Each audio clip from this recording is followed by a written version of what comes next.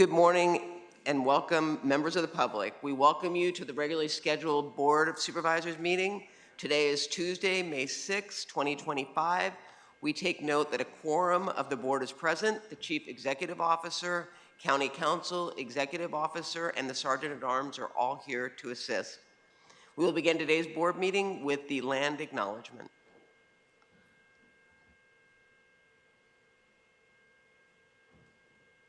The County of Los Angeles recognizes that we occupy land originally and still inhabited and cared for by the Tongva, Tataviam, Serrano, Quiche, and Chumash peoples. We honor and pay respect to their elders and descendants, past, present, and emerging, as they continue their stewardship of these lands and waters. We acknowledge that settler colonization resulted in land seizure, disease, subjugation, slavery, relocation, broken promises, genocide, and multi-generational trauma. This acknowledgement demonstrates our responsibility and commitment to truth, healing, and reconciliation, and elevating the stories, culture, and community of the original inhabitants of Los Angeles County.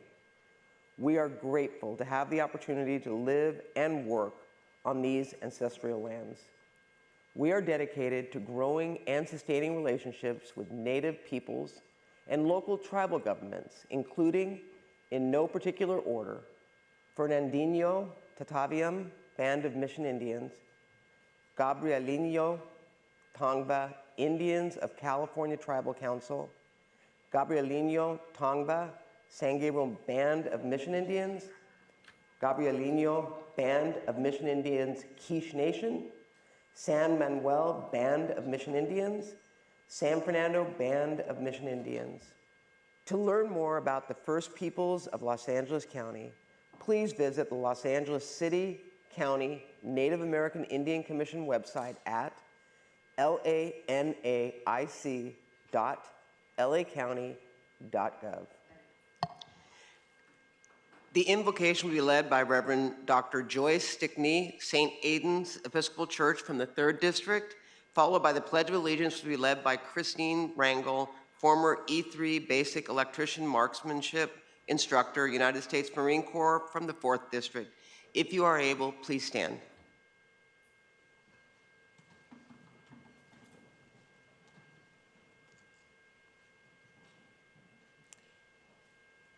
Please pray with me.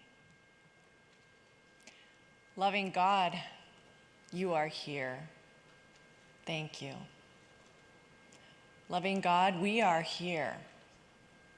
Thank you. As we pause for a moment and breathe in, we breathe in freedom, liberation, deeply. We breathe out attachments. We breathe in soft heart. We breathe out impatience or anger, distrust. We breathe in light. We breathe out anything that diminishes that light. And I pray your blessing, your grace, your care upon these supervisors gathered here, their families, their well-being, their rest when they need it, their courage, discernment. Pray for all those that they represent and care for, their communities, especially those in the wake of adversity or where there is suffering and harm. I pray for your guidance today and a peace as they manage a full agenda and everything that they bring into this room. And I pray using the words of a Celtic prayer. This day is your gift to us. We take it, Lord, your hand, and thank you for the wonder of it. God be with us in this, your day, every day and every way, with us and for us, in this your day, and the love and affection of heaven be toward us. All that we are, Lord, we place into your hands. All that we do, Lord, we place into your hands. Everything we work for, we place into your hands.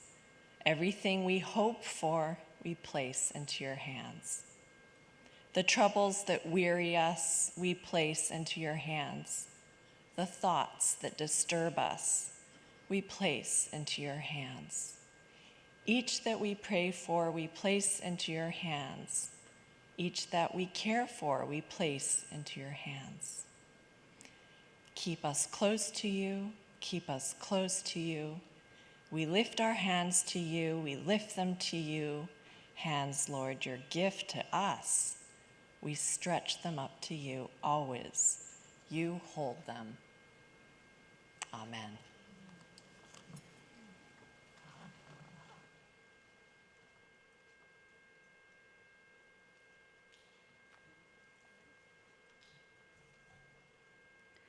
Good morning.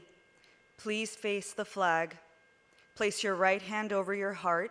If you're a veteran, you may render a hand salute and join me in the Pledge of Allegiance.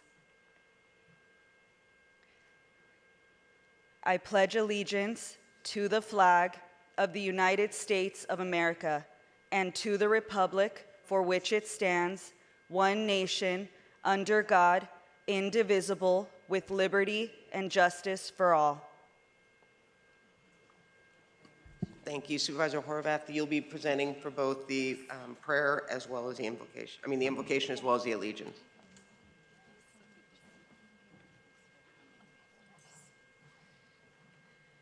Good morning. I want to thank the Reverend Dr. Joyce Stickney, who has served as rector of St. Aidan's Episcopal Church in Malibu since 2005. There, she leads a vibrant, justice-centered community rooted in love and inclusion.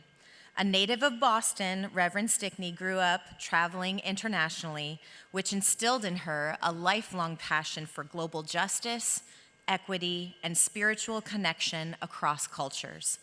She holds a BA from Oberlin College, a Master of Divinity and Doctor of Ministry from Fuller Theological Seminary, and a Certificate of Advanced Studies from the Church Divinity School of the Pacific. Throughout her ministry, Reverend Stickney has been a bold advocate for LGBT inclusion, racial equity, and environmental stewardship.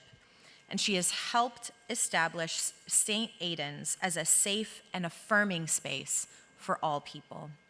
She's known for preaching a gospel of radical welcome, leading with compassion, and walking alongside her congregation through both profound loss and joyful milestones, and I think we witnessed that this morning. Under her leadership, St. Aidan's continues to be a spiritual home where faith is practiced through action and where community is built on justice, dignity, and love. Please join me in thanking her for being here today, for leading our invocation, and for the wonderful ministry and compassion she offers to her community each and every day. Thank you. Oh, thank you. And this is for you. Thanks so much.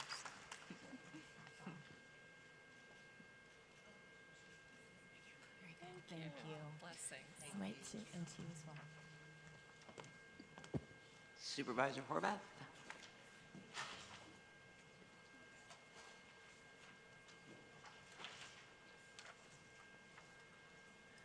I also have the pleasure this morning to welcome and thank Christine Rangel. Did I say that right? Rangel, a U.S. Marine veteran, for leading us in the pledge this morning. Ms. Rangel is a resident of our Southgate community and works for Veterans Stand Together, an organization dedicated to supporting our veteran communities.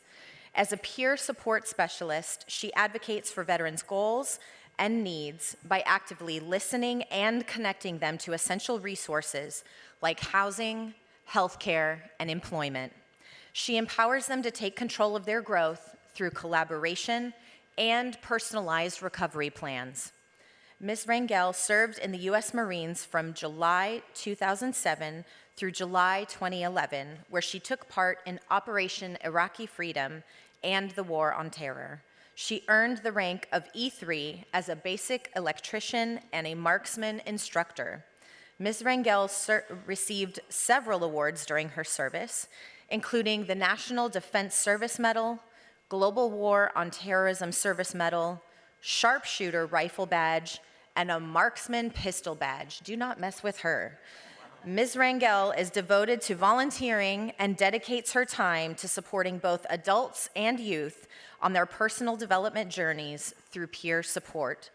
She enjoys staying active with her 2 children and bonds with them through initiatives like the Spartan Race and Team Red, White, and Blue, which reinforces their connection and commitment to health and wellness.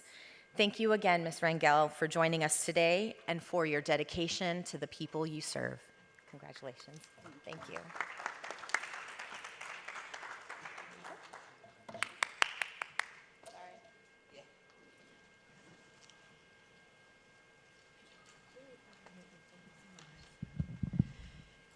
And now I would love to introduce you to Iggy. Iggy is a 9-month-old terrier, absolutely the sweetest dog.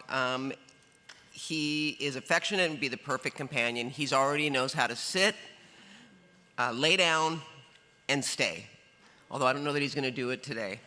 Iggy was found up in, I think, the Antelope Valley and is now at the Agura shelter and is looking for a forever home. Actually, Iggy was born in one of our shelters and was adopted and then, I guess, got lost and was found, and the owner didn't want Iggy anymore. And so Iggy is up for adoption, and I have to tell you that I would take him in a heartbeat, but Iggy, sorry. If you'd like to bring Iggy home, call the Agura Center at 818-991-0071. One of the most loving dogs that we've had here at the board to date. Truly just a sweet, sweet dog. 818-991-0071. Looking for a forever home. Again, can sit, stay, and lay down. And I'd also like to direct your attention to the screen for our pet from Palmdale. This is Poncho, a 2-year-old German Shepherd mix. He is also incredibly sweet, friendly, and we're thrilled to share his love with you. To adopt him, you can call the Palmdale Care Center at 661-575-2888. And we also have a few great promotions going on at our care centers to share. Through May 10th, Animal Care and Control has waived adoption fees for dogs that weigh 35 pounds or more. That would include Iggy. With large dogs, they really do need a little more love. If cats are more your style, there's also a promo for you. In honor of Cinco de Mayo yesterday, adoption fees are reduced for cats through May 10th. Celebrate Cinco de Meow with your new Fury friend. So with that, Iggy, Pep, yep, I think Iggy's calling your name. I know, I would, in a heartbeat, but fool me once. Yeah.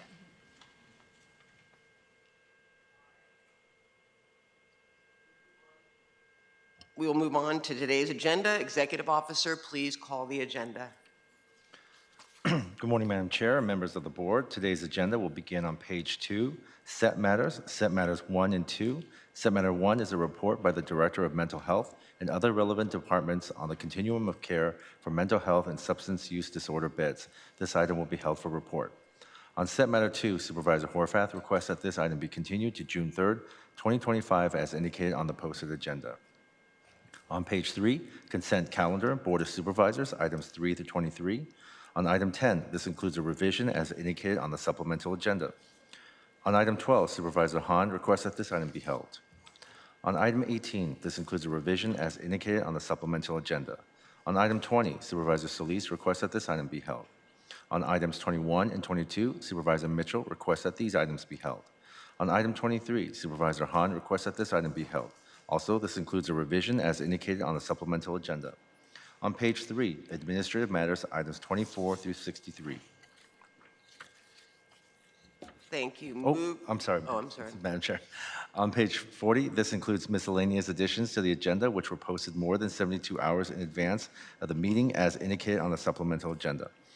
On item 61B, Supervisor Barger would like to revise her motion to add Directive Number 3 to instruct the Director of Consumer and Business Affairs to engage with residents of the Mirador apartment community to help identify and evaluate potential housing and tenant protection concerns and connect impacted residents with available resources. On page 41, Ordinance for Introduction, item 64. On page 42, Separate Matter, item 65. On page 43, Notices of Closed Session, items CS1 to CS2. On item CS2, this is an addition as indicated on the supplemental agenda. The request for continuance through CS2 is before you. That completes the reading of the agenda, Madam Chair. Good. Yeah. Yes, Madam Chair. Moved by Supervisor Horvath, seconded by Supervisor Solis to approve this item. That will be the order. We will now read the Code of Conduct. Ladies and gentlemen, may I please have your attention? The meeting of the Los Angeles County Board of Supervisors is about to commence. A code of conduct will now be read, and we request that you comply with it to ensure the efficient administration of the meeting. Members of the public, it is your right to participate in today's board hearing, and the board encourages such participation. However, the right of the public to address the board must be balanced with the need to ensure that public comment does not interfere with the orderly course of the board's business. All are reminded to abide by the following rules. Speakers must cease speaking immediately when their time has ended. Public comment on agenda items must relate to the subject matter of that item. General public comment is limited to subjects within the jurisdiction of the board. Public comment does not include the right to engage in a dialogue with board members or staff. Please remain respectful of the forum and refrain from uttering, writing, or displaying profane, personal, threatening, derogatory, demeaning, or other abusive statements toward the board, any member thereof, staff, or any other person. Members of the audience should be respectful of the views expressed by speakers, staff, and board members, and may not clap, cheer, whistle, or otherwise disrupt the orderly conduct of the meeting. Any person engaging in conduct that disrupts the meeting is subject to being removed from the board meeting. And finally, if you witness conduct or behavior by other members of the public that disrupts your ability to remain engaged or participate in this meeting, please notify the Sergeant at Arms or other county staff. Thank you for your cooperation. Today, we will begin with public comment on items that have not been held for discussion by the board. Then we will go on to items 12, 20, and 21, followed by the set matter number 1, which will be taken up after 11 o'clock a.m. And then we will complete with items 22 and 23, finishing with general public comment. Before we begin, Executive Officer, please read the call-in information that was also provided on the agenda and also explain the speaking rules.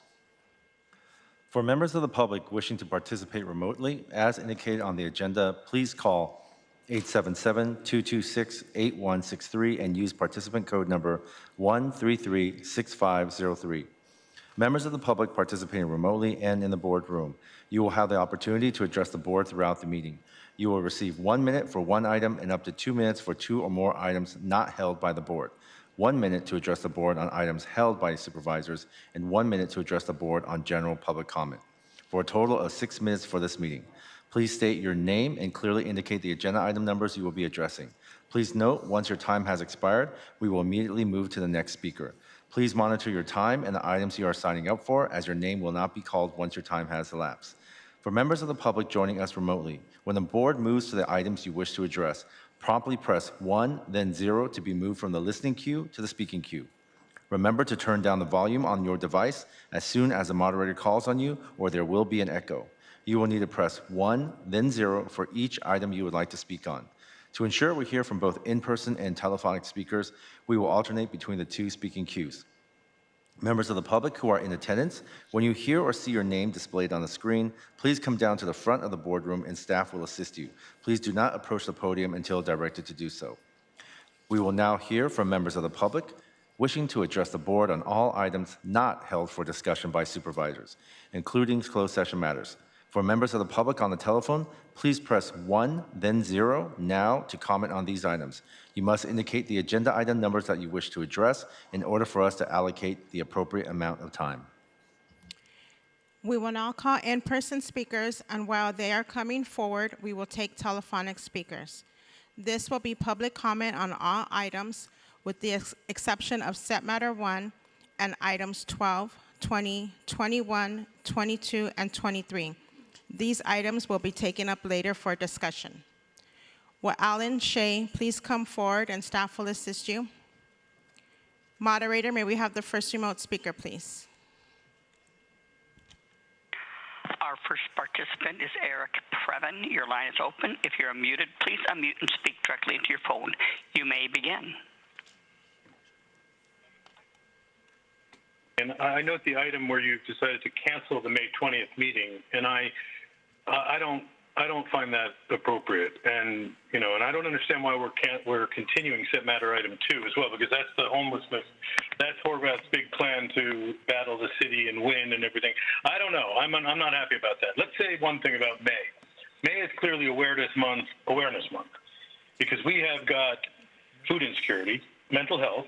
We're doing strokes, older Americans, thank you for that, Asian Americans, respectfully, sea lions, and frankly, real estate practices. So I don't know. I also wanted to bring to the board's attention that job order contracts, you've got, don't get upset, $50 million being handed over to ISD subsequent to the quiet disappearance of the guy who was running that place. But he's not the only job order contracting guy. The job order contracts were put into effect after World War II when nobody had any idea who to contract with and needed fair, simple rates. But Thank you. Next speaker, please. Them, it minimizes.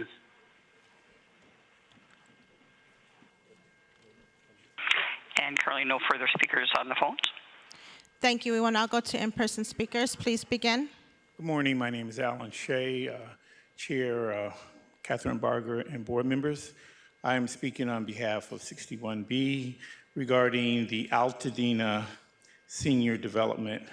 My hope would be that in this plan of action, that there is preventive steps used to make sure we have a way in which, if an emergency situation comes up, as we experienced in January, that we can effectively remove seniors, as we saw in Pasadena.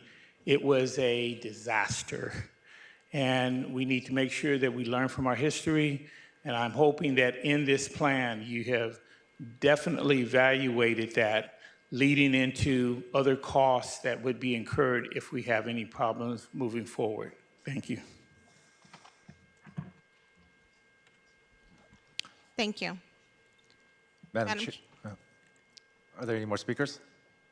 There are no more speakers to address the board. Madam Chair, members of the board, that concludes our time for public comment on these items. The following, is that it? All right. What items are we voting on?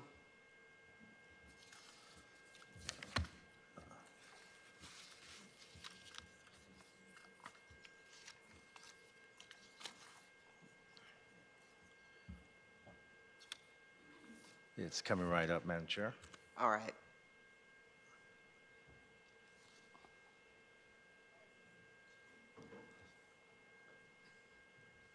I guess there's a less than anticipated public speakers. Madam Chair, the following items are before you: 3 through 11, 13 through 19, 24 through 60, 61A, 61B as revised, 64 and 65. These items are before you. Thank you. Moved by Supervisor Mitchell, and I will second to approve these items with the exceptions noted by the Executive Officer. Executive Officer, please call the roll. Supervisor Solis? Aye. Supervisor Solis, aye. Supervisor Mitchell? Aye. Supervisor Mitchell, aye. Supervisor Horvath? Aye. Supervisor Horvath, aye. Supervisor Hahn? Aye. Supervisor Hahn, aye. Supervisor Barger? Aye. Supervisor Barger, aye. Motion carries 5-0. Thank you. We will now move on to item number 12, motion to proclaim May 2025 as Stroke Awareness Month. It was held by Supervisor Hahn. Thank you, Madam Chair. This motion today proclaims May 2025 as Stroke Awareness Month. And this is an issue, I think many of us have some personal stories, but many people would remember my father when he was kind of in his last term of office here as a county supervisor, suffered a stroke. And we were obviously lucky he survived, but unfortunately he was disabled the rest of his life. He was paralyzed on the left side. He was confined to a wheelchair. I think they had to build a ramp up to the dais for him to continue. I mean, he was able to continue to do the work that he loved, but it was unfortunate that the debilitating effects of that stroke is what really changed his life, and certainly my mom's and our whole family. And this medical emergency, I know, affected our family, but it affects so many families. Every 40 seconds, someone in the United States has a stroke. Worldwide heart disease is the #1 cause of death, with stroke following right after. And having a stroke is the top contributor to long-term disability. And so by proclaiming May as Stroke Awareness Month, it's my hope that we can continue to spread the word about the signs and symptoms of a potential stroke so that people know what to look for and respond quickly. I think people know by now that the test is FAST, F-A-S-T, F, your face. When smiling, is one side drooping? A, arms. When raising both arms, does one droop down? S, speech. When speaking a simple phrase, is it slurred or difficult to understand? And T, time. If experiencing any of these symptoms, call 911 immediately. And when it comes to a stroke, seconds matter, minutes matter. And that is why I think as LA County, I'm so proud of us that we've been able to provide funding and support for the Mobile Stroke Unit, which is a partnership with UCLA and the County of Los Angeles. The Mobile Stroke Unit is like one step above a paramedic unit.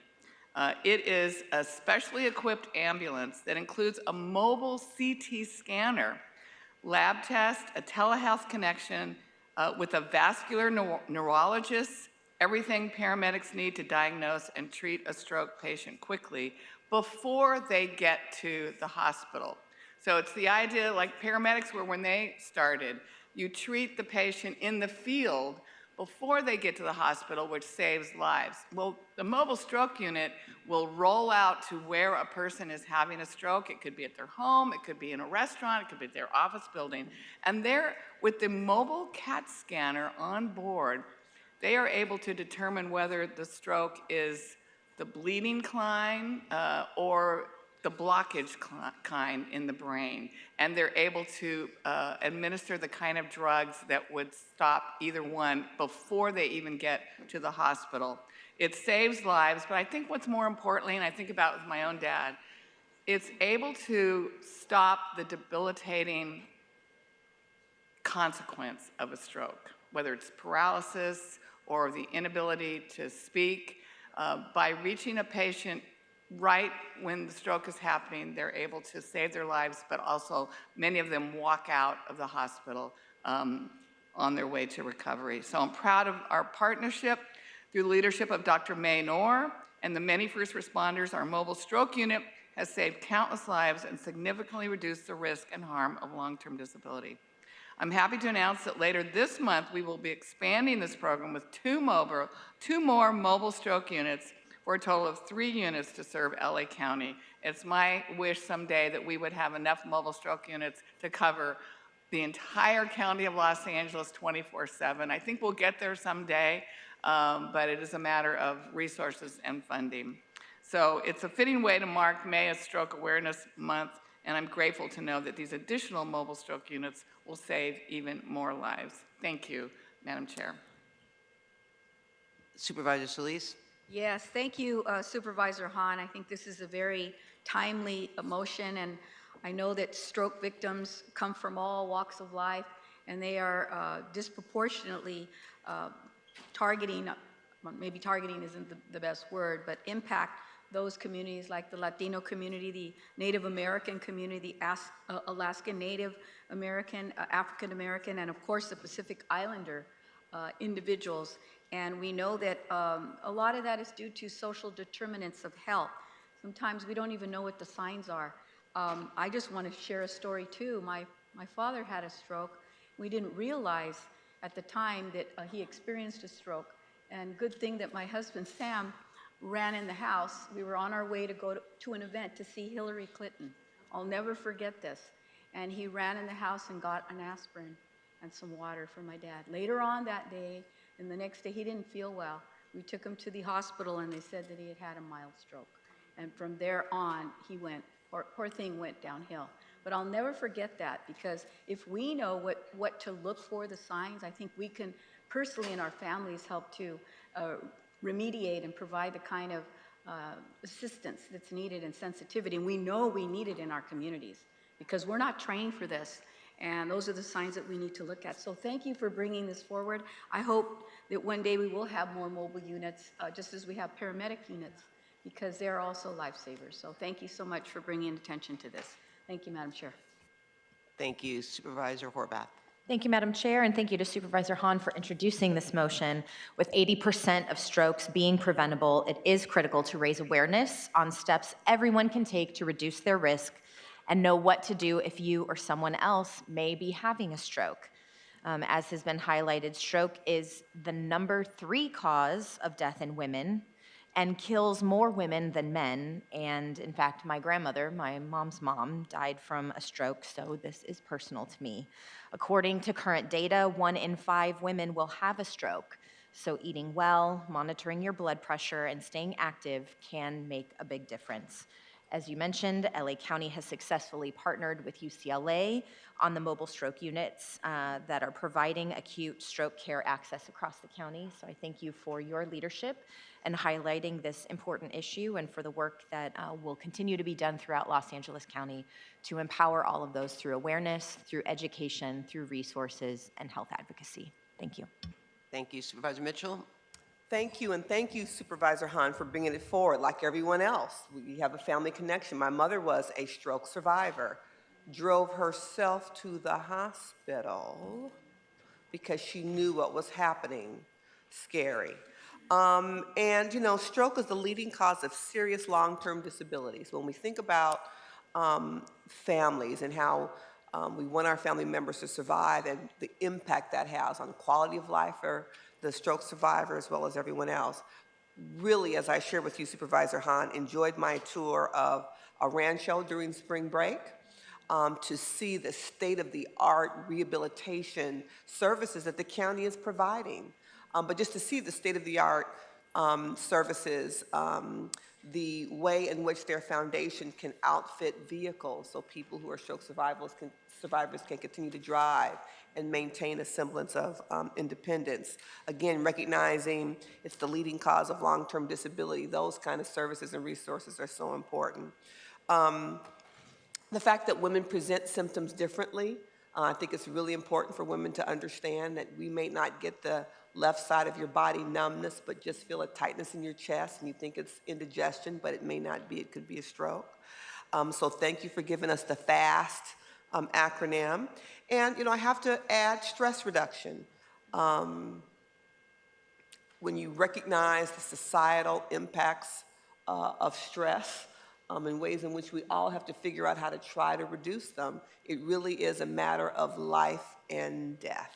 So thank you for acknowledging it. It's important for us to educate ourselves, our constituents, and have this conversation in the public domain. Everybody's family, everybody's life has been touched, and I'm glad to know that the county is doing all that we can for earlier intervention, because that can make the difference. And we know that far too many of our constituents don't have immediate geographic access to a trauma center or an ER or any kind of health services that can help them make the difference in that matter of seconds. So will be supporting the motion, and thank you for bringing it forward. Madam Chair, I just really want to thank you, Supervisor Mitchell, first of all, for mentioning Rancho. It's just a jewel in the county system of hospitals, and they perform a miracle a day. But also, really glad you mentioned avoiding stress. You know, that is so key. I will never forget when my father was in the hospital, paralyzed, he couldn't speak, and my brother and I went to see him, and he had, you know, one good hand. He sort of waved us over, and on a piece of paper, he said, "Avoid stress." But, you know, like, what do you do with that? But we do have great opportunities in the county with our Department of Mental Health, you know, Headspace, a lot of things that people can really avail themselves to trying to figure out how to manage stress, if not avoid it. Thank you, and I also want to thank you for bringing this motion. Is they say the golden hour, and it's a golden hour because the first hour that someone has a stroke is the most critical, and that's why I do believe that the need to have more the proactive ambulance that actually, Supervisor Hahn, that you put into play are vital to that first hour, and then also stroke centers. I know in my district we have several that are designated stroke centers that are they are life-changing. And as someone whose father also suffered from a stroke, and I saw similar to you, Supervisor Hahn, his mind was sharp, and the frustration that he felt being in a wheelchair and not being able to use his hands was really difficult to see because his mind was 100%, and he actually practiced law literally till the week before he died. And so this is personal for me as well, and I think it is important for us to educate people on what they can do, prevention versus treatment. So with that, Executive Officer, will you please call those members of the public that wish to speak on this item? As a final reminder for participants on the telephone, if you would like to address item 12, if you have not already done so, please press 1, then 0 now to be placed in the speaking queue. Madam Chair, there are no in-person speakers to address the board. Moderator, may we have the first remote speaker, please? Our first participant is Eric Previn. Your line is open. If you're muted, please unmute and speak directly into your phone. You may begin. Thank you. It's Eric Previn from Studio City, and I also appreciate this. It does hit close to home. And it being Stroke Awareness Month, you know, FAST could be face, arms, speech, and also a teeny bit of transparency. I remember that book, The Man Who Mistook His Wife for a Hat. And neurological problems are so, you know, stressful, and it can be extremely stressful. Things can trigger them. We can do some things that might make it less stressful for Angelenos in the county, including not jamming in so many things to the agenda, because that can create a pressurized situation.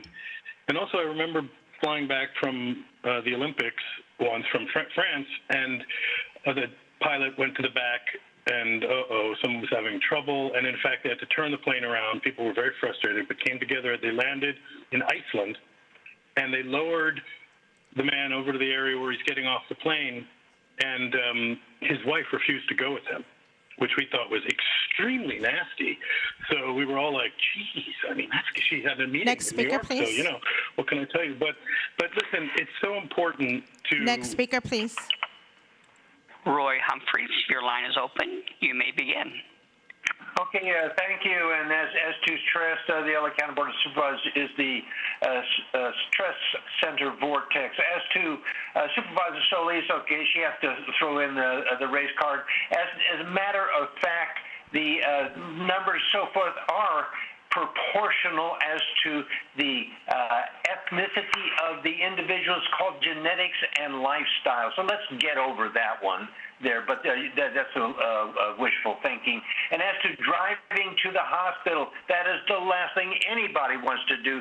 But if this thing should escalate while driving, the consequences not only to the stroke E, if you will, but those who could be damaged could be catastrophic.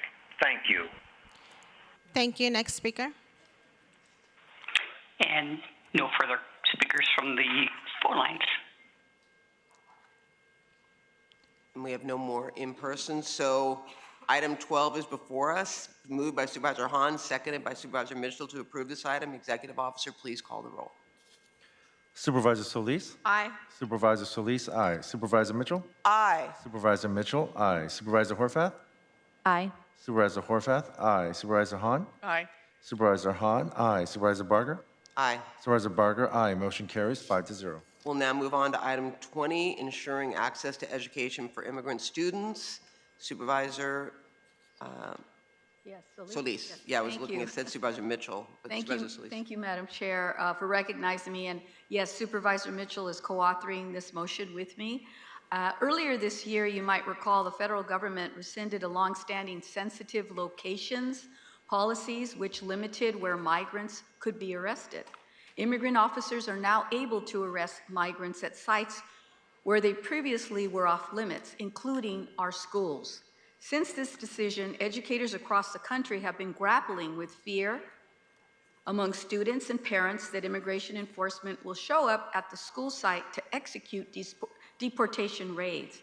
In fact, immediately following the announcement in Los Angeles County, K-12 schools reported declines in school attendance because of fear, some by as much as 30%. And just last week, teams of Homeland Security agents entered the front office of 2 Los Angeles Unified School District school campuses, Russell Elementary School and Lillian Street Elementary School. The agents requested information about the welfare of 4 students attending Russell Elementary and requested to speak with 1 student at Lillian Elementary. Following LAUSD policy and protocols, the 2 school principals asked the agents for identification and a judicial warrant to be able to enter the campus. Absent a judicial warrant, the agents' requests were declined. Our schools are mandated by federal law to ensure that no student is denied enrollment or faced with barriers to their educational opportunities based on their or their family's immigration status. Therefore, I believe it's important to reinforce that all students have the right to a public education, which is guaranteed by our Constitution, regardless of their immigration status. Given last week's incident, it's urgent that we act to ensure that our students and their families have the appropriate tools they need to protect themselves in case of immigration enforcement activities. The Los Angeles County Office of Education, LACO, has worked with many of our school districts across the county already to offer resources to immigrant students and their families. This includes 1, training for educators on immigration-related concerns, 2, toolkits for district, educators and community-based organizations, and 3, Know Your Rights training workshops, and 4, options for remote learning. Despite these efforts, it's also not clear whether resources offered by LACO are being fully utilized or implemented evenly across all school districts, meaning that some students may not have access to alternative instruction depending on what school district they attend. With additional immigration action likely under the current federal administration in the immediate future, it's imperative that Los Angeles County stand by its commitment to provide education to all of our children, regardless of their immigration status, and to work with their families who have been deterred by changing federal policy from sending their children to school. And that is why, colleagues, I've introduced this effort before us, this motion, which requests the Superintendent of Los Angeles County Office of Education, LACO, in partnership with our Office of Immigrant Affairs here at the county, to determine which schools have adopted alternative instruction options, provided Know Your Rights presentation to both students, parents, and school staff, and offered mental health support services. It also requests that LACO report back to this board with a plan to ensure that all students have access to alternative learning options and Know Your Rights training, regardless of what school district they attend. The motion also directs the Chief Executive Office, Legislative Affairs, and Intergovernmental Relations Branch to support legislation that would expand access to alternative instruction option for students deterred from attending school by federal immigration enforcement activities. Colleagues, I respectfully ask for your aye vote. Thank you. Supervisor Mitchell. Thank you very much, and thank you very much, Supervisor Solis. I think we need to be really clear about what happened April 7th. when ICE agents enter 2 elementary schools in the 2nd District, ask for children by name, claiming to be there to perform a welfare check, and furthermore, claiming to have authorization from their caretakers.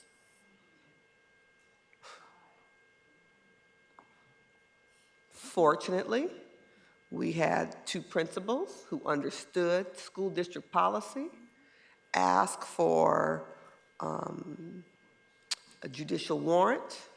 When it could not be produced, the children were not turned over for a welfare check. That is what we are facing based on new federal actions and policies.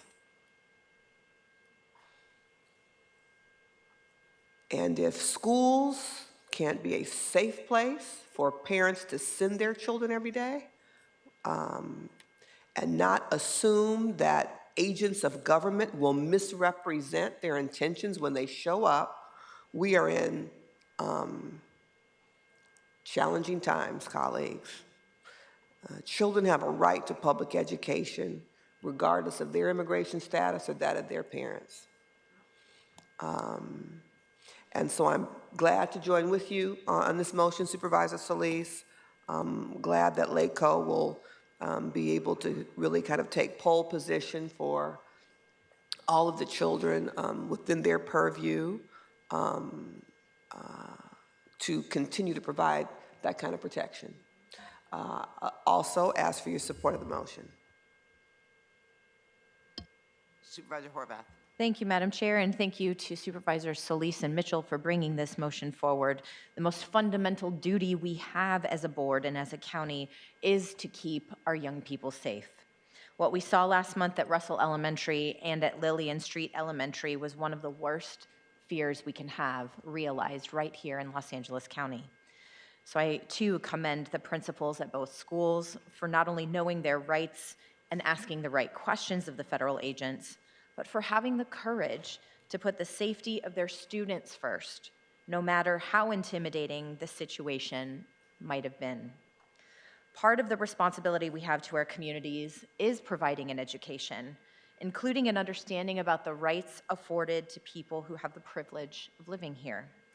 We have both a civic duty of education and a moral obligation to caring for humanity, especially our children. And so I'm glad to see this motion moving forward, and I'm proud to support it. Thank you again to my colleagues for ensuring that all of our schools in the county get consistent training so that other principals, teachers, and staff can have the knowledge they need to stand up on behalf of their students. Thank you.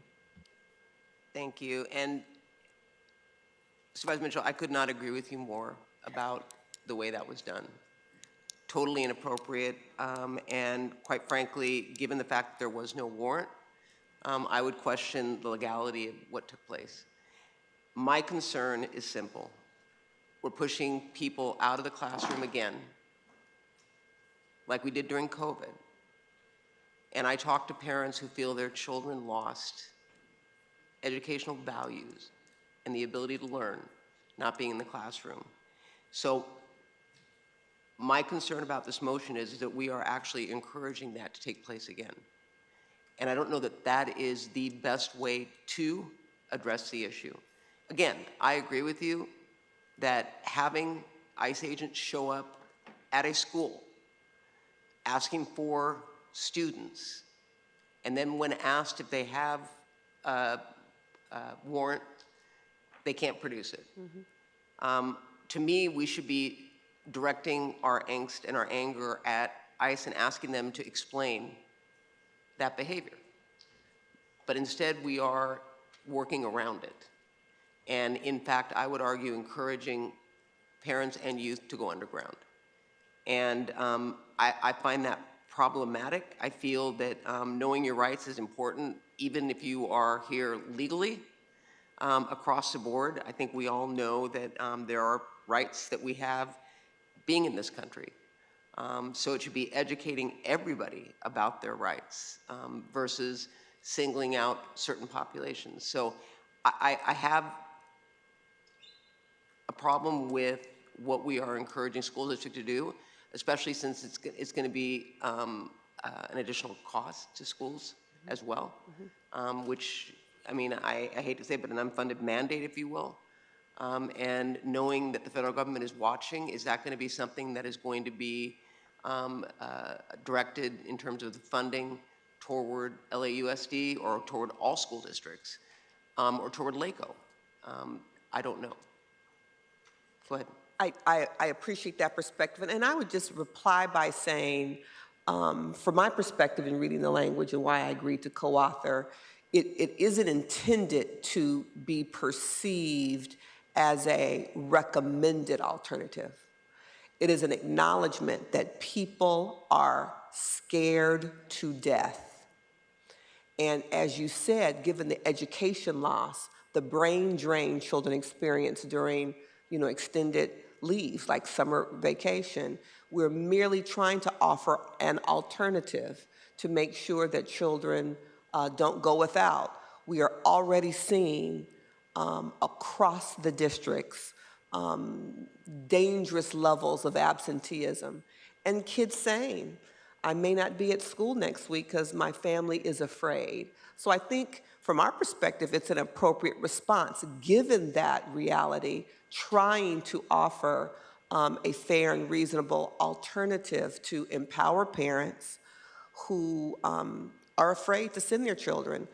And when we continue to see examples like this, when a federal agent not only shows up without a warrant, but lies about having caretaker approval, I understand why parents are afraid. I think we and the districts and everyone is fighting the battle with regard to ICE, following policy to try to make sure that we've got sanctuary spaces where people can be free and feel safe. Until that is truly realized, I just think that this is a reasonable alternative to offer. So I don't know if you have the answer. Do you know if LAUSD drafted a letter from their lawyers to the agents regarding the fact that it was illegal for them to come on campus and misrepresent? I think they made a statement. The superintendent went on various occasions on the media, both English and Spanish, clarifying that they were protected, and he was going to do everything in his power, along with the board there of individuals that serve on that school board. I think that was the extent, but if you don't have a federal warrant, they were not going to be allowed in to that space. Yeah, and I saw his comment, and I actually agreed with his comment, but I guess my question is, from a legal standpoint, knowing that someone misrepresented the ability to come on campus, did LAUSD take legal action? And I know I'm looking to you, Dawn. I know you don't have the answer. You're not the lawyer. But I would question them not. Go ahead. I was going to say, I know. When I said misrepresented, yes, I don't know whether the LAUSD attorneys have acknowledged whether or not they had the legal right to be on campus, but they did not have the right to misrepresent having had permission from a child's caretaker. That is my point. And again, I agree with you wholeheartedly. I see someone sitting down that may have an answer. Your name? Good morning, Daisy Esqueda. I serve as Chief of Staff and Strategic Initiatives at LACO. I'm here on behalf of Dr. Deborah Eduardo. Can you clarify that? I'm sorry, I missed the question. Well, no, I don't think, I think I know the answer. Did LACO draft a letter to the federal government, your lawyers, our lawyers, stating the concerns about the legality of walking on campus misrepresenting that they A, had a warrant, B, that they had the parent or guardian's permission to pick up the child? We did not draft a letter to the federal government. However, we are providing trainings to districts. That's not my question. I know we're providing training. My point is we keep working around an issue rather than directly questioning the legality of it, because if it is about legality, we can draft know your rights till the cows come home, but if they're legally doing something that is not defensible, then it's all for show, as far as I'm concerned, because if we really feel that much outrage, which I think we do, then why wouldn't we, from a legal standpoint, stand up and say, You can't come on campus, misrepresent the fact that you have the permission of the parents. You can't come on campus, and then when we ask you to show us, I don't even know it's a warrant. I don't think it would be a warrant because they're not, anyway, and they don't produce that. I would think that rather than talk about know your rights, we would take legal action, especially when you've got legal representation that could draft something that would benefit not only LAUSD, but maybe other school districts are equally as impacted. We have been working in a network. Our general counsel couldn't be here today, Viviana Andrade, but we have been working with networks of attorneys, including the Attorney General at the state level and a select number of school districts locally and throughout the state. And we have been drafting responses to the federal government with a network of attorneys, the Attorney General being one of them. But LACO independently has not. We've been working with a network of attorneys. So the answer is no. We have not drafted any letter to ICE demanding that they work within the law as the Constitution protects. So, Supervisor Solis? Yeah, I had a question for LACO. Can you clarify whether this movement would be considered an unfunded mandate? Because the fact that students could telecommute, so to speak, you know, they could go online and do distance learning when they feel that they're not safe at school. It wouldn't be an unfunded mandate. Districts have what independent study programs that usually accommodate unique needs of students. And so one of the things that districts have been establishing is those independent study contracts with families and students to make sure that if in case they are not coming to school because of a fear or whatever that situation might be, that they still have access to instruction on a temporary, with the hope that it's on a temporary basis. So it's not an unfunded mandate. That's a mechanism for districts to be able to capture ADA and also so that students are not losing instruction in the time. And I have a question for County Council. I know that we are currently working with the AG's office, and I believe Mr. Bonta did come out quite forcefully on this issue about safeguarding our schools. Is that not a fact? That's correct. I mean, as she noted, there's a whole host of lawyers up and down the state that are working with the AG's office on these issues. And we're not the only state, obviously, because they've been doing this in other parts of the country. So, thank you. Yeah, so can we have an update then? I'd like a weekly update on where we are on this and what the game plan is moving forward. Supervisor Hahn? Thank you. I mean, I appreciate the discussion about a legal remedy, but I'm pretty sure this administration is not exactly going to feel compelled by any lawsuit or legal letter that we send them. I believe our AG and our state have been filing, I forget how many they've already filed so far since this administration has been in office. And I'm not sure Kristi Noem, the Homeland Security Secretary, will be moved by a legal letter saying they don't have a right to do this. But, you know, and you're right, it's gonna be a cost one way or the other. But I worry about the daily attendance because that is how our school districts get funded, right? It's by who shows up in the seat. So my question would be, and I don't know if the LACO knows this, so these alternative, like during COVID, did school districts still get their daily attendance with kids going online? And would what we're proposing qualify so that the school district still gets their, because that's how they pay their teachers, that's how they pay for their materials. It's a critical source of funding. We may lose some federal funding, but we certainly don't want to lose our state funding because our kids are and families are afraid to go to school. So are these alternative courses eligible for daily attendance? The independent study model definitely is. What some districts, what we're working with superintendents and kind of keeping a pulse on the average daily attendance. And what we're seeing is like we'll see spikes on days, but it doesn't really carry over for weeks at a time. However, during COVID, one thing the districts used was what's called a J13 waiver.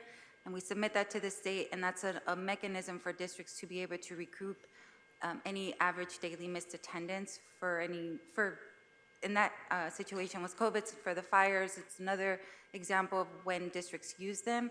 We are working with superintendents to help them be creative around how to meet the needs of our students and also make sure that we can capture attendance, but really. I mean, I think that's going to be really important. So I think a part of this is clearly outreach to the school districts and making sure they understand that first and foremost, we want these kids to feel safe in their school environment. But number two, if they don't, we want to make sure they still have access to an education and to learning, which I think is what the spirit of this motion is. But three, I think it's really important that you can reach out to the various schools within the school districts and let them know that, you know, an alternative approach would also help to capture that very important revenue coming their way. And LACO is already doing that, so we are working very closely with the 80 districts as we're doing the training as well. Thank you. Thank you. Executive Officer, would you please call those members of the public? Oh, I'm sorry, Supervisor Mitchell, I thought you took your name off. Okay. I just wanted to get clear about your ask in terms of a weekly update. Is it your desire to get a sense on a regular basis of how many families or children take advantage of this option? Yes. What is it you want the report back I on? want to understand what the legal path is as it relates to what we are doing, working with the Attorney General on addressing it. I also would like to know, I was going to ask about the census, but I don't even know that we need to know that census count in terms of the schools that are impacted. But for me, it's more about the legal avenues and what the game plan is moving forward. And if not weekly, I'm trying to to make sure you realize I want to better understand what our game plan is, because saying that we're working with the Attorney General is very broad. I'd like to know specifically what are we doing, and better understand what the game plan is moving forward. Because this motion outlines, but I'd like to know how it's going to be implemented as well. And we are already working on the 14-day response report that this motion requires, and I will make sure that whatever information we might have as we're working with a network of attorneys throughout the state and the nation. And Madam Chair, I would just underscore that part of the motion asked for our CEO to work with Lair in Sacramento and also, I believe, at the federal level to see what pending legislation is there that we can work with, and then obviously our county council working with the AG's office. Yeah, I know the state has legislation pending. I don't know specifically what it is, but I know there's a couple of bills pending. I don't know about on the federal level. So. We will look into it, Supervisor. I don't have that information at my fingertips. And then just to be clear on what LACO's doing in terms of this situation and these types of situations, they have their own general counsel, so that will be coming from them. Thank you. Well, you'll collaborate. Yeah. Right? I mean, Absolutely, but I can't speak to what they're doing in terms of legal challenge. Okay. Collaboration. Thank you. Executive Officer, please call the members of the public that wish to speak on this item. Will the following individual please come forward and staff will assist you? Carlotta Harmon. Moderator, may we have the first remote speaker, please? Jason Bautista, your line is open. You may begin. Hello, my name is Jason Bautista with the Thai Community Development Center, or Thai CDC. I'm speaking in support of item 20. Thank you, Supervisor Solis, for this important motion. Our schools are mandated by the federal law to ensure that no student is denied enrollment or faced with barriers to their educational opportunities based on their or their family's immigration status. Therefore, it is important to reinforce that all students have the right to a public education regardless of their immigration status. Given the incidents just a few weeks ago at the LAUSD schools, it is urgent that the Board of Supervisors act to ensure students and their families have the tools that they need to protect themselves in the case of immigration enforcement activities. This motion is significant in protecting LA County students and ensuring that they have the resources to continue their education in spite of federal immigration action. I urge the Board to pass this urgent motion. Thank you so much. Thank you. Next speaker. Jennifer Cano, your line is open. You may begin. Good morning, honorable members of the Board of Supervisors. My name is Jennifer Cano, and I am the Senior Policy and Advocacy Manager for Education at Alliance for a Better Community, ABC, an organization committed to improving the quality of life for Latinos in LA County. ABC co-chairs the Consortium for Multilingual Learner Success, and today we voice support for the motion introduced by Supervisors Solis and Mitchell that ensures that immigrant students in Los Angeles County will not be deterred from receiving an education by federal immigration action. If passed, this motion will activate coordination between the Los Angeles County Office of Education and county school districts around Know Your Rights representation, alternative instruction options, and mental health service delivery. The motion will create an accountability mechanism at the county level around the delivery of these three critical supports. We urge you to support this motion and join Supervisors Solis and Mitchell in ensuring that LA County students are not deterred from their right to a public education. Thank you. Thank you. Next speaker. Brian Calderon, your line is open. You may begin. Thank you. My name is Brian Calderon Tabatabai, and I'm a teacher in the city of Almani. I would like to speak in support of item 20. Thank you, Supervisor Solis, for this important motion. 1 in 4 of my students lives in a mixed status family. Every day they come to school with deep anxiety, and it's important that we reinforce that all students have a right to public education regardless of their immigration status. They need to feel supported. They need to know that their board of supervisors and every level of government is here to ensure that they have a right to an education and that their families are going to be kept together. This motion will help protect LA County students. I urge the board to pass this urgent motion. Thank you. Thank you. Next speaker.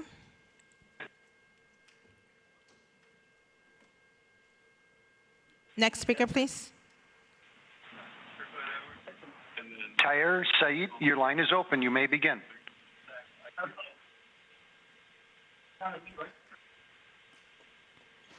Go ahead.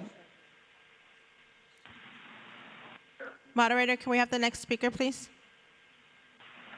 Diego Rodriguez, your line is open. You may begin. Good morning. I'm Diego Rodriguez, CEO of ALMA. For nearly 5 decades, ALMA has served immigrant families across LA County, and we partner with more than 100 schools.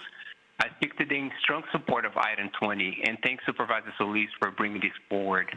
Federal law is clear. No child should be denied enrollment or face barriers to education because of their or their family's immigration status.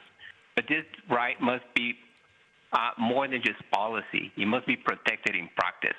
This motion makes that protection real. It ensures that our students and families will have the information, tools, and reassurance that they need to stay grounded, stay enrolled, and stay well, which is critical considering recent incidents at LAOCD schools. We ask for your support for this motion, which will help school communities respond to immigration enforcement in appropriate and well-resourced ways, protecting every student's right to learning safety. Thank you. Thank you. Next speaker. Lupita Martinez, your line is open. You may begin. Good morning, Board of Supervisors. My name is Lupita Martinez. On behalf of CHIRLA, the Coalition for Humane Immigrant Rights, we are expressing our strong support for item 20. So given the incidents just a few weeks ago at LAUSD schools, the federal immigration enforcement showing up, it has created even more fear amongst our immigrant students' mixed status families. Our students at CHIRLA have expressed hesitation to attend school. They feel intimidated and are scared to be the next target. So this motion will help to protect all county students regardless of immigration status and ensure that they have the resources to continue their education in spite of federal immigration action. I want to take the time to thank Supervisor Solis for taking quick action to protect our students and families, and thank you to the rest of the supervisors supporting item 20. Thank you. Thank you. Next speaker. Vanessa Meldevre, your line is open. Please go ahead. Good morning, Board. My name is Vanessa Melendrez. I'm here with the Filipino Workers Center along with Immigrants RLA. I move that the Board of Supervisors request the Superintendent of Los Angeles County Office of Education in partnership with the Office of Immigrant Affairs to, 1, survey all school districts in the county to determine which have adopted alternative instruction options, 2, provide Know Your Rights trainings, presentations, and such to students, parents, and staff, as well as offering mental health support services. 3, ensure the Know Your Rights presentations and outreach materials are provided in culturally appropriate and language appropriate manner. 4, report back to the board in 14 days in writing with a plan to ensure students across all county school districts have access to alternative learning options. Thank you. Next speaker. Kent Mendoza, your line is open. You may begin. Hello, Board of Supervisors. My name is Kent Mendoza. I'm here with the Anti-Recidivism Coalition, just here to lend our support to item number 20. We believe that immigrant kids are the most vulnerable population in our county at the moment, and anything that will provide them with access to more resources to know their rights while they're in campuses. We really greatly appreciate it. So thank you to Supervisors for bringing this motion forward. I think it'll be great to see more legal support for these individuals. Beyond just know your rights. We don't know. We're just giving them more support. Thank you so much. Thank you. Next speaker. Eric Previn, your line is open. You may begin. Thank you. And this is a very interesting discussion. It is complicated. Certainly know your rights is very important and very important. And mental health treatment should be provided as needed. It is scary. But I think that a better approach than, arranging for kids not to go to school where they get their food, where they feel safe, we should be making it very clear that I thought the superintendent did a good job. He stood up and said, absolutely not. None of this is happening ever again. And everyone believes it. I believe it. So I think that you have to go there and make it true. Make those places safe where there will not be that kind of politics at school. If you can't protect against the federal government. We live in America. We have to do, what we can do inside the law. Of course, this is a sanctuary city and we protect our people, but we cannot take them out of school. If we learned one thing from the frickin' pandemic, that destroys society. So, FYI. Thank you. Next speaker. Roy Humphreys, your line is open. You may begin. Thank you. What the FedPers did was wrong, abusive, and embarrassing. The feds need to clean up their act. The state sanctuary is a crime. Supervisor Berger, please, this is in no way COVID. You are, as a child, with the hand in the cookie jar. Supervisor Mitchell, we don't need the afraid to death theatrics. Sanctuary is, as stated, is a crime. Daily attendance fund for illegals is fraud and abuse. You are criminals by your own words. No Ali oxen free. You created this monster. See you in Alcatraz. Thank you. Next speaker. Luis Lazaro, your line is open. You may begin.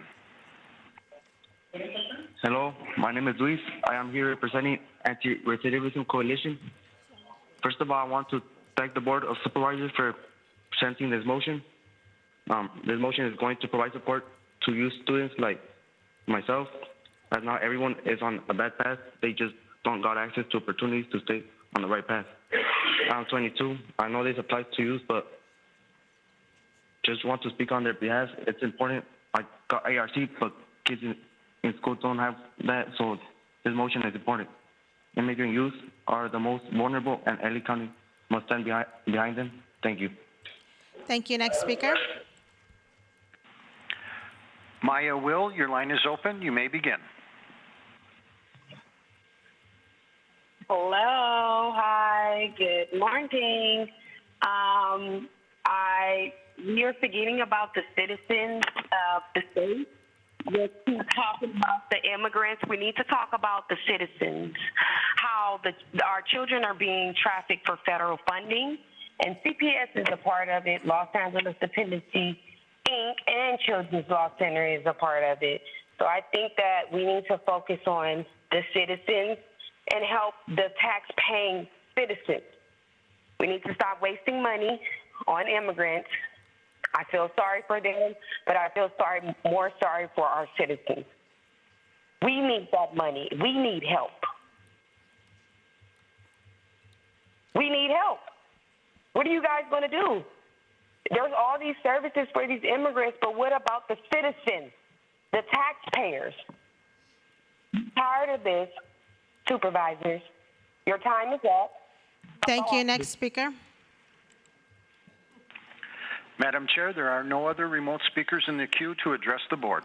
Thank you. We will now go to in-person speakers. Please begin. Good morning. My name is Carlotta Jarman. It's very hard to speak on this, whether you want to call it agenda or whatever, because when we speak about education, immigration, housing, health, and we speak in division. And when I say division, I'm talking about, division as far as people are concerned or the issue. It's all one thing, and we come here and utilize the time when all of us need the same thing. All of the kids, I feel that same way about housing that the kids feel about, you parents feel about the kids from immigration in the classroom being fearful. I'm fearful today too, to speak on some of the issues that I'm speaking on. Thank you. Madam Chair, there are no other in-person speakers to address the board. All right, the motion is before us, moved by Supervisor Solis, seconded by Supervisor Mitchell to approve the item. Executive Officer, please call the roll. Supervisor Solis? Aye. Supervisor Solis, aye. Supervisor Mitchell? Aye. Supervisor Mitchell, aye. Supervisor Horvath? Aye. Supervisor Horvath, aye. Supervisor Hahn? Aye. Supervisor Hahn, aye. Supervisor Barger? Abstain. Supervisor Barger abstains. Motion carries 4-0 with one abstention. We'll now move on to item 21, ensuring transparency and accountability of Care First funding. That was held by Supervisor Mitchell.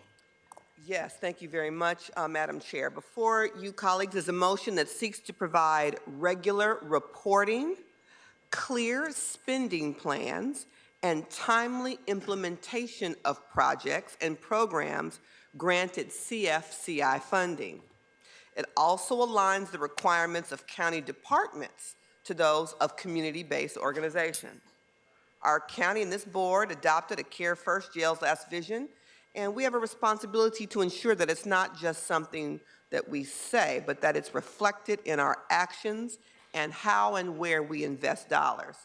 The passage of Measure J was a clear message. The majority of the public wanted a shift from focus and investment in carceral punishment, and rather invested in healing, prevention, and economic opportunity. Measure J is not just a policy that we can modify or not adhere to. It's the law that was approved by voters and affirmed by the courts. So we're required to, by law, and as it reads in our county code, to set aside a baseline minimum threshold of at least 10% of the county's locally generated unrestricted revenues in the general fund, as determined annually through the budget process or as otherwise set forth in the county code of regulations, to be allocated on an annual basis after input from, among others, the public and county departments at a public meeting or following the primary purposes. Direct community investment, which is defined as community-based youth development programs, job training and jobs for low-income residents, focusing on jobs that support the implementation of the Alternatives to Incarceration Work Group recommendations, access to capital for small minority-owned businesses, rental assistance, housing vouchers, and accompanying supportive services for those at risk of losing their housing or without stable housing, capital funding for transitional housing, affordable housing, supportive housing, and restorative care villages with a priority for shovel-ready projects, and alternatives to incarceration, which includes community-based restorative justice programs, pretrial non-custody services and treatment, community-based health services, health promotion, counseling, wellness and prevention programs, non-custodial diversion and reentry programs, including housing and services. I wanted to remind us all about all of those elements that have already been agreed to. So now more than ever, as we are in a place and time when we are being challenged on our values and our commitments to being an anti-racist county, prioritizing care first, jails last is important. With the impact of Prop 36 on our jail population and the impact of federal cuts to many organizations providing rehabilitative and supportive care, investment in care is critical. We can't afford to cannibalize funds that are seeking to address these issues. As we seek to manage jail overcrowding, which correlates with poor jail conditions, it's important that we intentionally invest direct in community and do so in a manner that is timely and measurable. This board took a bold step to develop a process for direct community investment in CFCI. We created a community-county collaborative body to develop spending plans to help identify community-based organizations and county departments that could provide direct investments into community to further expand and enhance alternatives. However, as we have heard during public comment at our recent budget hearings and many times prior, there are concerns from the community about how these funds are spent or not and the actual impact of the dollars on community.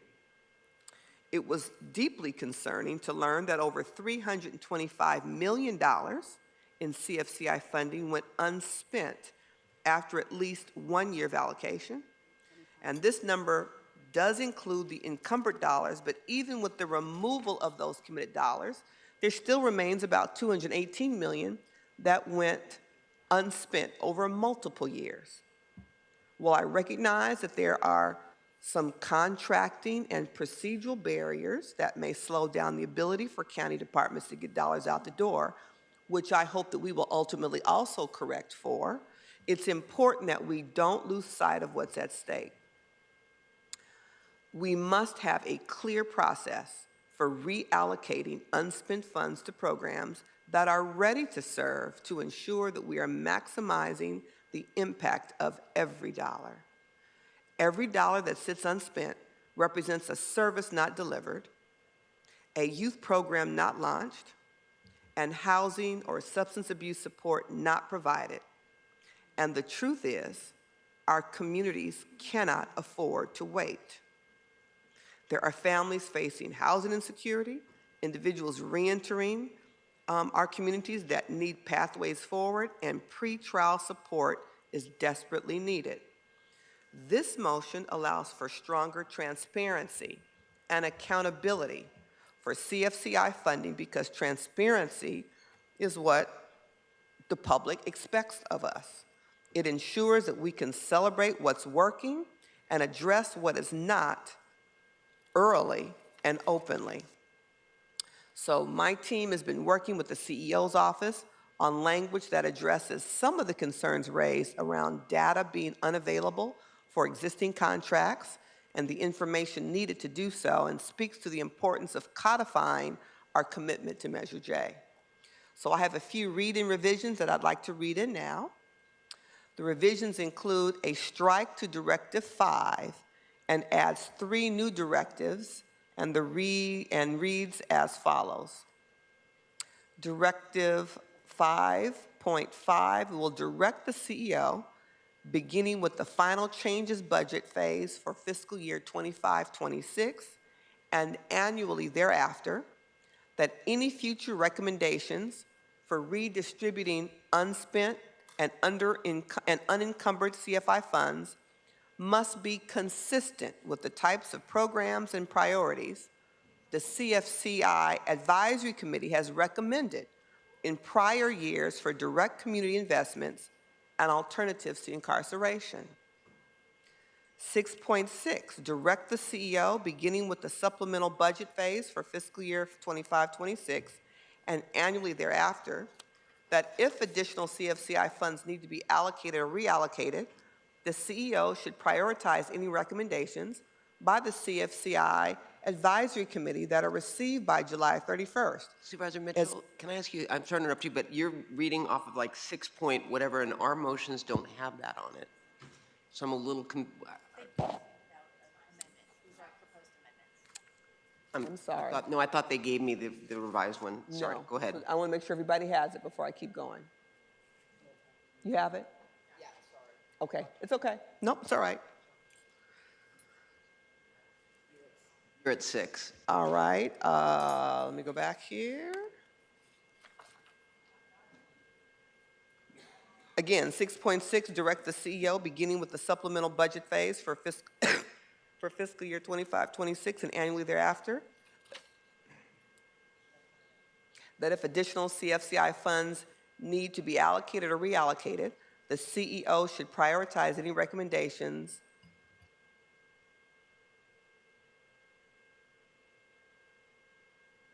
So it's directives 5 through 7. I've got a typo someplace.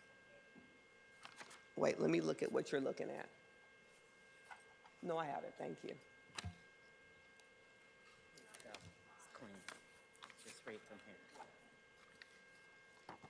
So ignore me saying 6.6. It's directives 5, 6, and 7. Okay? So directive 6, direct the CEO beginning with the supplemental budget phase of 25-26 and annually thereafter, that if additional CFCI funds need to be allocated or reallocated, the CEO should prioritize any recommendations by the CFCI Advisory Committee that are received by July 31st as part of the county's supplemental budget process.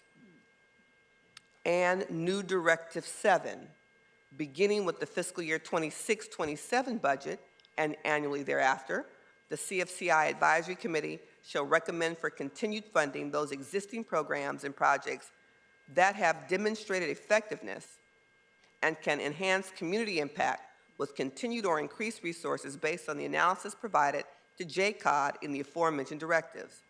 The CFCI Advisory Committee shall include in its recommendations any unspent and unallocated funding that could be reallocated to support such programs, but shall do so in a way that does not create a structural deficit. And I understand, Supervisor Hahn, that you have an interest in striking the words and orally from the directive, so it's just a written report. Is that still your desire? It was my understanding that you would have preferred that in the first directive, the term oral would be stricken, and so the report would just be submitted in writing. Okay, and so, given that, the first directive will now read that it will direct the Director of JCOD in coordination with the CEO and all relevant county departments to report back to the board in writing in 30 days and quarterly thereafter. So we are striking the requirement for an oral report. It's in writing only. Yeah. Yes. It's directive 2. In directive 2, because 1 is in 2. writing. Yes. 2 is exactly. oral. Directive 2. Yeah. All right. I thank you very much for your attention. I hope I can count on your support on the motion. Thank you. And Supervisor Mitchell, I appreciate this. To JCOD or to the CEO, one of the common themes I hear, take this issue, take the Care First funding out.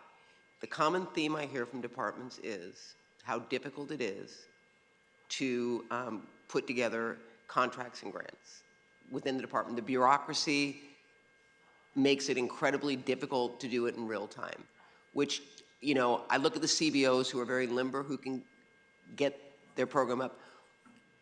Why is it so difficult for this county to get out of its way to do what's right, especially with Care First dollars?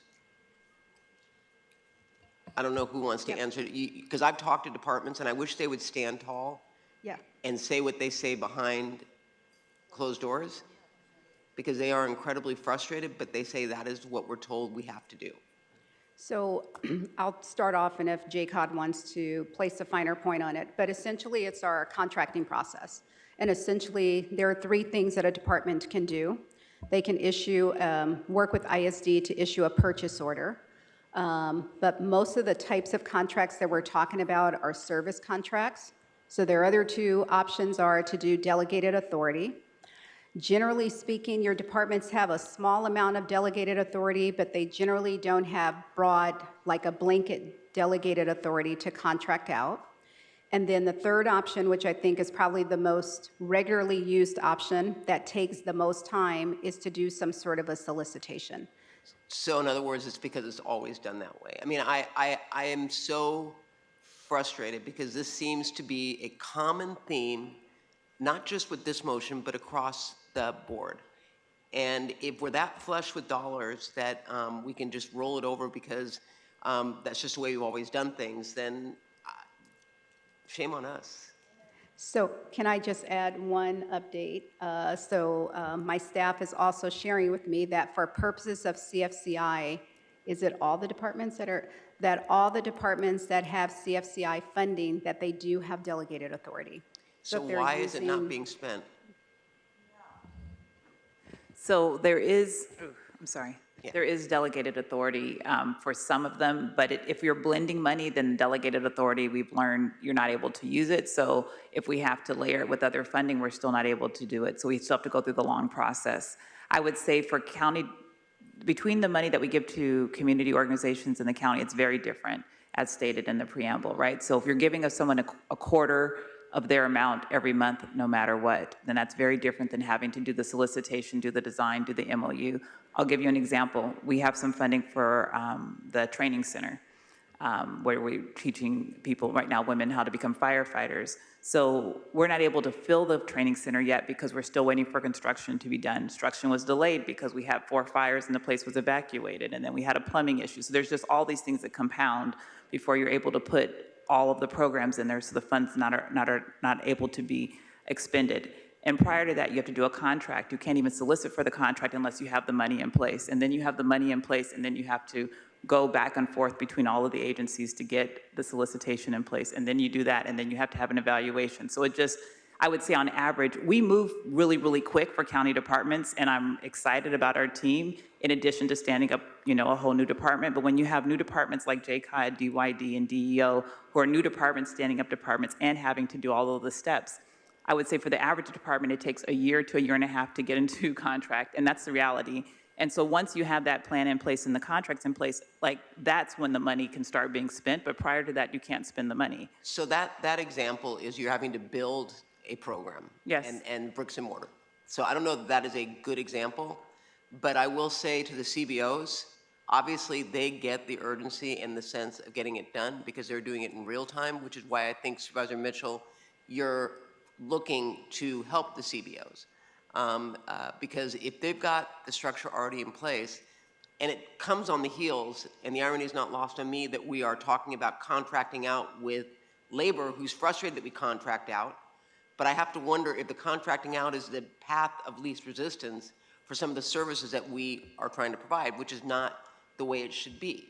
And I'm hoping that we can look at and maybe get departments to be open and honest about their frustration on how to get contracting or how to spend money in real time versus work around and contract out. And it's, the fire is building the bricks and mortar to get the whole infrastructure in place. But, I think it's really unfortunate given the sense of urgency on the Care First model. But one question I have is, does this motion impact funding for programs designated through board motions, either past or future? Does this motion also give the CEO the flexibility to issue funding recommendations for programs that are not already part of the advisory committee's program area recommendations? Whoever can answer it. Supervisor, I'll answer that. So I think what has happened over time is that the CFCI Advisory Committee normally, at least it's been their practice, they will recommend a number of programs, even if the cost of those programs exceed the amount of the budget. So they have programs that can be fit within the budget, and then they always have stuff that we're unable to fund. And the way that I read the motion is that the CEO's office would maintain the authority to recommend the spending for one-time dollars to the extent that it is consistent with programs that have been previously recommended by the committee, projects or services. I think that's fairly broad because Even in the spending plan that we are developing at the moment, we have crosswalked all of our proposed spending recommendations with the foundations of CFCI. And so to the extent that they are consistent with the foundations of CFCI, we think we can also align them with either existing programs or prior programs that were not funded. So are we monitoring the county departments regarding their funding and how it's being spent? We get reports back, so we do have a sort of a survey that we have them fill out to get report backs, but we are now also having them do presentations back to the committee. But we've been asking for data internally for our own stuff. We've been building dashboards since we launched JCOD, and we're continuing to build dashboards, and we're trying to incorporate all of the department's information on those dashboards as well, but it's a matter of them gathering and having access to it and giving it to us in a timely manner. And then last but not least, then I'll hand it over to Supervisor Hahn. What about staffing and the time it takes to staff up? I'm hearing that that is a problem. Forever, if you get the positions. See, and these are, it's like, we know it's a problem. We know, we do this for mental health, and we declared an emergency because we don't have the luxury of waiting 16 months to hire somebody when the private sector can hire them in 30 days. So what are we doing about hiring? Well, now's not a good time, I guess, to ask, since we've got a hiring freeze on. But for those positions that are funded, why is it taking so long? So, Supervisor, I don't know if I have a complete answer to that. I do know that we are working with Department of Human Resources again to streamline. I know that that's not the popular answer, but that is. You know what? If we're going to do a motion, I'm sorry to interrupt you, but we're going to do a motion every time we identify that hiring is taking too long, and that will tell me that the system as a whole is broken. We shouldn't have to case by case say, for this situation, the hiring's taking too long. I mean, that's why we did the emergency on homelessness. We've done it on mental health, and you know, the one common theme with both was hiring. And I think the idea is to take the lessons learned that we have from DMH was one of our star departments that hired up very quickly using the emergency declaration. The goal is to take the things within the emergency declaration and make them part of our normal process. Okay. And that has been very helpful for us too. So when we've been able to utilize it, that's been a much quicker route for us to be able to use that declaration. Good, because I was up in Antelope Valley yesterday regarding social workers, and we have accelerated the hiring process, but that was as a result of horrible situations up there that were identified. And one of the things we identified was it's taking too long to onboard and hire.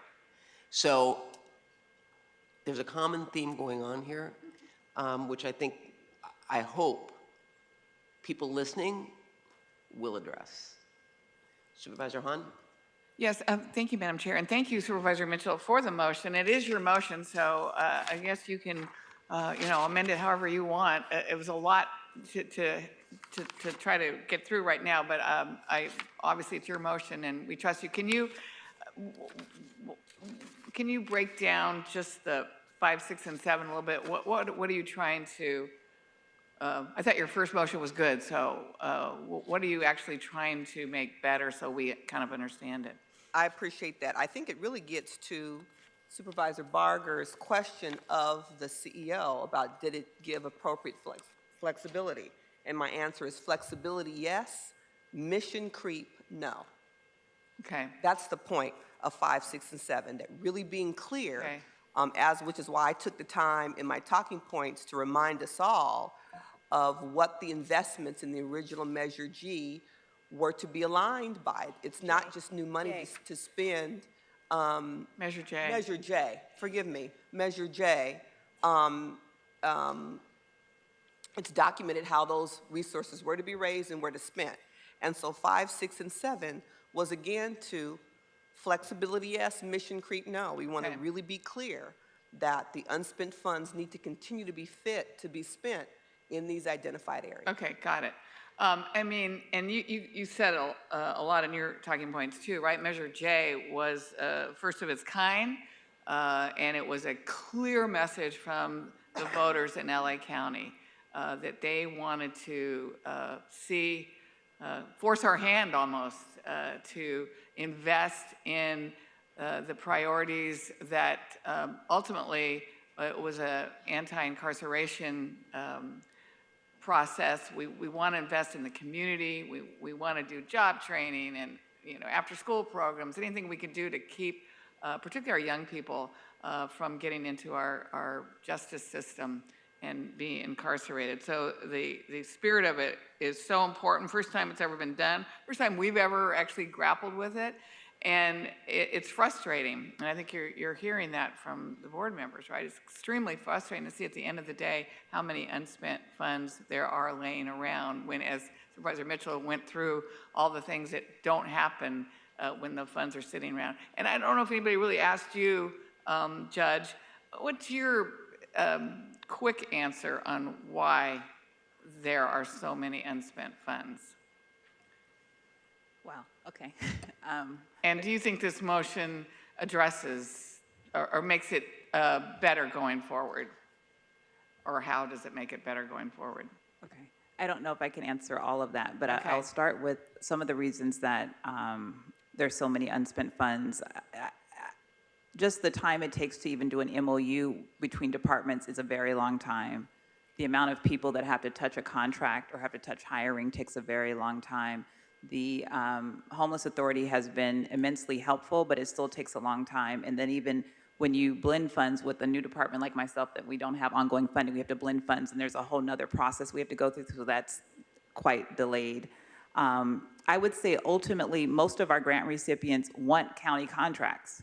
Like that's the goal. The goal is to make themselves sustainable and strong so that they can have county contracts.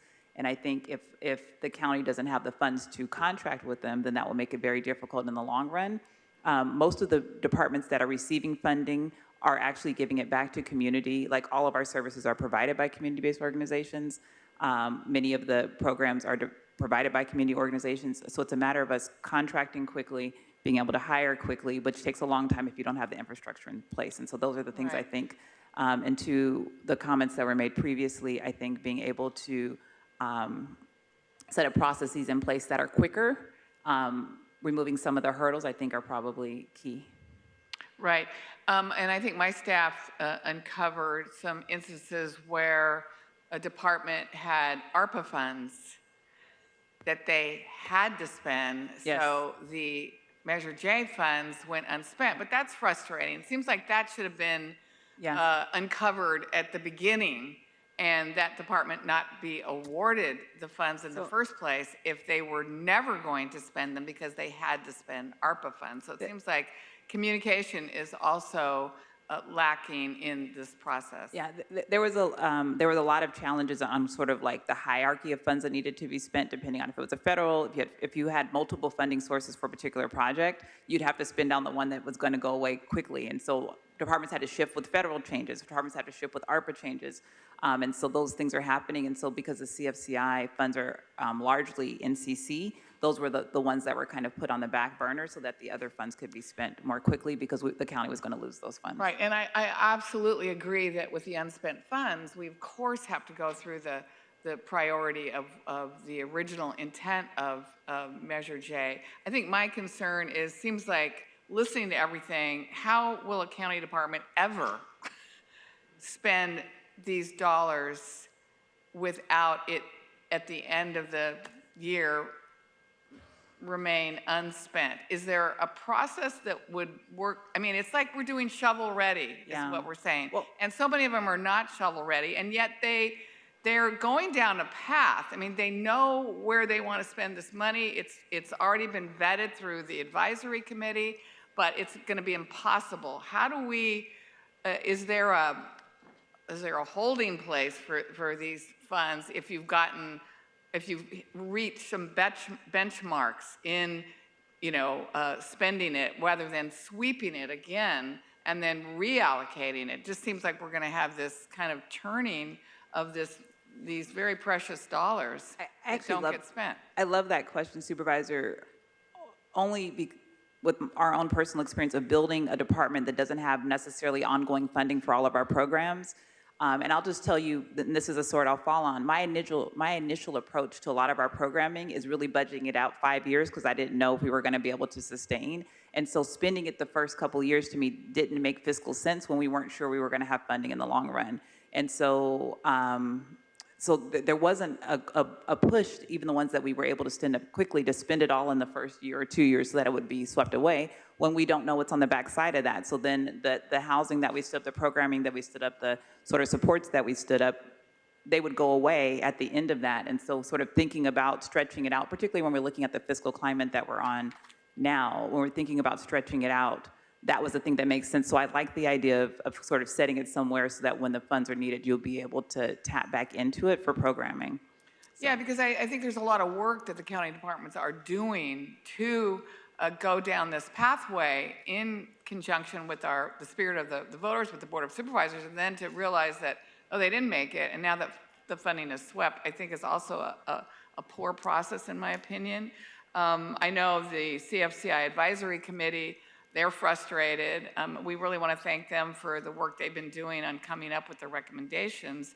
But I'm concerned that, again, you know, they were making recommendations to a department that was never going to spend their money first. They were going to go with ARPA. So it seems like the front to end with our advisory committee needs to be really a little bit more transparent and a little bit more educational on, you know, the departments they're recommending to spend this money, who were never going to spend it when they had ARPA. Now, ARPA is gone, but there might be some other, as you talked about, level of fundings that they have to spend first, and that should be noted up front in the process. Yes. Supervisor, if I could just add to that, I think one of the things that this motion does do is when we have our regular departmental budgets and they don't spend their money by the end of the year, two things happen. They either come back and say, I'm in the middle of a project, or can I keep it? Or it falls to fund balance, and then it's rebudgeted. I think what this motion does is it positions the CFCI Advisory Committee to start getting the information, tracking where the departments are on their spend, and then if they are not spending down the funding, then to basically have a parallel budget process where they say, okay, they're not on target to spend the money, and let's reallocate it. Yeah, so educate me. Does this motion allow for that space? If a department has not spent the money, that the advisory committee is then notified and has an opportunity to either sweep it and redirect it or let the department continue on the path. Does this motion provide a space for that? With one caveat. The CFCI Advisory Committee doesn't have the authority to be reallocated. So this motion will allow them to say, give them a little more time, or, sorry, we're taking it away. Correct. Like the parable of the talents in the Bible. Can I come back to respond? Yes. So yes. And can I come back? It does. It's your motion, yes. And can I come back to respond to your, in hearing some of the responses from the director about why 5, 6, and 7? First of all, if a department is well on its way, as you said, then the dollars will be encumbered. I think that we're fine that the one-time dollars, you know, can be, if it's working well, then the one-time fund is appropriate to extend programs. It's when dollars are carried over year after year after year. You know, at the state level, departments have 1 year to commit their dollars and 3 years to spend it. The state can figure that out. I'm not sure why the county cannot. And so the point of measure of 5, 6, and 7 is to create a timeline and to create an expectation. Again, if they're well on, using your term, if the program is well on its way, then those dollars should be encumbered, and we don't expect that those dollars will be swept. And I think just in terms of general contracting practice, that, you know, I don't know that departments should propose a program and get funding that's not ready to launch. Dollars are precious. Time is of the essence. Services are needed. So 5, 6, and 7 is an effort to create a expectation and a time frame to make that happen. Thank you. Supervisor Solis. Yes, thank you. I think you may have clarified questions I had, but I want to take it from a little different approach too. I know initially that CFCI was initially born out of Measure J that Supervisor Kuehl and I worked on, and I was a co-author back in the day on that item. Now we're coming forward in our, what year? 5th year? No, almost, yeah. And it seemed, and I've been frustrated hearing that we haven't been able to spend down the dollars, and now more clarity that, in effect, it's partly because of the departments, the slow walking process, and that's because it's internal and the legal issues that surround that. I understand that. But I also wanted to ask about other program services that relate to the goals of the CFCI advisory, some of which have not received funding. And my concern is that we don't just encourage funding for CBOs that are going to be continually funding. They may be doing great jobs, but I want to see the data too. I think that's equally important, but it may not allow right now, the way it's structured, to allow for new groups to come in who are smaller, mom and pop, and I've always said this, and they need technical assistance. And in part, we know those groups are out there because, in fact, I think, JCOD, you may have funded them and some other departments helped to fund them, but it's not lasting. And we certainly want them to grow. And I say that because I know in my district in East LA and San Gabriel Valley, where we do have our population that could benefit from these programs, could actually benefit from some of our CBOs getting some of this funding from CFCI. So one of the questions I have is, for example, immigration legal services aren't currently funded. And that's more of a defense. And we just heard from 2 individuals who called in from ARC about the need to protect some of those individuals that are in our care, that are currently even in probation, or they may be in some of our communities and in reentry programs that aren't receiving this kind of funding. So I want to get a sense of, is that something that could be looked at through, say, the unspent dollars that you can direct towards, say, OIA or one of the other departments that is doing this kind of work with CBOs?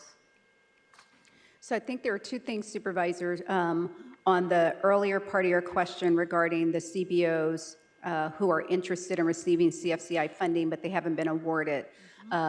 That is the process that the CFCI Advisory Committee would basically manage under our county code. I would think that at the very least, the programs that are being recommended for funding would have to be consistent with the purposes of CFCI and what's in a county code, et cetera, et cetera. And then they make a proposal to the advisory committee. I know they have a broad community-based process to solicit proposals. So at the end of the day, I guess what I'm saying is that isn't a process that the CEO would be able to mandate to the advisory committee. And they do have a process by which CBOs can compete for funding. And I think JCOD to talk more about that. Yeah. And on the second part of your question, which is about the one-time, the unspent funding. The unspent funding, the process to reallocate those, there would still have to be a nexus between the proposed use and then what is required by CFCI. In our work on trying to figure out how to allocate some of those unspent dollars, we have worked with County Council. They have looked at the CFCI ordinance to figure out the types of things that are allowable under CFCI that can be recommended to this board for approval. So at the end of the day, the answer is the proposed use has to be consistent with what's in the CFCI county code and the ordinance, and we would ask County Council to help us do that crosswalk. So, JCOD, can you respond to that? Sure. So there's over 430 organizations that are receiving grants right now through CFCI funds across the county. The evaluation of who gets the grant is done by community members. They're paid to basically rank the organizations. Priority is given to organizations based on Ginny and Jesse indexes and organizations that have an operating budget of less than $1 million. So those are some of the things that are looked at to really target the small community-based organizations. We have learned that some of them are still struggling, even with recipients of the grants, to be able to operate, to understand the business, to do accounting and reporting. We have increased the number of incubation academies that we do, and the folks who have gone through the incubation academy have, a large majority of them have been able to obtain grants through CFCI, county contracts, et cetera. We also give them capacity building grants when they complete the incubation academy, and we've added on coaching for the organizations as well, so they'd have additional coaching to help them with some of the things that you're mentioning. So is it possible to get that information for my Sure, district? absolutely. We can provide it. And I know you do contracting with some of our groups and organizations, but I think there's also Most of them, we try to.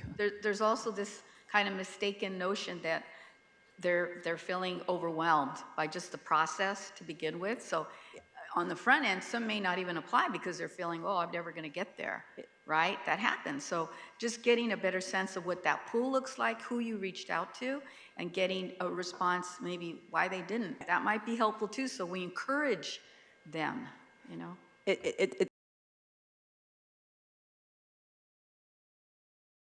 And we have reporting, and they have metrics that they have to meet, which is burdensome, to be honest, on some of the organizations as well. So we're always looking at opportunities to try to make that easier and lift the burden as much as possible. But we have this balance of having the reporting and the outcome and the data, and I would love to have that. We'll send that to you all as well, so that you can see sort of what the outcomes and the services that are being provided. We're still trying to reach the smaller organizations, which largely that's who they are. Many of the people, if you come to any of the luncheons and meet these organizations, they were the only person doing that work they had never had another staff member. They were doing it out of their own pocket. They were doing it out of their home, and now they have a brick and mortar. Now they have staff. So it does have a great impact on the community. And so just going back to our CEO again, I just want to be absolutely clear that if you can clarify in the motion as you read it, that this will continue to allow you to bring forth the spending plan for one-time CFCI funding. Thank you, Supervisor. So paragraph 5 basically says that starting in fiscal year 25-26, when we come to the board to allocate one-time funds to make sure that it's consistent with CFCI. And those goals, so give me an example where what you might fund. I know you and I have talked about this before. Yeah, so one example might be, I know that the Department of Mill and Vets, they have submitted a request in a budget to hire, it's for their VPAN program, veterans, and it's a program where they have staff that helps veterans basically receive all the benefits that they're entitled to. Well, the director has determined that a lot of the veterans are also justice involved, and that they also need housing. And so we weren't able to fund that in the recommended budget. When we did the crosswalk with CFCI, the requirements, we determined that there is a nexus there. So that would be an example of a recommendation that we could bring forward to the board to fund that program with CFCI dollars. So the other question I would have is, for example, we're really getting hard pressed for domestic violence victims and shelters and trafficking. Is that something that could be eligible under, say, the Department of Public Health, which is currently going to be zeroing out some of these funding items? Not because they want to, it's because it's coming down from the feds. Understood. We would have to basically do that same crosswalk. There's a bunch of requirements within the CFCI information, and if it is consistent, if that use is consistent with what CFCI requires, then it could certainly qualify for funding. Okay, that's what I wanted clarification on, and I'm hoping that we can all kind of work together. And I get it that the departments need to help streamline, and that's where I think some of us can help weigh in, just because the urgency is now. Thank you. If I could just also respond, Supervisor Solis, as I said earlier, yes, flexibility, but not mission creep. And so that's why in the talking points, I wanted to remind us all what Measure J stipulated. And I think, as to use the CEO's terminology, the crosswalk, I think that there is some absolute overlap. But again, just making sure that we're clear. Also, I appreciate the JCOD director being here, but JCOD has responsibility for about 25% of the unspent one-time dollars. There are lots of other county departments. And so as you're talking about some of these other programs, it could fall under some of these other county departments that have significant unspent dollars too. I appreciate you being here and responding, but that's just about 25%. So the point of the motion, again, is to create this process to impact county departments across the board. You mentioned public health. They are one. DEO is one. There are several. Supervisor Horvath. Thank you, Madam Chair, and thank you, Supervisor Mitchell, for bringing this motion forward and highlighting some of the challenges, just some, I know it's been a lot, that CFCI has faced. And I also want to take a moment to thank my commissioner, who I see out there, Commissioner Michelle Fuentes Miranda, and the other CFCI commissioners who have done a tremendous amount of work in this space to make recommendations to guide our county's spending towards care first priorities, and to elevate the challenges and potential improvements that we want to see. And I think that hands-on experience and just honest candor that you have provided in terms of what your experience has been as a commissioner have really helped me. So thank you very much for your work.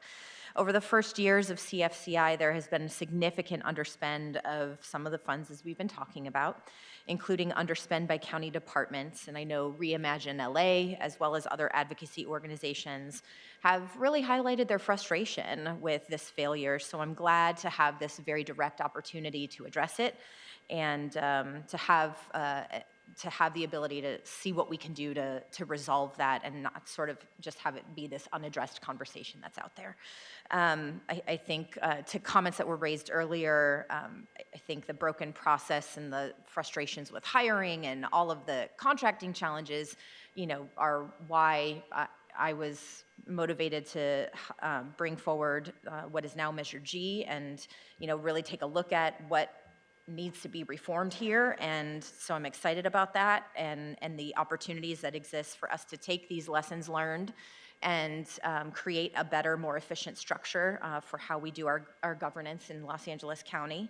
I also know that we have, as a board, instituted a cluster process, and I think that process has helped us to use our deputies' expertise to vet this. And so with new information, I think it's harder for us to, in the moment, do that. But I appreciate that there is language to address where I have the most questions in this motion. I think directives 1 through 4, very much I'm on board with, and I think the spirit of this motion is exactly where I want to be.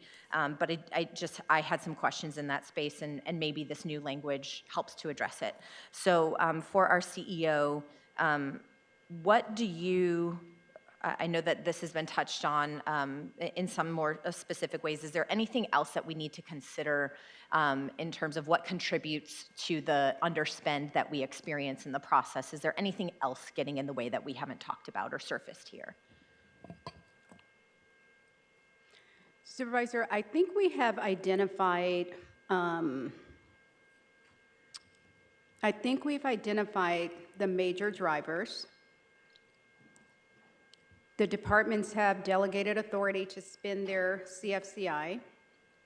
I think what JCOD has pointed out is the departments are doing what we always ask them to do, which is leverage the county dollar. So when she's talking about braided funding, they're trying to figure out how can we grow the pie? How can I take one CFCI dollar and maybe get 3 state or federal dollars?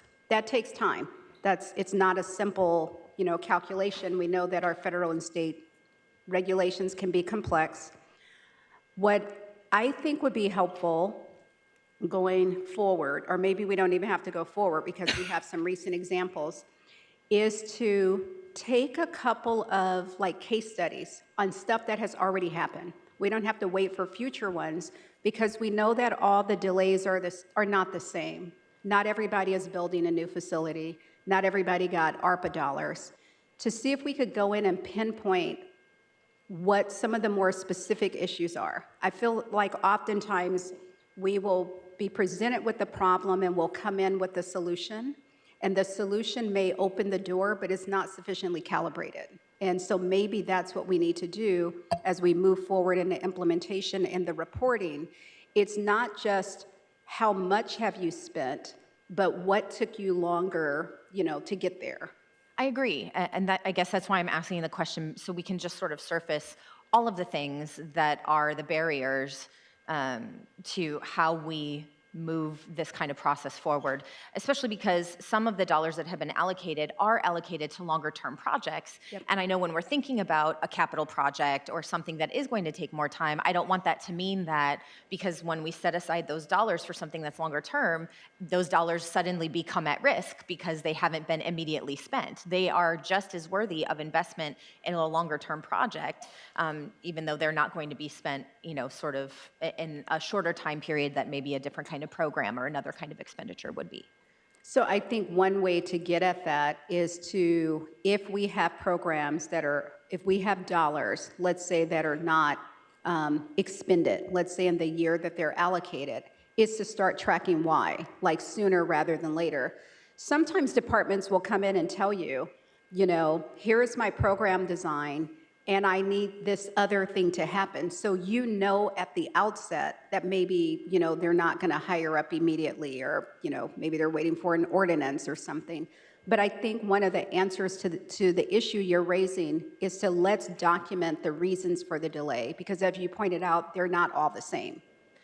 And then take action on what has gotten, we can document them, but I think the frustration that I hear is they have been documenting them. They've been surfacing that these challenges have been ongoing. And so it's not just documenting them. It's not just creating a space for them to be surfaced, but then what are we going to do differently? Because in the report, in the motion, JCOD is supposed to provide quarterly reports, right?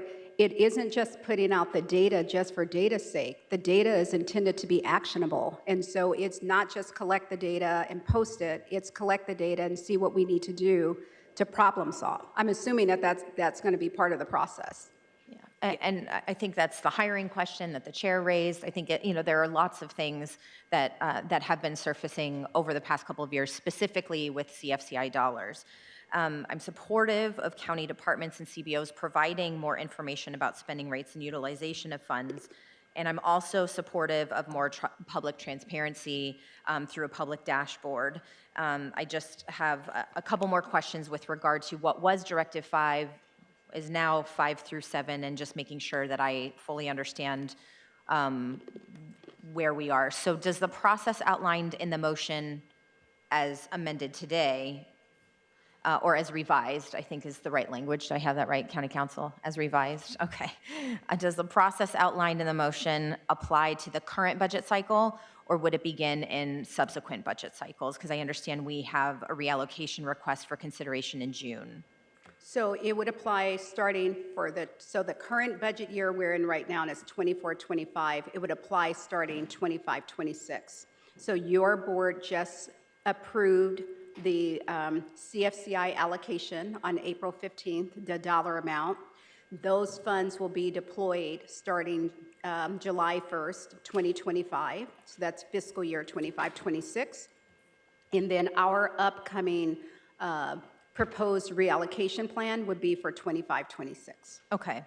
And previously, the motion directed the CEO to prioritize extending contracts, but it didn't completely spell out who would reach the key conclusions about whether a project is nearing a conclusion, whether a project has demonstrated effectiveness, whether a project has enhanced community impact. So is that addressed in the amendment, in the revisions that are provided here today? Is there any sort of qualitative analysis, and who's doing that for us to understand? Yes, so I think that's covered in paragraph 7. Okay. The new paragraph 7, where it says the advisory committee shall recommend for continued funding those existing programs and projects that have demonstrated effectiveness and can enhance community impact with continued or increased resources. I think the thought there is that there's this idea of doing this continual review. And let me just take a moment there. One of the things that we have to realize is when CFCI was ramping up, they received $100 million in increments. So they sort of have these tranches of funding. Like the year one tranche was $100 million. They allocated those funds to like different programs. The second year, there was another $100 million. So they did a whole other set of funding and organizations that were funded. Now that those funding tranches have reached like this 3-year cycle, now I think they are in a position to start evaluating. The advisory committee should be evaluating and requesting data from the community-based organizations through the third-party administrator, and it would feed this process that's called out in paragraph 7, I think. Okay, so are there any metrics, or is it strictly if CFCI advisory committee says to keep going? So I believe that there was a motion previously from Supervisor Barger that directed JCOT to identify metrics for operational outputs to position the providers to be able to do an evaluation, and I'll let JCOT provide that update. Okay. So yes, through our third-party administrator, there is a full dashboard that has outcomes and data. We can provide a report to the board so that you all can see it. In addition, we are finalizing a contract for an evaluator to also go in and do a report to an evaluation as well, an external evaluator. So we're doing that as well at the same time. Okay. For year one, that's just for the first year funds. Okay, I just want to make sure, as we're looking at standing up a new department on homelessness, we want to move away from we've spent this much money as a signature of success, and what did we actually get for that money? What is the outcome? What is the real thing that we've realized? So we fully agree, and there is a dashboard that is being maintained that shows the communities that are being served and what the resources are that are going to those communities. And we are also having an external evaluator that we're finalizing the contract on now to evaluate the first, which would be the first 3 years of funding. The first allocation, which is 3 years of funding. Okay. And if there are emerging issues that come up, would we be able to address those during reallocations, or if all reallocations are to align only with the prior commitments of the advisory committee, it doesn't seem like we would be able to. So what sort of flexibility will you have? Based on the motion? Yes. I'm not sure yet. Let me take that one. I think paragraph 5, line 3 says... The new 5? Yes. Okay. It must be consistent with the types of programs and priorities. And the reason why that's important is you might have an existing program, and then you might have a program that's very similar to it, but is not currently being funded. And so I think that's where the flexibility is. In terms of the issue of emerging, whether it's existing, emerging, has been around for a long time, the bottom line is that it always has to be consistent with the CFCI requirements. Of course, and I'm hearing very clearly from Supervisor Mitchell, like no mission creep. So that's very clear. I think one thing that for me has been missing on these especially this recent period of time on how we've been thinking about expenditure of the CFCI dollars has been just engagement with the CFCI committee. I think more engagement in those conversations could have solved some of this and not created such a tense situation, because they do have, they were sort of assigned this authority. Clearly the metrics have been spelled out how we want those things to be evaluated.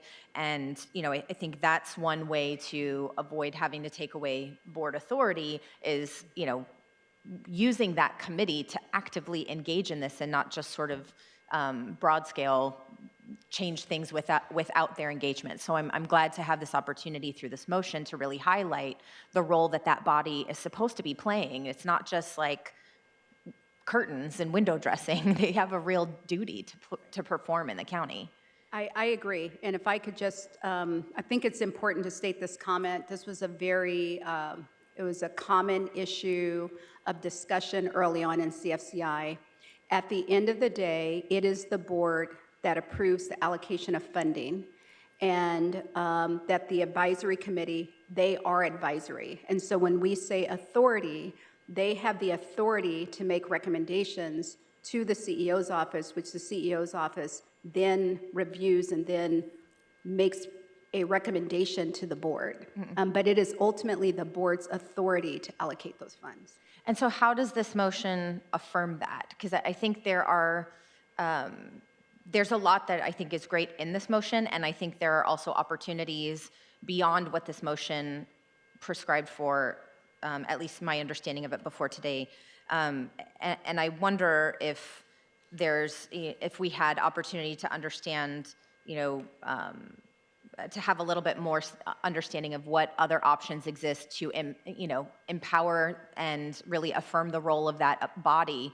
I don't know if that's a report back from you or something, so we can really codify how that is supposed to work, because I think coming into this, some of this was a little, in what was previously 5 was a little squishy, and so thank you for working on this language, because I think it really helps to spell that out and understand what it is and what it isn't. And I'm wondering if, this is obviously not my motion, but if there were willingness to maybe work on that last section a little bit more, affirm what, 1 through 4, and sort of get clearer. Maybe there's a report back on all of the possibilities, so we're really specifically clear about the role that this body plays and how it moves going forward. So we have a little more time with this content, and we can get a little more precise about what that looks like. I'm wondering if there's a interest or appetite for that.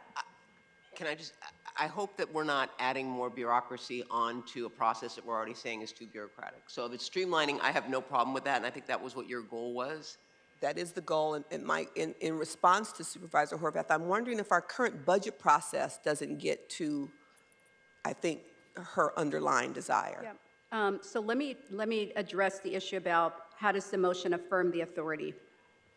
Currently, under county policy, the CEO's office, the advisory committee makes, excuse me, the advisory committee makes recommendations on ongoing funding requests. The CEO's office makes recommendations on one-time requests. I think what you see happening in this motion is paragraph 6 essentially says, if the CFCI advisory committee provides recommendations by July 31st of how to spend, unspent fundings, then allow them to do so. That's the pivot. And so I think that is an affirmation of their authority relative to spending recommendations. The paragraph 7 essentially says, that second sentence says, if the advisory, as the advisory committee makes recommendations for ongoing allocations, they can also make recommendations for one time, so long as that they do not create a structural deficit. And so I feel like what essentially the motion is doing is giving the advisory committee more authority over recommendations for one-time funds through paragraph 6 and 7. So the 7 addresses the ongoing, because 6, I'm clear that this directive prioritizes recommendations received by July 31st. That's sort of a one-time annual, but how are we on an ongoing basis making sure that this advisory body is engaged actively? Well, so one of their primary functions is to make recommendations for the CFCI allocation. That's an ongoing source of funding. I understand that's what they're supposed to be doing. Yes. But to Supervisor Barger's point, I'm not on process. We have to make sure that it moves and that what they're saying actually happens. I think that's sort of the frustration that I hear being surfaced, is that there isn't, that there are meetings, there's discussion, and then what? And so how do we actually make sure that that process leads to outcome that look like the process that led up to it? I'm not trying to create more of a bureaucratic process at all. What I'm trying to understand is how can we concretely outline what specifically will happen. I don't see that outlined here, and the frustration I'm trying to address, at least for my part in this conversation, is to not have us continue to go through this cycle where our advisory board members feel that they are actively engaging in conversation, actively engaging in those recommendations, and then seeing the funds unspent, and we sort of wash, rinse, repeat, and keep doing what has always been done. But, Supervisor, can I ask, it's like which came first, the chicken or the egg? Because is that the result of the bureaucracy we're talking about, inability to hire? I mean, Fiza, I think that's the frustration. I think we're both frustrated with the process as a whole. And if the advisory is frustrated because they make recommendations that don't see the light of day, the question is it because we've created this insurmountable way to go about hiring and all? I don't know. Actually, and that may be the case because the CBOs don't have that problem. yeah, I don't. So if I could just say a couple of things. Let me do some level setting. They present a plan every year that we come to the board. We allocate money in April, recommend a budget like clockwork. We come to the board in June or July with a spending plan like clockwork. It happens every year. The majority, a large portion of that funding then goes to a third-party administrator who contracts out with CBOs, and they receive a quarter, 3 months of their allotment in advance without submitting any type of documentation. That is, I think, an efficient process. I think the problem that we're trying to solve here is the one-time funds.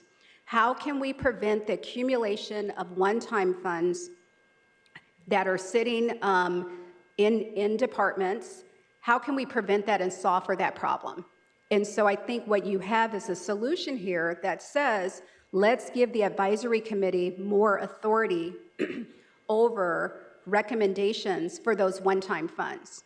But then the question is, how do they know that the one-time funds even exist? So there's another paragraph in the motion that says, okay, JCOD is going to provide these quarterly reports to the committee so that they will know when a problem is brewing.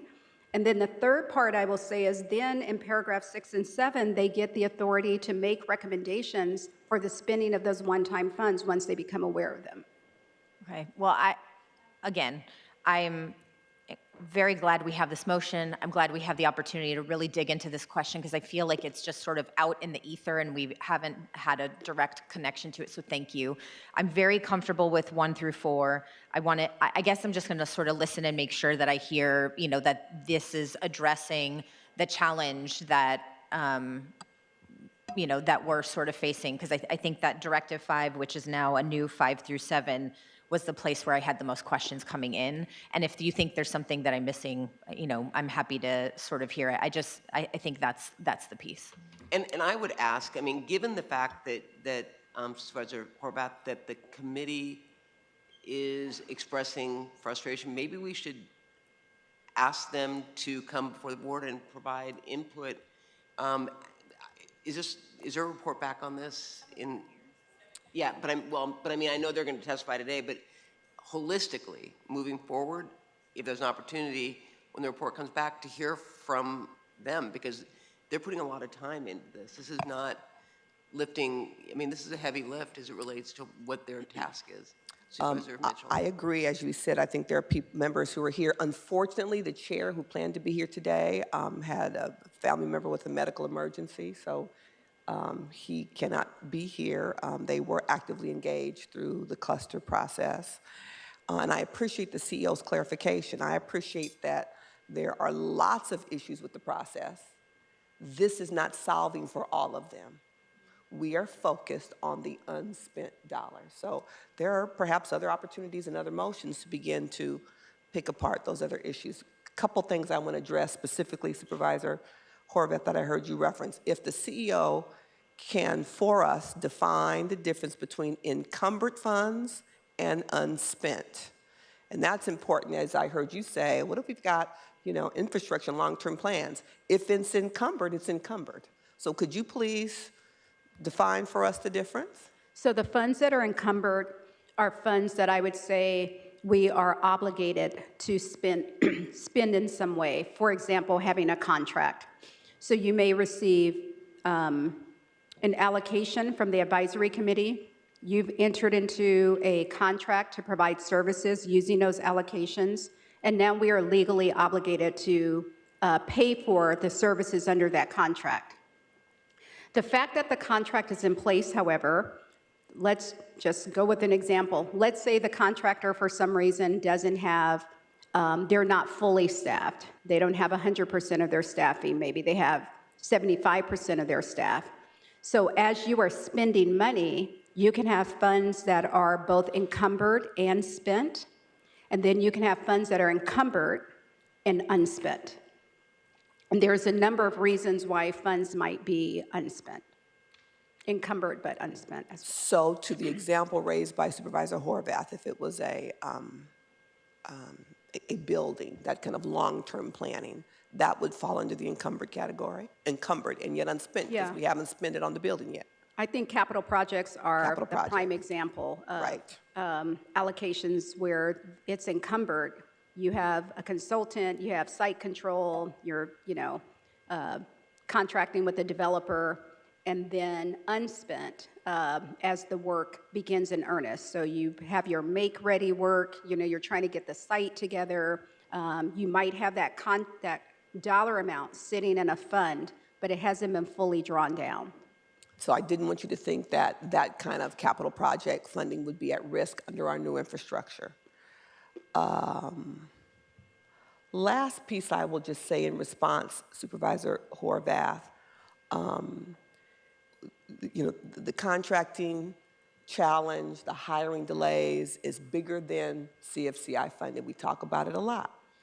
And as you referenced, Measure G, my understanding of Measure G and the measures that came before it was around governance, our infrastructure, how we work. Contracting, hiring is management.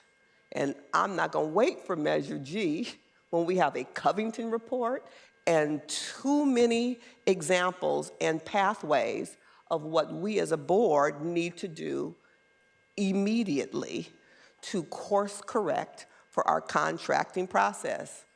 CFCI aside, our overall county-wide contracting process, our overall hiring process. So I hope that that's something that we embrace as a board and move forward based on the report that we were given that gives us a pathway of how we can and should course correct for our contracting process.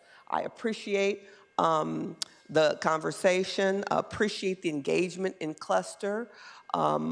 Again, appreciate the challenges of having to read in the 3 new paragraphs, but that was a part of our ongoing effort to respond to what we heard from the CEO and others to try to make this as clear as possible, again, with the focus on the unspent dollars as opposed to challenges and questions people may have with the process in totality.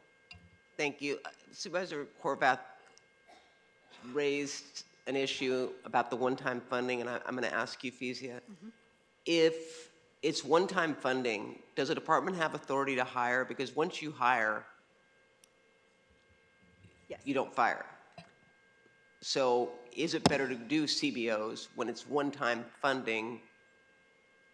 I mean, is there a county rule against hiring based on one-time funding? So there is the board policy, fiscal policy, that ongoing costs should be funded with ongoing revenues. To mitigate against that, you can do things like, I'm going to make a recommendation to fund something over multiple years, but not allow folks to hire permanent employees on those items. So there are a number of ways to address that, but yes, that is the basic rule, that ongoing costs should be funded with ongoing. All right. We could talk about this all day and not solve, I think. So hopefully this motion will begin that process. Executive Officer, please call the members of the public who wish to speak on this item, and thank you all very much. Will the following individuals please come forward and staff will assist you? Brian Minters, Dominique Davis, Helen Eigenberg, Imani Williams, Jacob Jackson, Megan Castillo, Mia Chapman, Michelle Miranda, Reba Stevens, and Rhea Mack. As a final reminder for participants on the telephone, if you would like to address item 21, if you have not already done so, please press 1, then 0 now to be placed in the speaking queue. Moderator, may we have the first speaker, please? Lena Mallett, your line is open. You may begin. Good morning. My name is Lena Mallett. I'm with the Children's Defense Fund, Layup, and Reimagine LA, calling in strong support of Holly Mitchell's motion to increase transparency and accountability around CareFirst community investment funding. This motion directly responds to a demand raised by community members who have fought to ensure that Measure J dollars are used for true CareFirst investments, not trapped in bureaucratic delays. It's unacceptable that over $300 million in unspent funds are sitting unused while our communities face urgent needs. The motion sets a clear standard, which is that county departments must be held to the same level of transparency and accountability as community-based organizations.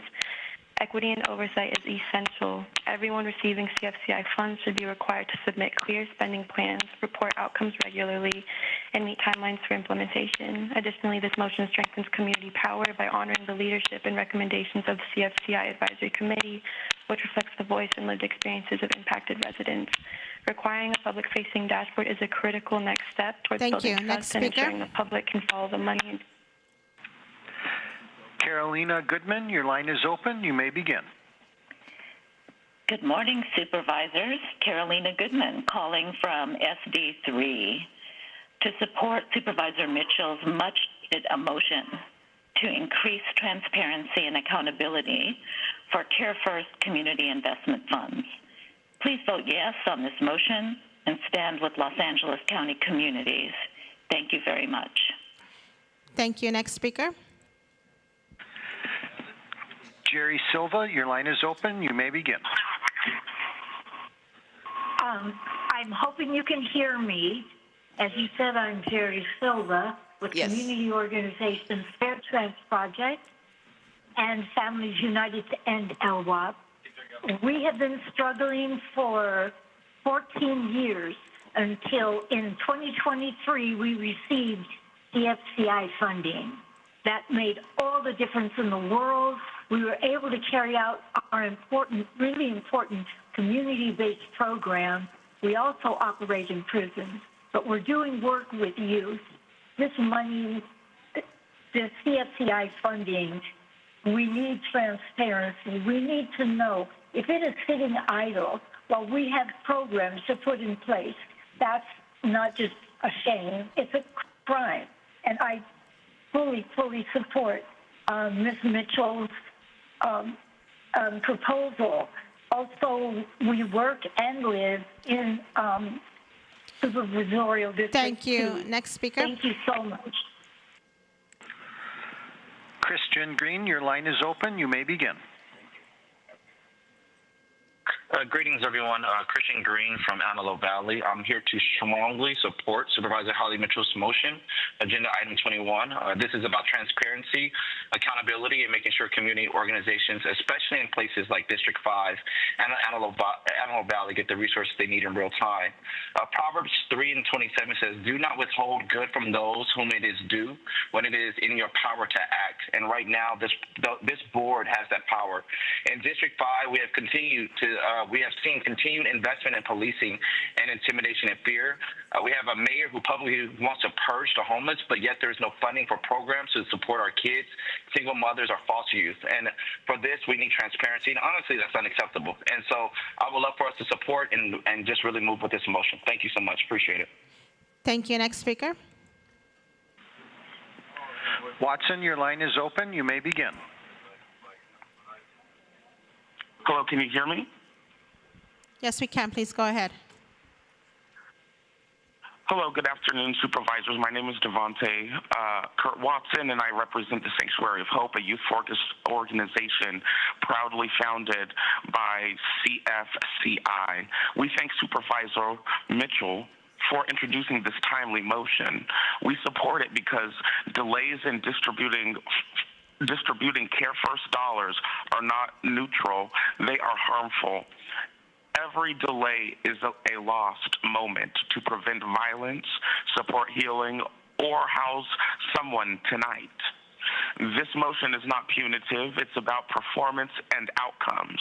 It recognizes that community-based organizations like ours are ready to deliver and that departments must have systems in place that match that readiness.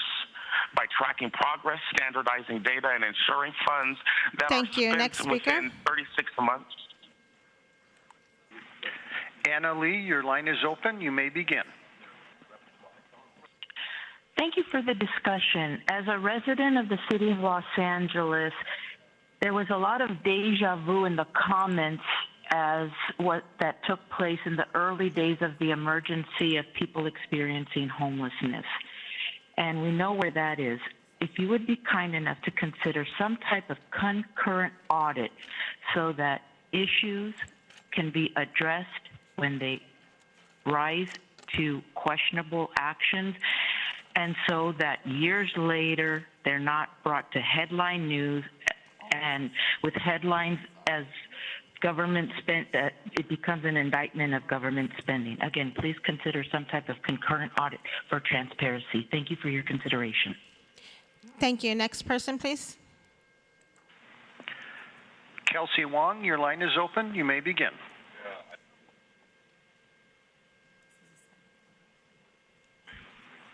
Kelsey Wong, your line is open. You may begin. I'm so sorry. This is for a different motion. Thank you. Next speaker. Eric Previn, your line is open. You may begin. Thank you. It's Eric Previn from Studio City, and I have to agree that a concurrent kind of audit, but of course when you tease that out, that's a dashboard. And, I think we're getting a little tired of all these dashboards with no data. And I have to say, if we're trying to deliver the care first, we have $300 million in unspent money. It's painful. But how can we do it if Harrison can't get the county council to provide the JCOD grant stuff that I've been asking for? They're trying to tease it out until June. So I think that if we can all put the hands on the deck and say, get him the spreadsheet of the grants and stuff, because that's called transparency, and that's what if we can't self-monitor by at least following the rules, we're in deep shit, to put it nicely. But, I'm very supportive of these directives as long as they can be followed through on. I agree that we don't want to document the failure. Horvath was making this point. We want to fix it. So I would say you're in over your head, just to be candid. Thank you. Next speaker. Derek Steele, your line is open. You may begin. Hello, everyone. This is Derek Steele, Chair of the Care First Community Investment Advisory Committee. I apologize that I'm not there, but I am definitely open to staying on the line and also meeting with the Board of Supervisors beyond this. I strongly support the measure, particularly with the work that has been done with the items 5 through 7. I feel like this whole motion has to work together in its fullness. The work that we have already been doing in the advisory committee is already beginning this work. Like, we're already in the conversations with the county departments to find out why funds were being unspent, taking on the proposals of what the ideas are to be able to move forward or not, and identifying what resources can be reallocated so that we can move forward. So we're not sitting in our hands waiting for the motion, but I'm so grateful for this motion even coming forward so that there is some straightforward transparency and also guidance on how we actually make sure that this never happens again. So thank you very much for the time and space, and excited for all the people who come and supported this measure as well. Roy Humphreys, your line is open. You may begin. Okay, thank you, Roy Humphreys, Roland. Hi, Chair. Supervisor Mitchell, thank you for the raised card. The Democrat gang of four dumped the $1.4 billion men's central jail. Thank you. And thanks to Supervisor Solis and the gang of four that killed a 2,000-bed psych facility in 2019. What is the status of the computer systems with the present status of AI? Any complex contract can be produced in hours. The county needs President Trump, Elon, to help yesterday. Supervisor Barger, thank you for your words of wisdom. The Chinese, the South Koreans, and Europeans are laughing. Thank you. We're going to go to in-public comment. We'll go to in-public comment now. Good morning. My name is Brian Mentors. I represent Chapter 2. I live in District 2. I strongly support Supervisor Mitchell's motions to increase transparency and accountability for Care First Community Investment, CFCI funding. We need regular reporting, clear spending plans, and timely implementation to make sure this money helps the community. Community members deserve to know how these funds are being used. Direct investment of CFCI dollar into the community shows this county's commitment to Care First, Jail Last, and action and not just word. Please vote yes on this motion, and we stand with our communities. Good morning. My name is Dominique Davis. I'm the site director of the Young Women's Freedom Center in Los Angeles. I'm here today in strong support of Supervisor Mitchell's motion to ensure transparency and accountability of Care First community investment dollars. CFCI funding is critical to our work with justice-involved girls and gender-expansive youth. These are young people too often left out of the conversation in the budget. We need longer funding periods that reflect the time it takes to build trust and transform lives. We need targeted investments in alternatives to incarceration, specifically for girls and trans youth. And we need direct funding to grassroots organizations like Young Women's Freedom Center and Beloved, organizations with a proven track record of reducing recidivism and supporting people post-release. This motion is a step in the right direction. Accountability should apply across the board, and so should opportunity. Let's make CFCI dollars reach those closest to the pain and the solutions. Thank you. Thank you. Next speaker. Hi, good afternoon. Helen Eichenberg. I live in SD3. Thank you, Supervisor Mitchell, for this motion, and thank you to the CFCI commissioners. I strongly support this motion for transparency and accountability. You know, to hear again about unspent funds is just mind-boggling and unforgivable. As Supervisor Barger pointed out, this is not new news. We voted Measure J in 5 years ago. Communities are waiting. You know, I'm coming to realize we're good at governing and we kind of suck at implementation. This is why folks feel so frustrated and disheartened. We must do better. Department county workers, I'm sure you are frustrated. But here's an idea. If the county, if we cannot get out of our own way, let's just give the money to the CBOs and let them do what they're really good at. Our communities deserve better. Let's get this right. Support this motion. Thank you. Thank you. Next speaker. My name is Imani Williams. I live in District 1, and I am a member of the Pretrial Justice Practicum at Loyola Law School. I am here to support Motion 21 that will hold departments accountable and ensure funding is allocated correctly. We are now in the 5th year of Care First, yet millions in allocated funds still remain unspent. These resources could have made a notable difference in the lives of people suffering in our community and in pretrial detention, but is instead sitting untouched. Supervisor Mitchell rightly instructs that county departments meet certain standards, like creating a timeline for spending. As of this week, 53% of LA County's jail population is pretrial.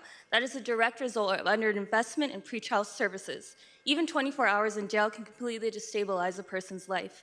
Pretrial services like those in the airport courthouse should be scaled county-wide and fully funded through CFCI. Transparency also means reporting public data that is clear and what funds are actually encumbered. It should be required to report in person also on that data. Thank you. Next speaker.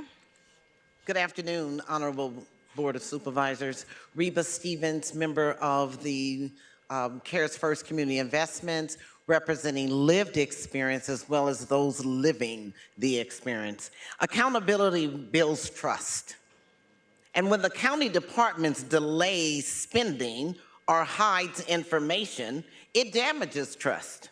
Transparency builds trust and helps ensure these public dollars are delivering on the promise of Cares First, Jails Last. But what I will say is that over a year ago, I was asking to hear from the county departments. I kept asking.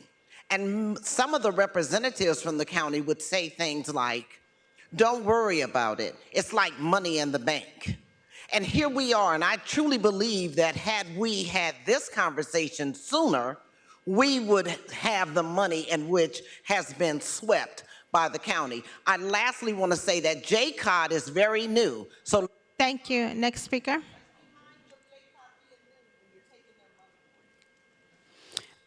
All right. Good morning, Board of Supervisors. My name is Megan Castillo. I proudly serve as the co-vice chair of the CFCI advisory body, and I'm with the Reimagine LA Coalition. I strongly support Supervisor Holly Mitchell's motion to bring greater transparency and accountability to CFCI. Over $300 million in unspent Measure J funds is criminal, as someone has already said, and it's unacceptable while communities face urgent needs. We will never close Men's Central Jail if we do not properly invest in our communities. So that should be first and foremost. This motion answers long-standing community calls to ensure that CFCI dollars go towards real care-first investments, not stalled in bureaucracy. It also empowers the CFCI Leadership Advisory Body to be able to make sound decisions. Although we do sit alongside a lot of county department heads, I feel like they don't share their concerns enough so that we can make informed decisions. So I think the regular reporting that this... Thank you. Next speaker. Good morning, Board of Supervisors. My name is Jacob Jackson with the Youth Justice Coalition, and I represent District 2. I strongly support Supervisor Holly Mitchell's motion to increase transparency and accountability around CareForce community investment funding. This motion directly responds to the demands raised by community members who have fought tirelessly to ensure that Measure J dollars are used to true care investments and not trapped in bureaucratic delay.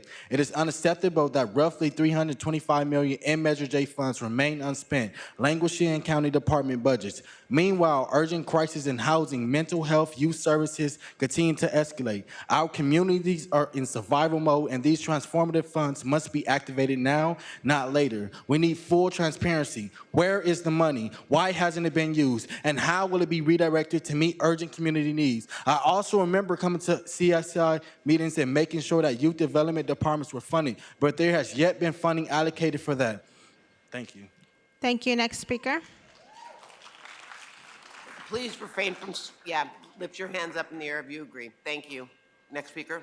Thank you. Good afternoon, supervisors. My name is Rhea from Sanctuary of Hope, a proud Care First funding recipient and a direct service provider to young people navigating housing insecurity, trauma, and reentry. I rise today in strong support of Supervisor Mitchell's motions. These Care First dollars represent more than budgets. They are a lifeline for the forgotten and underserved. When these funds go unspent, they don't just sit idle, they leave gaps in shelter, in crisis response, and in safety. In a moment where our communities are bearing the weight of systemic inequities and a fraying safety net, the urgency is real. Every dollar that doesn't move becomes a missed chance to prevent harm or to plant a seed of hope. We commend this motion for calling equity, transparency, and accountability. Let's ensure that the vision of Care First, Jails Last is... Thank you. Next speaker. Good afternoon. My name is Michelle Fuentes Miranda, and I'm honored to serve on the CFCI Advisory Committee as Vice Chair. Thank you, Supervisor Horvath, for your trust. I've been really moved by the conversation that you all had this morning. You get it. You're starting to understand some of the challenges that we face at the CFCI Advisory Committee level. There needs to be transparency. Too often we are coming in asking questions and not receiving answers. Our CBOs, through third-party administrators, are held to a different type of accountability, and there really is no reason why the county can't also.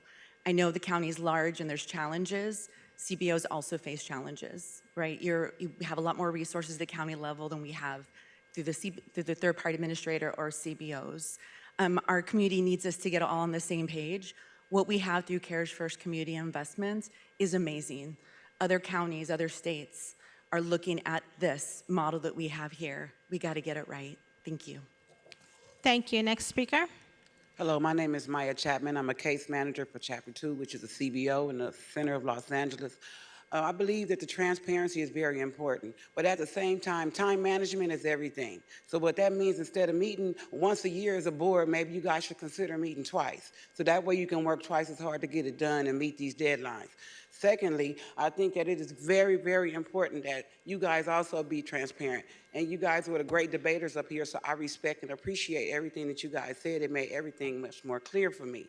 Being someone of a CBO and a case manager for over with my colleagues in the back of the room, we service a lot of people. So if you count on this CBO, Chapter 2, we will help you get the job done, spend the money, and give you what you need as a valid report, because we honor and love to take care of our communities. Thank you for your time. Thank you. Next speaker. Hard act to follow. My name is Davion James. I work with Chapter 2. I strongly support Ms. Mitchell's. Just everything about this is what we represent. Transparency, trust, commitment, right? And if we have that, if we don't have that, we don't have the community. Now I hear everybody keep talking about the 300 million. And although I hear that as well, but I also hear 100 million families that go unserved, 100 million opportunities to help somebody grow, to develop, to be who they truly can be. It disappears in the wind when we don't spend that money. Please allow us the opportunity to continue to help these families, to help our community. Let's get this together.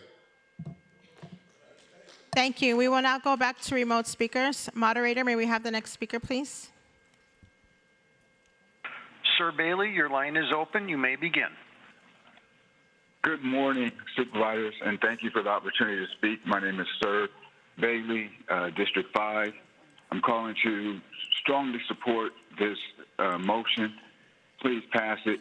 Transparency is key. All of the community, well, not all, but the majority of community members thus far have expressed why. Our concern in listening to the meeting, and we hope, we heard in the meeting, like, have we exhausted all the reasons why this money is not getting to the community after 5 years? And no one mentioned the fact that there was a lawsuit that the judicial branch ruled against the police department and said, put the money out there. So there is reasons, and we're not opposed to looking at CBO's transparency, but that's not what I hope this is about. It's about the transparency coming from the county and the state and the city and the funds that we know are coming back need to go to the people. Thank you. Josh Boykin, your line is open. You may begin. Hello, I'm Josh Boykin with Sanctuary of Hope, and I just want to thank Holly Mitchell for pushing this forward. I feel like the transparency is necessary because through working with Sanctuary of Hope, I have seen how many people they've helped and assisted, and anything that can help them, you know, give back to communities and support them in what they do is anything I'm in support of. So I just want to say thank you, Supervisor Holly Mitchell. Thank you. Next speaker. Tanya Ibanez, your line is open. You may begin. Thank you. My name is Tanya Ibanez, and I support motion item number 21. I live in District 2, and I'm a constituent of Ms. Mitchell's district. I share Ms. Mitchell's concern that the county departments have not been spending the funds that have been allocated, and I also mirror the sentiment of all the other speakers that $325 million that is unspent, that's pretty outrageous. I think it is important that the counties be transparent on the impediments that they're facing in not being able to spend the money, and they should use established accounting metrics and procedures to get these funds to the communities that desperately need them. Thank you very much. Thank you. Next speaker. Rosa Sota, your line is open. You may begin. Good afternoon. I'm Rosa Soto, Advisory Board Member with CFCI and a representative for First District Communities. I want to thank you for uplifting the critical issues raised by the CFCI committee in the last few months. CFCI has made important progress by funding grassroots and small nonprofit organizations to do critical criminal justice reform work, many of which have never received county funds before. But as was mentioned today, there are many concerns with the lack of alignment and transparency and accountability and the slow rollout from departments and the county as compared to the nonprofit partners, and this needs to change. Further, there has to be important strides made to investing in communities most impacted. There are still areas in SD1, for example, areas where I live and work, that still do not have the much-needed services for our high numbers of justice-involved individuals. Data presented to us over the last year have shown the historically overlooked high-need communities, like in the San Gabriel Valley, are still service deserts. We support bringing more transparency to the process of CFCI funds and how they are spent. Leanne Carlson, your line is open. You may begin. Good morning, Supervisors. My name is Leanne Carlson, and I proudly represent Sanctuary of Hope in Antelope Valley, California, a youth center organization funded by CFCI. We deeply thank Supervisor Mitchell for bringing forward this essential motion. We support it wholeheartedly because every delay in releasing Care First dollars is not just a bureaucratic issue. It's a missed opportunity to save lives, to heal trauma, and to house someone who needs shelter tonight. This motion isn't about blame. It's about bold leadership and real results. It acknowledges that community-based organizations like ours are not only willing to, but fully equipped to act. And we need county systems that move with the same urgency. By demanding transparency, timely spending, and data that reflects real progress, this board sends a powerful message. Our communities matter, and their well-beings can't wait. Proven programs deserve the chance to keep changing lives, not to be stalled by red tape. Thank you for your unwavering commitment to accountability, equity, and care-centered investments. Thank you. Next speaker. Joel Nolasco, your line is open. You may begin. Hello, I'm Joel Nolasco, and I'm representing the Sanctuary of Hope in the Antelope Valley, a youth-focused organization proudly funded by CFCI. We thank Supervisor Mitchell for this timely motion. We support it because delays in Care First funding aren't just bureaucratic. They're harmful. Every delay is a missed chance to prevent violence, after hitting, or house someone in need. This isn't about punishment, it's about performance. Community groups like ours are ready to act. Public systems must be ready, too. By tracking progress and ensuring timely spending, this board can strengthen trust and impact, so proven programs don't get sidelined by red tape. Thank you for championing accountability, equity, and care. We're ready to keep showing up. Thank you. Next speaker. Anthony Arenas, your line is open. You may begin. Hi, my name is Anthony Arenas, born and raised in District 3 and with the Justice LA Coalition, speaking in favor of Supervisor Mitchell's motion. Just want to remind y'all that just last month, all but Supervisor Barger called for the closure of Men's Central Jail, and a functioning, robust CFCI fund is absolutely necessary to do that. And if you're serious about your commitment to closing Men's Central Jail as you were last month, you will be supporting Motion 21. As elected officials, I feel it's your obligation to advocate for your constituents who voted for CFCI funds, especially in the face of a CEO who is unelected but who controls the budget. So again, if you were serious last month about closing Men's Central Jail, you will be supporting Supervisor Mitchell's motion to empower CFCI. Thank you. Thank you. Next speaker. Megan Burrell, your line is open. You may begin. Good afternoon, Supervisors. My name is Megan Bernal, and I'm representing Sanctuary of Hope. We're a youth-focused organization proudly funded by CFCI here in the Antelope Valley. We want to thank Supervisor Mitchell for this timely motion. We support it because delays in Care First funding have real impacts like missed chances to prevent harm, support healing, or house someone in need. This motion isn't about blaming, it's about outcome. Community groups like ours are ready to act, and departments need systems that match that readiness.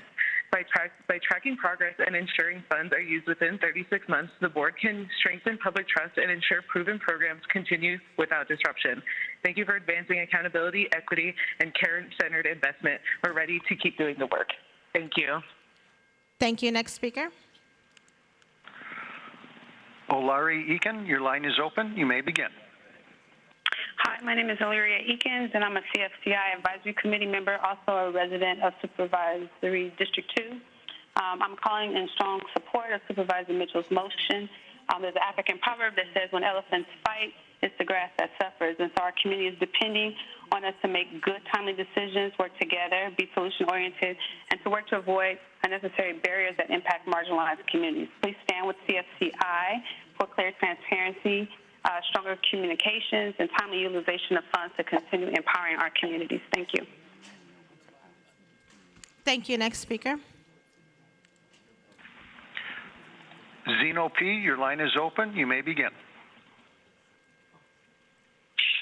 Hi, this is Zeno representing Africatown, commercially known as Lamar Park. Of course, you all know I have no problem with transparency because I've been leading with that as a paramount, point in all these meetings that I've been attending.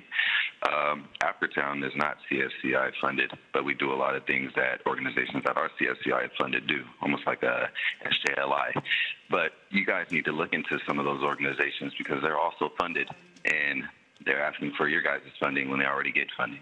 So looking at other organizations that you guys can utilize this funding for so that we can broaden the scale of support within our community. Thank you. Thank you. Next speaker. Alessandra Cornejo, your line is open. You may begin. Good afternoon, Supervisors. My name is Alessandra Cornejo, and I'm here on behalf of Sanctuary of Hope in the Antelope Valley, an organization dedicated to uplifting youth made possible through support from CFCI. We appreciate Supervisor Mitchell for bringing forward this important motion. We stand behind it because delays in allocating Care First funds have real-life consequences. Every moment lost is a missed chance to prevent harm, support someone's healing journey, or provide shelter tonight. This motion isn't about blame, it's about accountability and results. It reflects the reality that community-based organizations like ours are ready to act, and that county systems must be equally prepared to support timely and effective implementation. By creating clear benchmarks, streamlining data practices, and ensuring funds are fully used within 36 months. This work can help build public confidence and maximize impact. It also ensures that high-performing programs aren't derailed by avoidable red tape. Thank you for continuing to prioritize transparency, equity, and investments rooted in care. We are proud to be a part of the Thank you. Next speaker. Forward. Lauren Wolchuk, your line is open. You may begin. Hi, my name is Lauren Wolchuk. I'm a constituent in Supervisorial District 1 with Oldest Elise, and I'm here representing Bend the Arc Jewish Action. We supported on passing Measure J, and we support Supervisor Mitchell's motion today. As Jews, we believe that budgets are moral documents, and of course, they reflect our values. And as the board was discussing, it's so disheartening to see these unspent funds, and we stand with the grassroots advocates advocating for this motion as a step in the right direction to get those dollars into the community where it belongs. On a personal note, I will share that I'm a physician, and I used to work with CHS at Men's Central Jail. I truly believe that we got to close MCJ because of those inhumane conditions, and these dollars go a long way to keeping folks in the community where they belong. Thank you so much. Thank you. Next speaker. Byron Jose, your line is open. You may begin. Good morning, Byron. Good afternoon, Byron Jose with the Trans-Latina Coalition and Reimagine LA. Thank you, Supervisor Mitchell and your team for ensuring that our coalition partners and stakeholders are able to inform this policy through the cluster process and even through today. Thank you to the CFCI Advisory Committee members who are here to ensuring that the community voices and needs are continuing to be upheld and amplified. Measure J is a law, not a board measure, and it calls for a minimum of 10%. So we look to the board to continue working with the CEO for full transparency, full calculation of the 10%, and ensuring that the community continue to get the services that we need. Those accountability mechanisms is the CEO. Why does the department keep putting their hands in the pot if they're not releasing those funds? And then, yes, we understand that some of the board offices were here when Measure J happened, but that is not a fund that uses to plant your needs. You need to be working to ensure that our NCC or locally generated revenue is actually funding care and not just car show systems. Thank you. Thank you. We will now go to in-person speakers. Please begin. Hello, my name is Ashley Edwards, Development Director for Students Deserve. Year after year, for the past 3 years, I have spent hours upon hours attempting to perfect applications for CFCI funding, only to receive denials. Hours that could have been spent supporting youth that have shown up here month after month, year after year. The same youth that were calling out the abuse before the $1 billion settlement. I fully support Holly Mitchell and the motion for transparency within CFCI. And while the $300 million is sitting waiting to be spent, organizations like Students Deserve and others are waiting to see if they can get funding to continue this fight. Don't worry, we will. So what I'm asking you all to do is to look around the room and see who's been here month after month, week after week. And while you all are sitting here debating whether $300 million should be spent, that money can go to the organizations behind me that are actually doing the work. Thank you. Madam Chair, there are no other persons to address the board. The motion is before us as amended. Moved by Supervisor Mitchell, seconded by Supervisor Solis to approve the item. Executive Officer, please call the roll. Supervisor Solis? Aye. Supervisor Solis, aye. Supervisor Mitchell? Aye. Supervisor Mitchell, aye. Supervisor Horvath? Aye. Supervisor Horvath, aye. Supervisor Hahn? Aye. Supervisor Hahn, aye. Supervisor Barger? Aye. Supervisor Barger, aye. Motion carries 5-0. Hands up, there you go. Thank you. All right, we're going to move on to set matter, report on continuum of care for mental health and substance abuse disorder beds. We have Dr. Barbara Ferrer, Director of Public Health, and Dr. Lisa Wong, Director of Mental Health, who will provide a report. And thank you all for being here.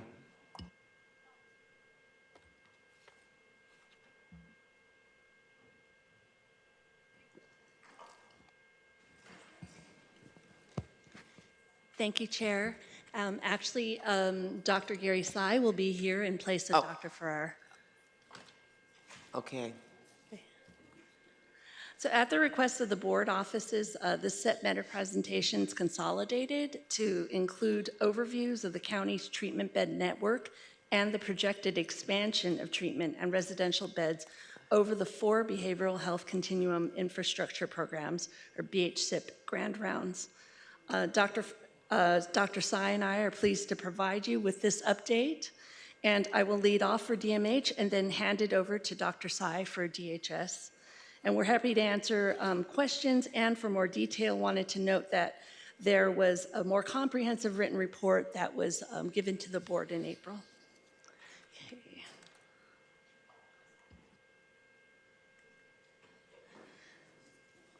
Okay, this slide will look very familiar to you, maybe too familiar at this point. It represents the county's standard levels of care, and I'll spend a few minutes on this slide because there's a lot of data here. I'll also clarify some points related to the data that's presented in this set matter. Given the numerous forums that the departments present information related to treatment beds, we're always seeking to refine and clarify what we're presenting. The first thing I want to highlight is row 2. You'll see that the added beds during the represented quarter, which ends in January 2025. And this does not include beds added since then due to the reporting period of this report back. I do have those numbers if you would like those as well, but because of the parameters for this report back, the period is October through January. So in terms of acute beds, here's a little bit more details. In terms of acute beds, we added 25 fit beds memorialized in a contract with LA Downtown. Then with subacute beds, we added 4 for Sierra Vista, 35 Stony Point, Landmark another 60, Artesia Palm 15, Hollywood Premier 6, which gives us a total of 120 subacute beds added. Then with CRTP, we've added another 16 beds at Rancho Los Amigos. With our licensed residential care beds, you'll see that they're administered through DMH's Enriched Residential Care Program. So we have 1355 ERC beds, and it's approximate because DMH doesn't actually buy the dedicated beds, but rather we have dedicated funding that can be used to support clients with rent, personal expenses, and enhanced services at any facility willing to accept the client and payment from the county at the SSI rate. This includes an estimated 450 beds that have not yet come online to be funded by community care expansion dollars that are upcoming.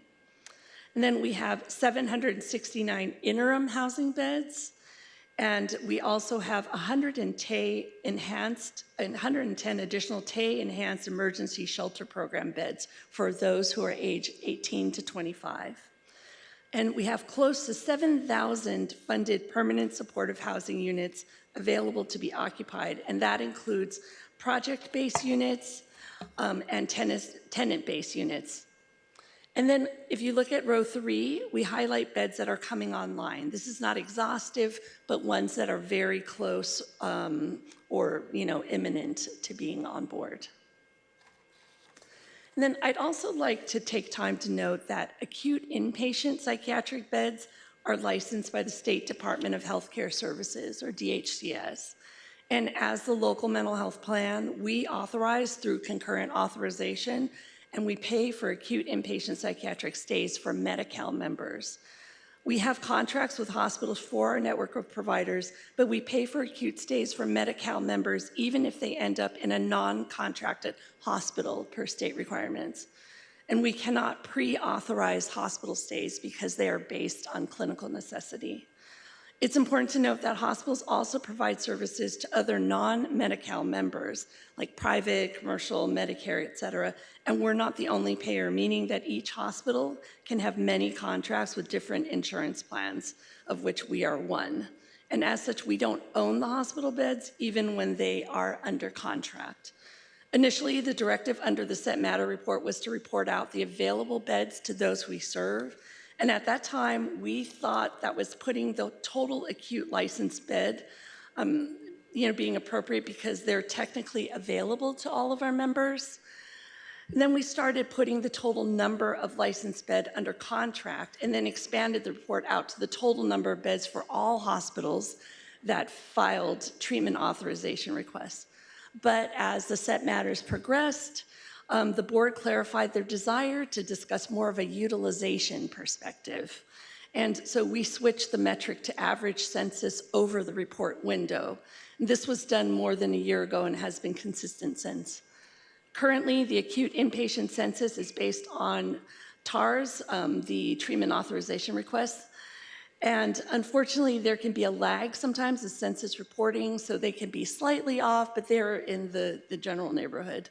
We recently launched a bed census survey that will give us more current counts of utilization.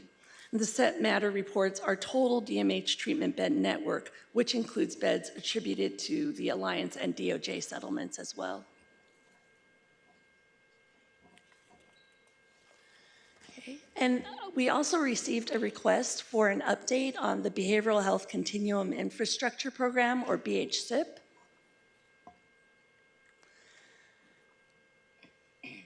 So there have been essentially 7 rounds of BHCIP, but the capital funding started with round 3 back in January 2022. The numbers on slides 5 and 6 today are slightly different from what was posted last month in the written report that we turned in due to some clarification around levels of care for some of the applicants. Some applicants applied for STRTPs, for instance, which DCFS manages, not DMH. So if you take a look at the first row, this represents estimated beds or chairs awarded to CBOs and the county for mental health beds in rounds 3 to 5. These awards have already been made. Then DHCS recently published awarded bed counts, but they are footnoted as estimates because they are grantee self-reports. It's also important to note that awarded providers must also still complete the licensing and DMH contracting processes before beds can be confirmed to the county network. The second row has a very rough estimate of all the BHCIP bond round 1 mental health beds proposed by CBOs and the county in applications that were due in December 2024. We know the number of bed requests submitted via Prop 1 bond applications just for LA County exceeded the state allocation for all of round 1. Therefore, the totals in the third row are just estimates of potential expansion to the DMH bed network as a result of BHCIP, and will not represent the number of grants the state will actually award. The state is supposed to announce awards later this month, and again, that's because the grant applications exceeded the amount of awards to be given. Then this slide is a more detailed breakdown of the BHSIP bond round 1 CBO and county applications. And this is stratified to include the letter of support tiers for CBO applications. Note DHCS required that all nonprofit, for-profit, and city applications had to request a letter of support from the County Behavioral Health Agency, which was DMH. And consistent with all previous rounds, DMH and DPH collaborated through a cross-departmental BHSIP work group to balance mental health and SUD needs, to implement a coordinated level of service process and stakeholder engagement process, including partnership with all of your board offices. And again, this is the universe of all beds and chairs by level of care that were requested for BHSIP round 1. The actual awards will be announced sometime this month.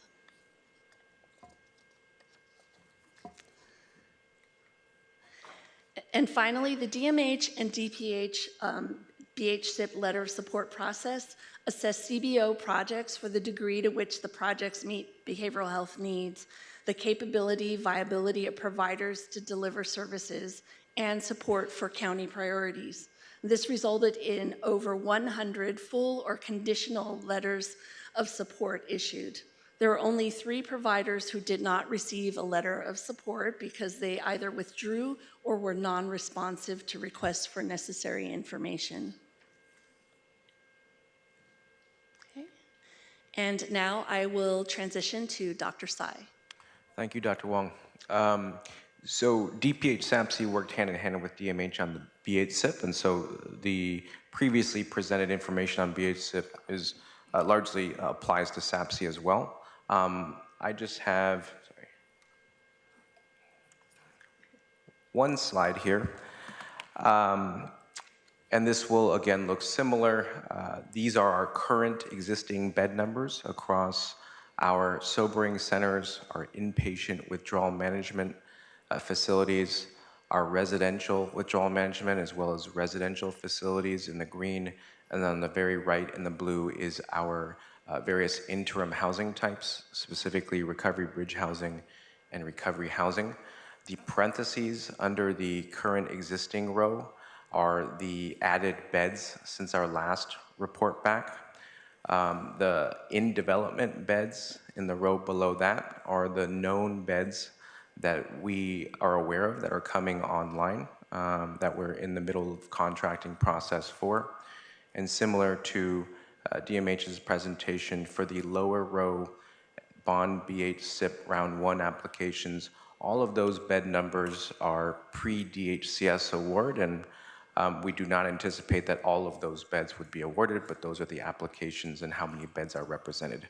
Compared to last fiscal year, we did add 124 residential beds, as well as 190 interim housing beds. And then one other highlight is in the past, we had not had any permanent housing options. For our next report back, given opportunities with Home Key Plus, we do plan on adding that, given that we are currently planning on funding up to 120 permanent supportive housing recovery-oriented options through that funding through Home Key Plus. And then lastly, we did also have $4.7 million request for opioid settlement for some additional recovery-oriented permanent housing slots. So that is the extent of our presentation. Happy to address any comments or questions. Thank you. Dr. Wong, I know that we at the board have been challenged in terms of contracting for beds. How many beds, taking out who we've contracted with, how many mental health beds, locked facilities are there? What's the inventory in LA County? Do we know?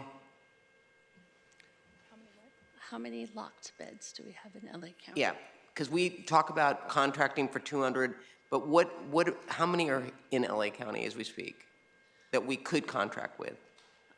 Or couldn't, I mean, that are just there? So I don't have the total number of licensed locked beds in Yeah, LA psych County. beds. Okay. Yeah, so I need to get the exact number for you because we currently have about 1,200 that we use each day. And so of the available.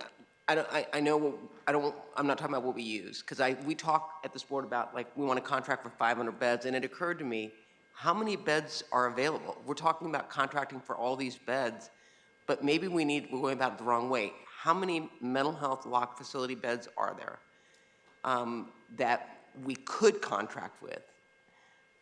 What is the inventory in LA County? So I have that number, I just don't have it with me. So I can get back to you. Okay, yeah, I'd like to know what it is, because, I've talked to Supervisor Horvath about an IMD waiver, but it'd be helpful for us to understand how many beds do we currently have so we can make the argument as to what the need is.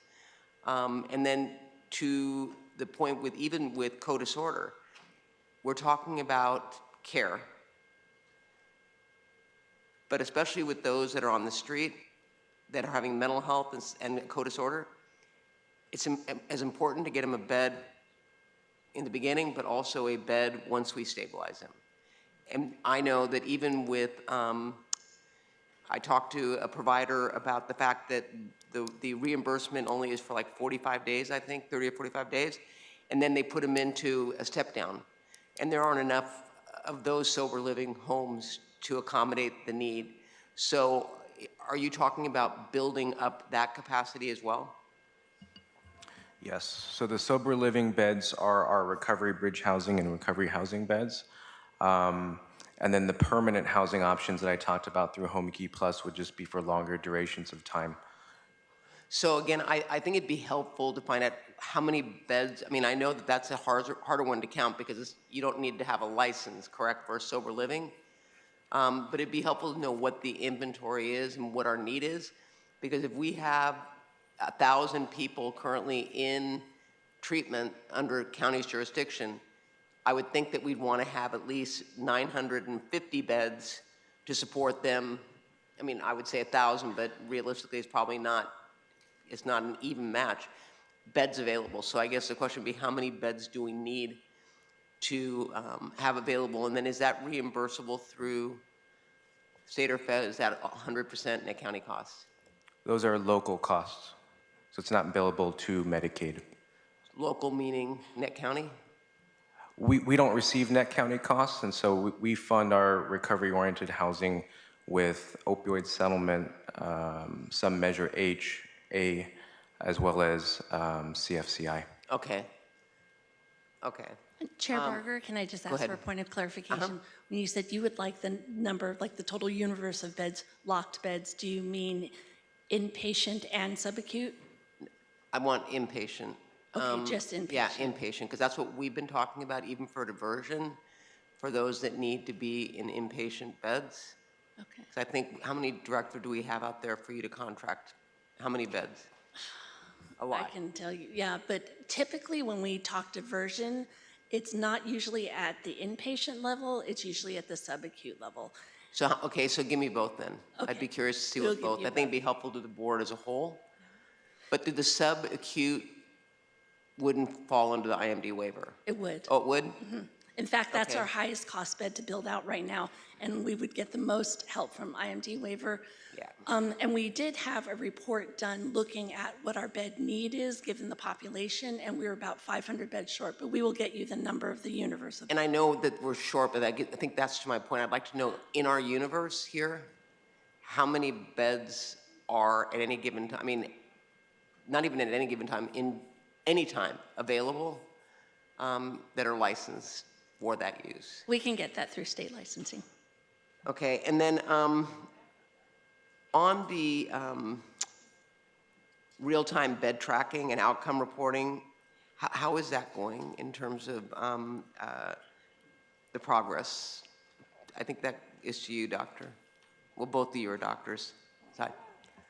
So we've implemented our service and bed availability tool that has bed availability information since 2017, and so that's currently available. We also have a web-based app at recoverla.org for mobile devices. So if I'm an outreach worker and I identify someone who wants to come in for treatment, how long does it take to get that bed? Can I in real time look at a dashboard and say, ABC has a bed available right now, and then you just call and drop them up?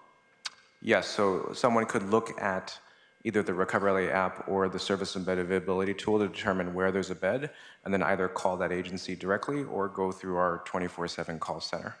Great. And then last but not least, I'll ask this. I've got a lot of questions, but I want to leave some for my colleagues. But is DMH working to leverage the opportunity of Home Key Plus, the state program designed to rehabilitate older hotels, motels for people experiencing homelessness with a specific emphasis on populations experiencing mental health challenges? Because I know that's a priority of the governor's and something that I would hope we'd be embracing. Yes, that's a priority of ours as well. So regarding Home Key Plus, we've allocated $30 million for capital and $15 million per year for 5 years for a total of $75 million to be used as the local match to ensure that we'll have permanent supportive housing resources through Home Key Plus for people with SMI. Great. Thank you very much. Supervisor Hahn. Thank you, Madam Chair.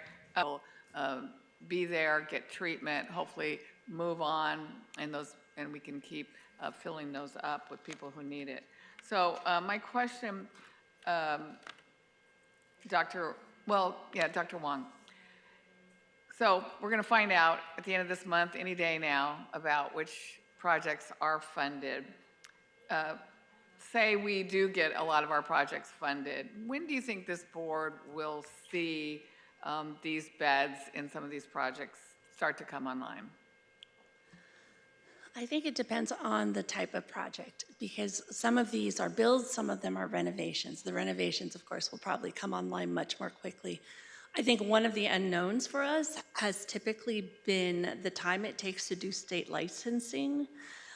So that's something that we are trying to work with DHCS on so that we can find a way to fast track the licensing we need for all these wonderful projects to come online. We know that the beds are needed every day. Mm-hmm. So, every day faster they can do it is helpful to us. Right. I mean, this one, the project at the Metropolitan State Hospital is challenging, although we know that the public really wants us to use vacant, unused government buildings to house those who need it, but it's challenging. This will be a rehab. But it's also a little bit of a tug of war with the state in terms of just the fine print on the lease agreements and a lot of things. So hopefully we can keep advocating for a more streamlined process to partner with the state. So second round of Prop 1 is coming up. And I think it's my understanding that'll be $1.1 billion, and focus on the unmet needs. And the applications will be released sometime this month. So where are you? I'm sure you're already preparing for round 2. What do you foresee as some of the unmet needs that need to be prioritized? Well, we have already started a lot of the analysis and planning for round 2. I believe we did a presentation for cluster just recently about some of what the county's priorities are for those dollars. I think in terms of the Department of Mental Health, our biggest need is still in subacute.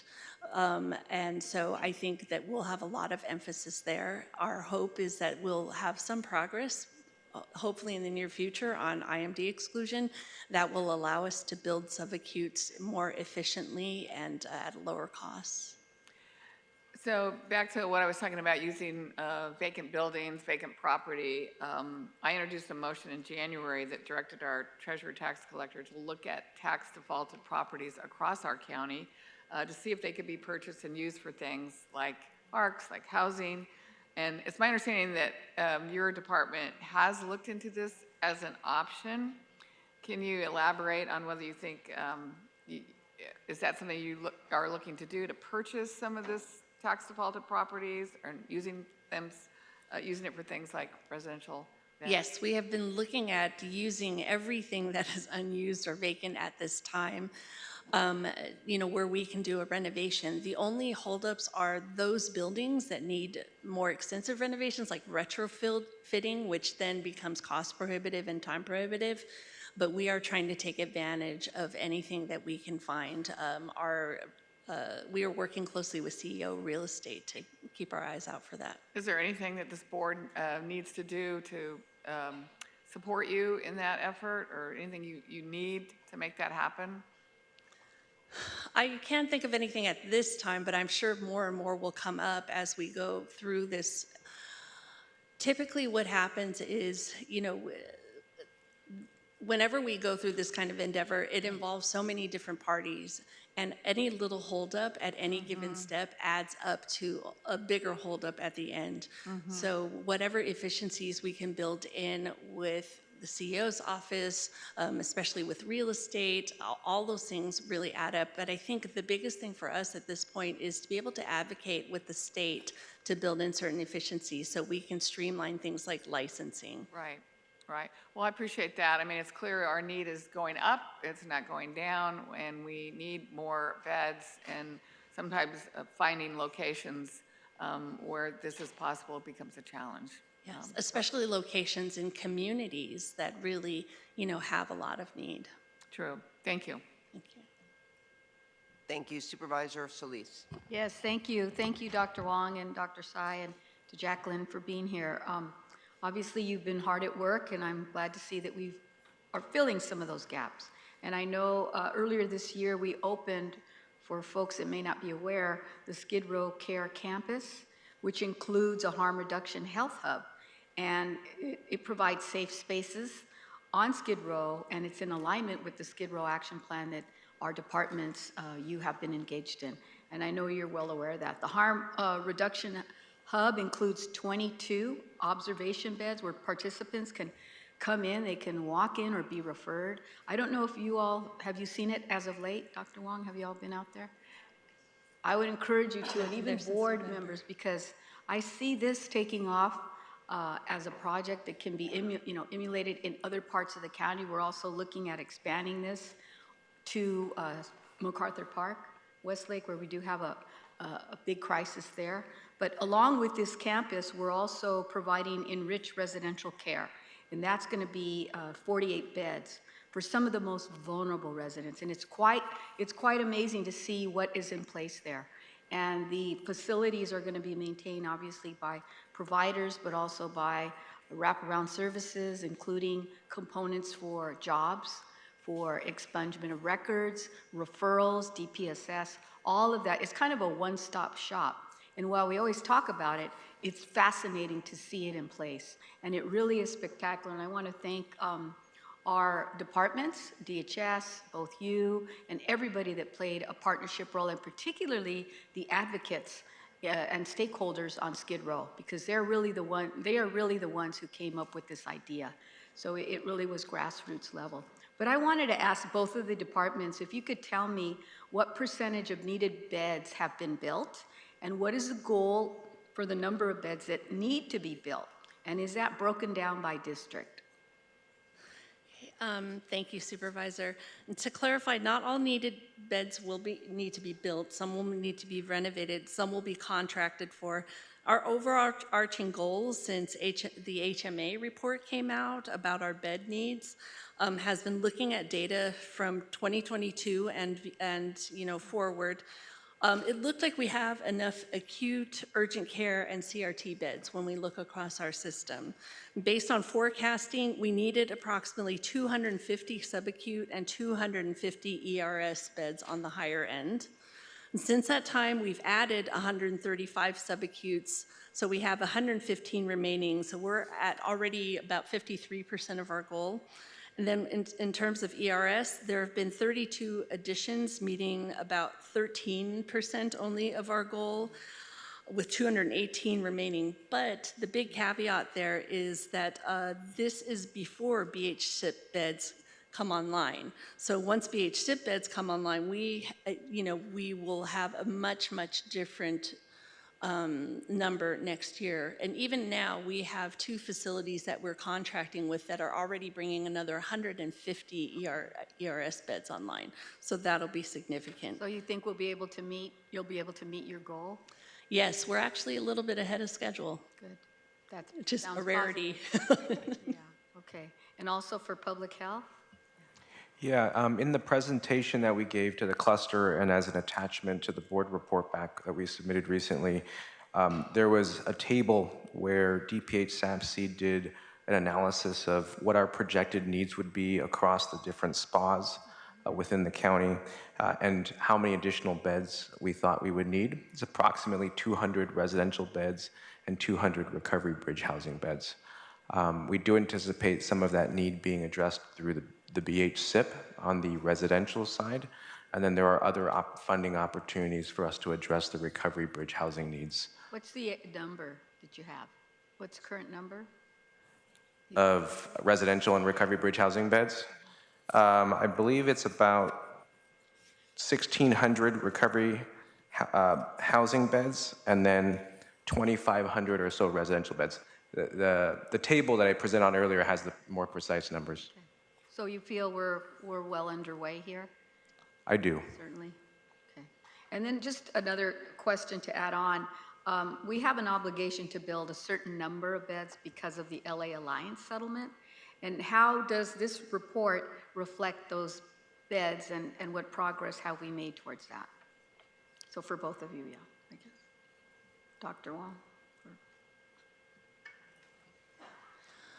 I think that with the DOJ settlement, we are actually well ahead, and then with the Alliance settlement, we are a bit ahead as well. So we have full confidence that we'll meet the goals set forth by both of those entities. What are the timelines again? Jacqueline, do you have the timelines? So Alliance spans from June 2022 up through 2026. So we have 2 more full years. And then for DOJ, it is also through, let me get it for you, through June of 2027. And what are the numbers? What are the numbers? So those are in some separate report backs. So the set matter sort of encapsulates the entirety of the network quarter over quarter. So what's reported in the Alliance and DOJ reports separately, they overlap with this, but this one doesn't distinguish between the two. So I can summarize that overall for, at least for the treatment bed side, on DMH's side for DOJ, we've reported close to 196. And then for Alliance, it's close to, between SAPC and DMH, I think we were at 1,626. And that is pretty much where we're supposed to be, or well above? Yeah, it's a little ahead. We should have just over 1,200 by now, about 1,350 if we're tracking. Right, yeah. Okay, that's good. Okay, and then public health, anything you want to add? Well, for the Alliance, the beds are combined, and so we are aligned with DMH. Okay, great. I also wanted to mention that a while back, Supervisor Hahn and I led a motion directing the development of 500 secure mental health beds to help depopulate the county jails and serve the highest need residents there. I understand to date that DMH has built about 148. Is that correct, Dr. Wong? Yes, it is. And then where are the remaining beds? When are they going to come online? When can we expect those to be completed? So those are also tracking with the DOJ tracker. So those will be brought online in the next 2 to 3 years. 2 to 3 years? Yes. Okay, and these would be the secure mental health beds that tie to our overarching goals, bed goals, right? And with those beds, we're actually even a little bit more ahead of schedule.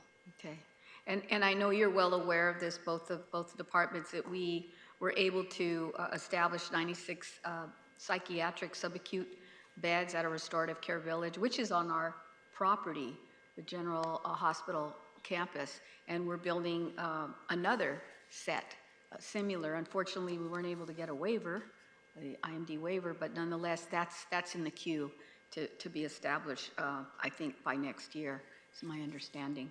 I just wanted to ask, for the Behavioral Health Continuum Infrastructure Program, I know we got a lot of requests to help sign letters, as you said, and support other entities. How did you go about to make sure that the greatest needs were made available to those communities, those impacted communities? And I'm talking about Skid Row, MacArthur Park, East Los Angeles, including the San Gabriel Valley. Okay, go ahead. Jacqueline will answer to that. She was very involved in that whole process. Have a master's degree in BHSIP by now.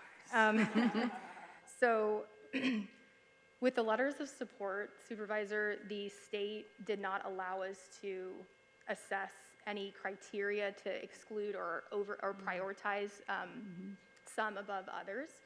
So what we did to sort of emphasize geographic need was we created conditional and full letters of support so that we could help communicate to the state when we gave a full letter of support, this is an area of high need, or it represents a level of care that's of high need to us. So we were still required to sort of pass everybody through the process, but we were able to distinguish between full and conditional so that we could communicate that way to the state that it was meeting that high need of ours. Right, and that round's going to be made public when? What was the date? I mean, I'm checking every day. So no date commitment within May, but we're checking every day. Right, so it should be soon, I would think, yeah. And I know that St. Vincent Hospital, which has also been vacant for some time, there was a proposal put in there. Do you know anything about that? Can you describe it? Yes, what they have planned? Off the top of my head, I think it included, what was nice about that project, in addition to some other campus projects, is that it was a full continuum. So they were making a proposal for essentially every level of care in one place, similar to the restorative care village model. Right. So they have PUF, which is the acute psych level, and then they have many subacute beds that they were planning out within one of the floors, and then down to that enriched residential service, and then into housing. Right. And I understand the departments were supportive of that, of their application, right? Yes, because of the urgency, you already had an occupied hospital with several different wings that you could provide these kinds of services. So I'm looking forward to seeing what that looks like. But thank you very much for the presentation. Thank you, Madam Chair. Supervisor Horvath. Thank you very much, Madam Chair, and thank you for the presentation. All the work that is being done to actually make progress with this program. I know a lot is intended. There's a lot of expectation around its implementation as well. That's where we are, the rubber hitting the road, and so I thank you for the work that you all are doing as it relates to BHSIP. We have to do everything possible to draw down on available funding to build capacity has been highlighted. It's my understanding that Prop 1 bond Home Key Plus applications, which has about a $2 billion statewide allocation, are due at the end of the month. And we've had some challenges in meeting the state's requirements, as has been highlighted. As it relates to BHSIP program, the state made $3.3 billion available in round one. LA County eligible for $1.9 billion of that. So as we think about what we've done in round, the lessons learned from round one, how will that inform how we look at round two? I think part of the complexity of, excuse me, how BHSIP has been done is the county is put in an unusual position in that we are applying for funds as well as giving letters of support for other people applying for funds, but we're not given the ability to really vet any of the other applications that get our letters of support. So I think what we've learned how to best work around this in terms of doing the analysis to see who is actually in line with what the county priorities are.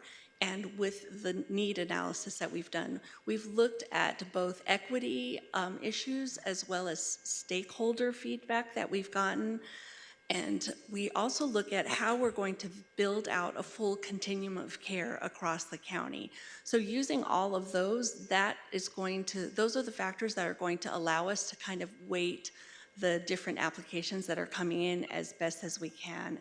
And we're hoping to develop some understanding with the state so that we don't have to dance around this as much, that we can have a process to better say, these applications are very qualified, or these applications really support the continuum of need that LA County has, but we haven't reached that point yet.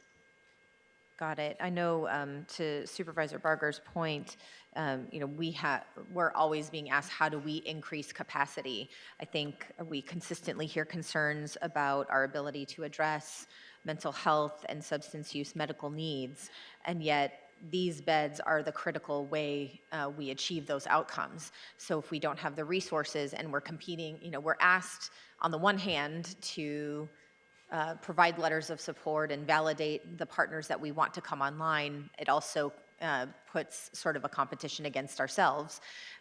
It's a challenge, and yet if we don't have bed availability, we can't increase our capacity. So what additional steps or initiatives are being undertaken to continue to increase bed capacity in light of the bottlenecks that we've seen? And is there something specific that this board should be doing in partnership with you as we're thinking about round two, as we're thinking about what opportunities are on the horizon, whether it's from a political and advocacy standpoint or otherwise? How do we best leverage this horseshoe for your ability to bring more beds online? I think first I really want to acknowledge and thank Jacqueline Baucom and her team. They have done an amazing job in terms of procuring more contracts, which is a great reason why we're actually a little bit ahead of schedule. So one of the promising trends we're seeing is we are getting more providers now who are willing to contract with us for these very difficult to run facilities.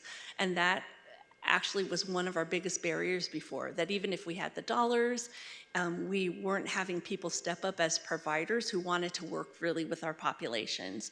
So I think as moving forward, as we've brought on new contractors, we've been very specific about the kinds of folks they're going to need to see, and those are our highest need, most challenging folks, because that's where the need is. I think that where we have a great need for the board to help us and support us is in that state advocacy, because as we bring on more providers willing to do this work, it becomes more and more important that the state isn't the holdup for us in terms of getting them online.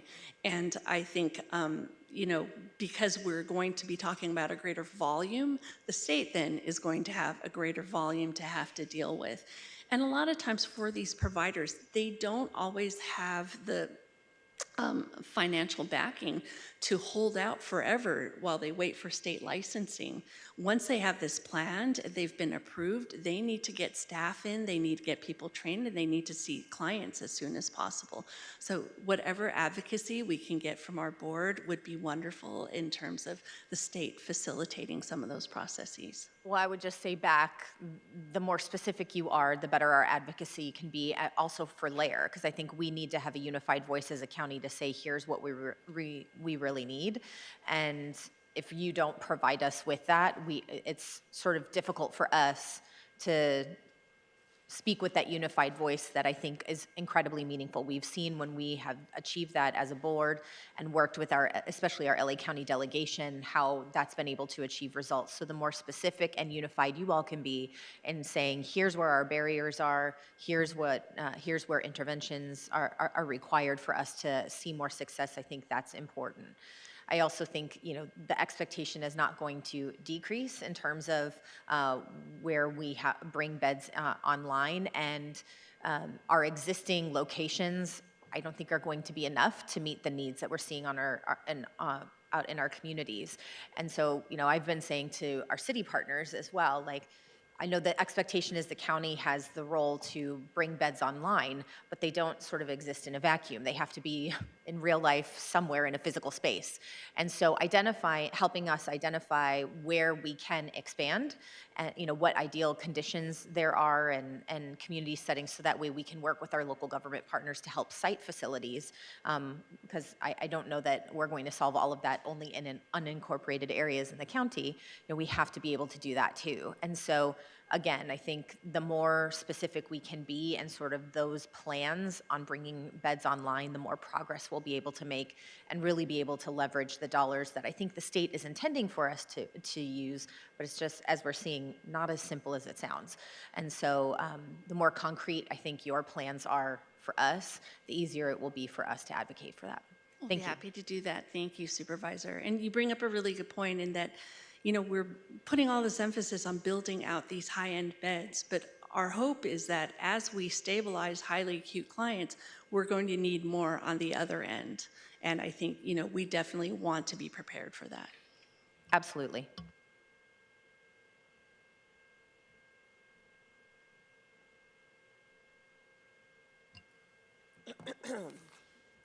Thank you very much, Madam Chair, and thank you for the report.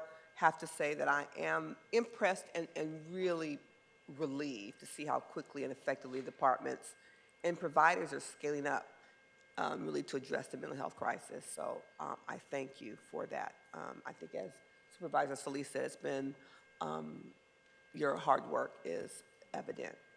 And as well as some of the other parts of the report are alarming, and I do have some concerns.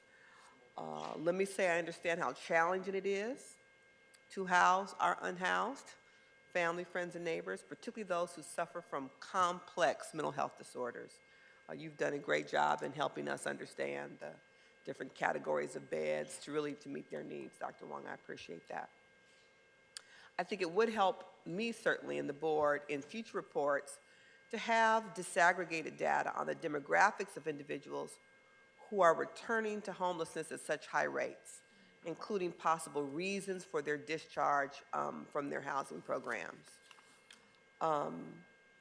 Again, along the line of the concerns, I'm also concerned about the geographic inequities evident in the report. The report mentions entire service planning areas with no crisis residential beds or extended residential services. So this leaves constituents, you know, in a position where they're unable to receive appropriate treatment in their own home community. So that's why a county-wide strategy is really critical. And when clients are staying in subacute settings for, you know, nearly 3 years, it leaves me wondering, so I'm going to really pose the question to you. Are we serving their recovery needs as best we can? Why are they in that acute level for such an extended period of time? Is there a way to transition them safely and appropriately to community residential services? But from your expert perspective, tell me why you think that they are there for that amount of time, or is that appropriate? Should I adjust my expectation? Well, thank you for that question, Supervisor Mitchell. I think it's a very important one. In fact, fairly recently, we've asked our public guardian's office to take a look at all their clients who are in those subacute settings and the IMDs to see, can they be at a different level of care? Would something serve them better? Now, I can tell you that part of the reason why we have folks who are very long-term at those IMDs is because there has been a depopulation of the state hospitals. You know, just even a few years back, we had over 400 state hospital beds, and we are now down to about 200. So we've had a very severe reduction in the number of state hospital beds that are allocated to Los Angeles County, and that is anticipated to continue. But as that happens, we need to build flow into our system. So we're looking at our next highest level of acuity, which is our IMDs, to see which of those conserved clients can be moved to a different level of care that actually moves them on a recovery journey. We are also looking at building out a level of care that is a little bit higher than IMD, somewhere between state hospital and IMD, for those folks who we would have had in a state hospital setting if we could.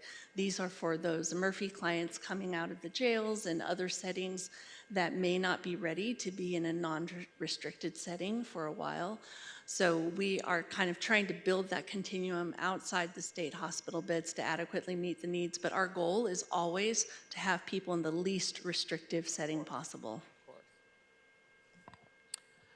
The high rates of clients going AWOL or leaving against medical advice suggests, again, Does that suggest that our programs aren't meeting their needs or not? Or is it there? Why? I think there are a lot of reasons for it. I think, when we implemented SB 317, that definitely had an impact because then we no longer had the ability to provide treatment while somebody was in jail, and it just kind of proceeded, forward. I think that we have to take a good look at what it is we're offering. We definitely have the array of services it takes to help people be well. From our perspective. But we really have to look at the perspective of the person we're hoping to engage. Right. Like, is this something that is appealing to them? How can we better engage them? So one of the things we're exploring is we really hope to implement a practice called contingency management that has had wonderful results and is really an evidence-based, evidence-supported intervention that has been used in the substance use world quite a bit with great success. But it really what it really speaks to is asking people what's important to them and taking notice of that. Like, I may think somebody needs medication, therapy, and a bed, right? But for somebody else, their life is much more than just that, and we have to reach them where they're at. I'm hoping that we can in the future see data on vacancy rates. It's important that we're creating the beds, but I think it's important that we really are efficiently using them and hoping to see how our departments, including health services and JCOD, as well as the new homeless department, will really work together to have stronger and consistent systems and data. So we are clearly seeing when we're comparing apples to apples, oranges to oranges, and have a real clear picture of what we're building, how they're being utilized, and what their rates are. So as we move forward, I look forward to seeing a concrete strategy to really address the geographic inequities.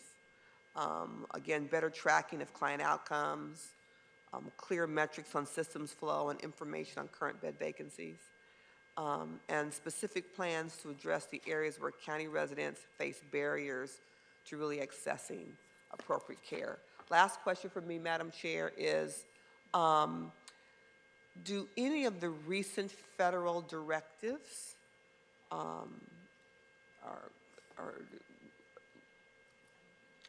suggest cuts to any of your efforts as it relates to this report going forward?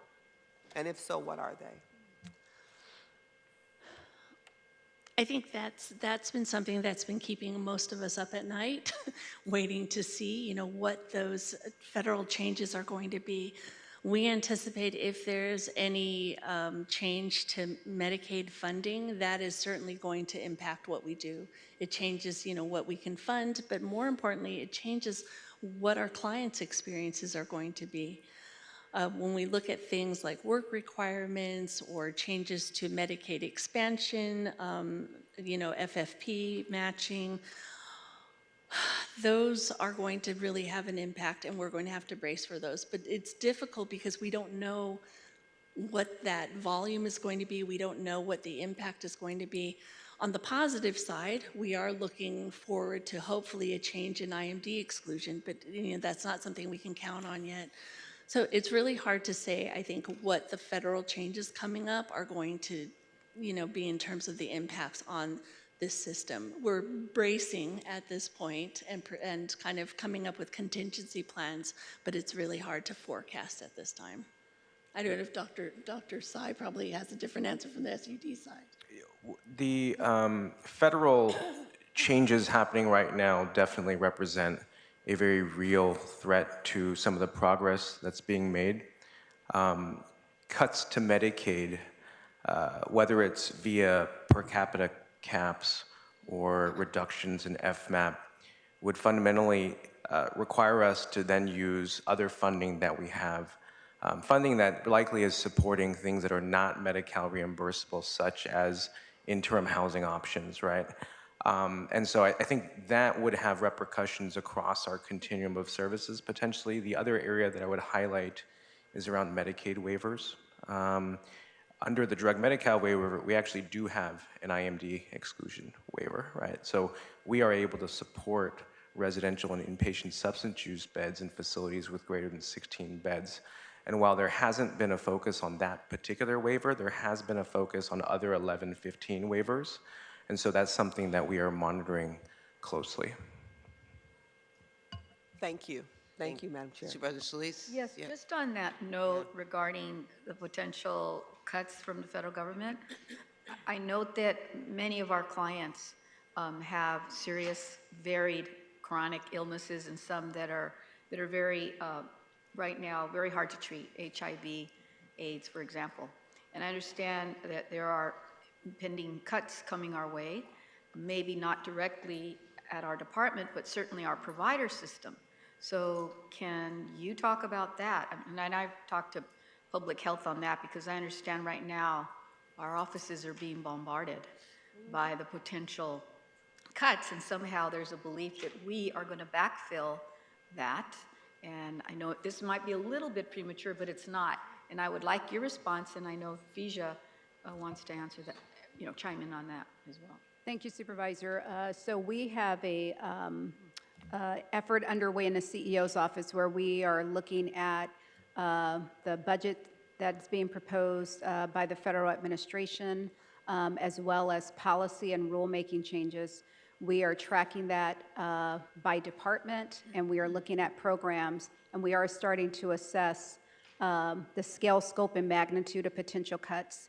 What I would say at this point is we are starting to see those cuts starting to materialize, and based on what we think is on the horizon for us, the county would have no capacity to absorb the cuts to a DMH or to a DHS or to a DPH in the aggregate. And so that's something that we're going to have to start messaging as early as tomorrow when we do our public hearings in our budget, as well as the final budget, as well as supplemental budget.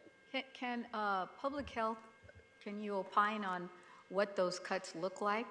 You have probably better information about the actual budget amount. Yeah, I mean, I would say Dr. Furr is probably in a better position than I specific to the HIV cuts. I do know that those have been devastating with respect to its impacts, and that DPH is working with CEO to try to identify avenues forward. Right, and I'm concerned because we just opened up this hub on Skid Row, and we're looking at MacArthur Park, and all of us have made investments here, including LA Care, CalAIM monies, and all of that. And to see this ripped from our communities is going to devastate a good program, I believe, that's going to provide just incredible service to people who otherwise wouldn't come to us, but we're in their neighborhoods. Yeah. Supervisor, just to answer your question, the HIB cuts for that federal grant is about $19 million. And we have categories of cuts, potential, some more likely, some less likely. We're tracking about $390 million that we're concerned about. $390 million, and Yes. those are in grants from the federal government? Yes. And so does that mean, what do we mean in terms of employees? Those will be notified? Well, it depends on if the funds are used for contracted staff, contracted providers, or if it is used to hire staff. But I'm sure that within that large pot, that there will be both, that there will be implications for both county staff as well as contracted staff. So I think the sooner information we can get out, more concise, and have our department heads as well, Madam CEO, I think it's important because they are trusted leaders in the community. And I've been saying that for a while, and I truly believe that that's something that we need to ramp up. And obviously with whatever consultation, we don't cross any lines that will jeopardize us any further, but I think we're already the target. Yeah, we want to make sure that we strike the right balance, and so we are watching and we're monitoring closely. We have been talking to the departments about what is potentially in the horizon, and as things become less opaque and less uncertain, we are, giving them warnings like this looks like it's actually going to happen. Right. And so we're just trying to strike the right balance to make sure that we don't unnecessarily scare and provoke folks, while at the same time being mindful about the delivery of the information. But I'm just pointing out that right now, we're getting thousands of emails asking us today. This just happened today. Well, that one is a known rescission of a grant. And so I think there are two categories here. Like, there are grants that we see being rescinded now, and then we have these other funding sources that we are worried about. And so certainly on the grants where we know the funding is being rescinded, we will make sure that we do the appropriate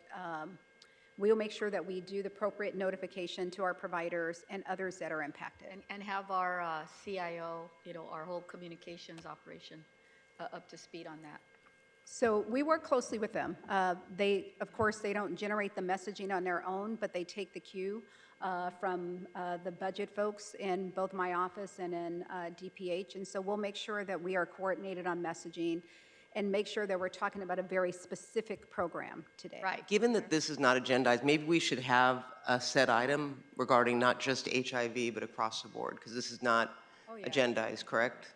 Dawn? Right. But we're talking about the population that we serve.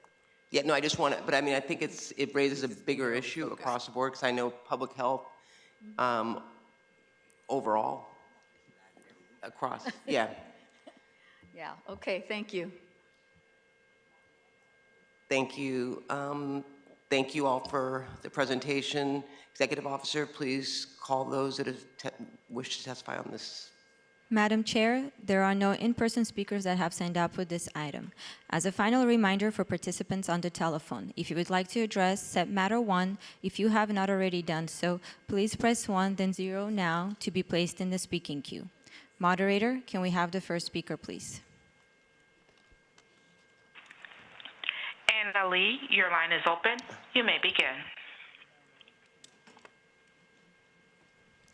Please begin. Yes, thank you. This past conversation, I can qualify now as mentally ill. This past conversation is the truest indictment of government. You're all complaining about the federal issues. You had the past 4 years. What were you doing then? Okay.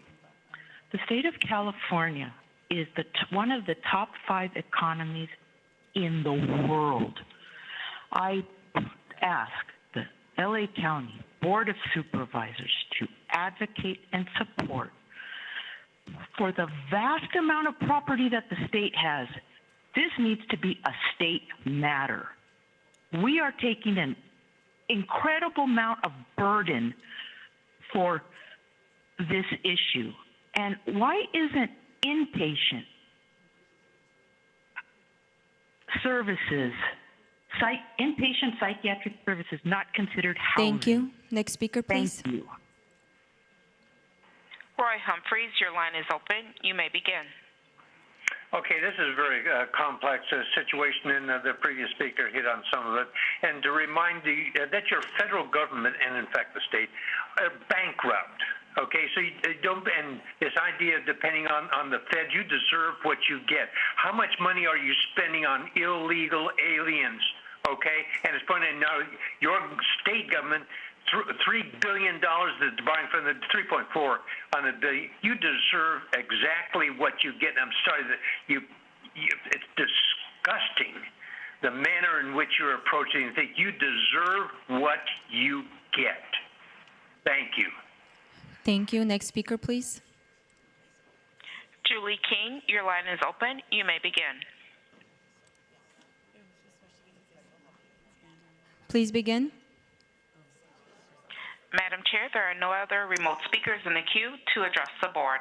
Thank you. This is a receive and file. Therefore, we will receive and file without objection. And now, Executive Officer, we have a reconsideration. Yes, Madam Chair, we will need to reconsider item 48. Oh. Okay, go ahead. Reconsider. Yes, on item 48, Supervisor Mitchell is recusing herself from the vote pursuant to Government Code Section 84308 because you received a contribution of more than $500 within the past 12 months. from Waste Management, Inc., who is a party, participant, or agent of a party or participant in the proceeding. We will need a motion to reconsider first. I will move it, seconded by Supervisor Solis. Please call the roll. Supervisor Solis? Aye. Supervisor Solis, aye. Supervisor Horvath? Aye. Supervisor Horvath, aye. Supervisor Hahn? Aye. Supervisor Hahn, aye. Supervisor Barger? Aye. Supervisor Barger, aye. Motion carries 4-0. Now we have item 48, which is before you. I'll move it, seconded by Supervisor Solis. Call the roll. Supervisor Solis? Supervisor Solis, aye. Supervisor Horvath? Supervisor Horvath? Aye. Supervisor Horvath, aye. Supervisor Hahn? Aye. Supervisor Hahn, aye. Supervisor Barger? Aye. Motion carries 4-0. All right, we'll now go on to item number 22, the response to the rise in stranded marine mammals. Supervisor Horvath? Thank you, Madam Chair. I am really grateful to Supervisor Hahn for joining me in co-authoring this motion. As we have seen and heard reported in recent weeks, hundreds of sea lions, dolphins, and other animals have turned up in the sand, dead or seriously ill, alarming rescuers and beachgoers alike.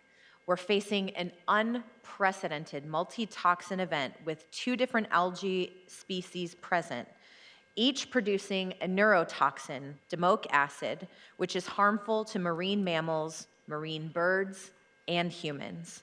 Our region is now facing a worse stranding event than the one in 2023, less than 2 years ago. We are in week 11 of this crisis, and it is not showing signs of abating. I'm grateful for the incredible response and medical care of the staff and volunteers at the Marine Mammal Care Center who have provided to hundreds of animals such compassion, such diligence, and such great attention. I personally was able to witness in visiting the center, and the way that you all show up is nothing short of extraordinary. They are the only organization authorized by NOAA to respond to marine mammals in distress in the region. I saw for myself the critical life-saving work at their hospital, as I said, caring for animals suffering from domoic acid poisoning and giving them a second chance at life in the wild. The volume of animals Marine Mammal Care Center is rescuing and admitting to their hospital is far more than what they have budgeted. And they are a humble but feisty and fighting nonprofit who deserve the kind of support that we need to all show up and invest in. This organization has received more than 2,200 calls to their hotline in March alone. Their annual average is 4,000. The algae bloom that has also taken its toll on our lifeguards, who are experiencing increased stress and mental health challenges from seeing so many sick dolphins and sea lions wash up on our beaches. This is not only a sustainability and environmental crisis, this is a public safety crisis. Our lifeguards do not have the resources or training to respond, and they certainly didn't sign up to address the kind of crisis they are now seeing wash up on our coastline. I would like to highlight, as I mentioned, that this is a public safety issue. Sea lions, still dazed by the lingering toxin, can become aggressive. And with over 50 million people visiting our beaches annually, we need to take steps to keep the public safe. I want to remind you the importance of giving our resting marine mammals the space to maintain a safe distance of at least 50 feet, and everyone should be keeping pets on a leash anywhere near this. You can call 1-800-39-WHALE, that's W-H-A-L-E, to report sick or injured mammals, and the center staff will respond. We are witnessing the real-time impact of climate change on our marine ecosystem. As our waters continue to warm, these algae blooms will increase as well, which means these outbreaks will only become more frequent and more severe in the future. As of this week, the organization has cared for more than 410 marine mammals since the start of the year. Their annual budget is based on 300 animals in care over 12 months. So that just really puts into perspective how critical these resources are at this time.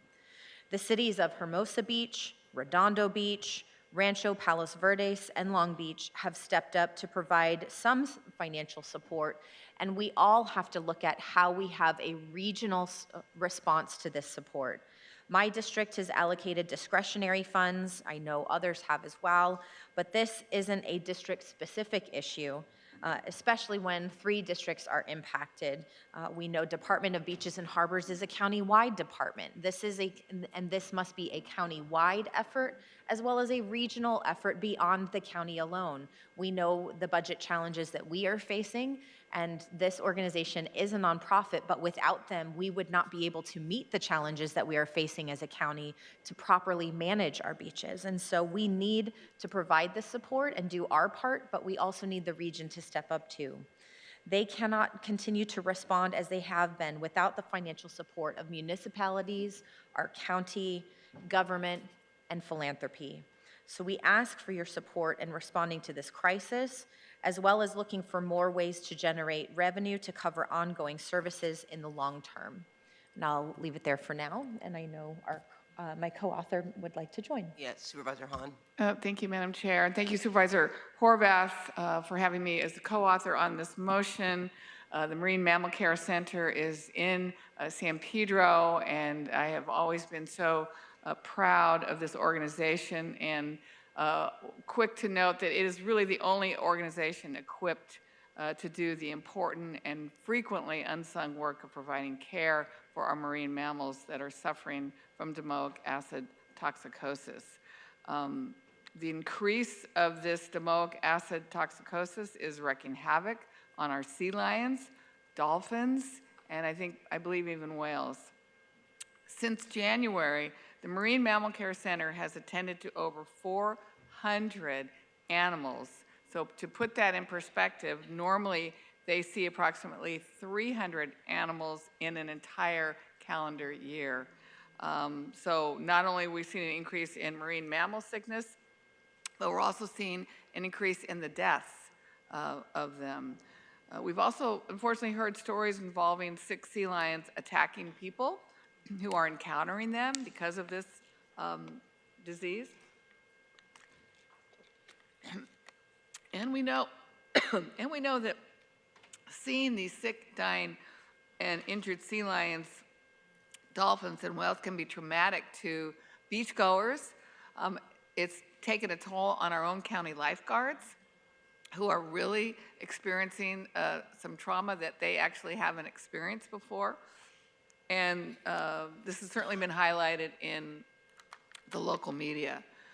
So thank you to the Marine Mammal Care Center's leadership, your staff, your volunteers for your tireless work in caring for our marine mammals, especially these that are suffering. Thank you to Beaches and Harbor, Gary Jones, and your staff for working with the center.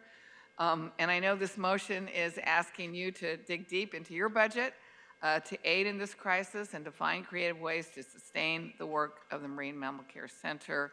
And I think I certainly agree that we need other cities to step up. I know some supervisors have put in discretionary dollars. I've given the center over $100,000 in the past few years. So it is certainly an important and vital resource, and it only, the problem is getting worse. So I was just gonna ask John a question. So we're dealing with this domoic acid crisis, and I've heard that saxitoxin, shellfish poisoning is also on the rise. What else are you and your team worried about in the future that could affect our marine life? Thank you for the question, and thank you to all of you for having me here today and for taking up this motion. And thank you, Supervisor Horvath and Supervisor Hahn, for authoring this, and to everyone who's provided funds as well. Supervisor Mitchell, appreciate that. So we have 2 toxins happening right now that are both neurological toxin, domoic acid, as you mentioned, and saxitoxin.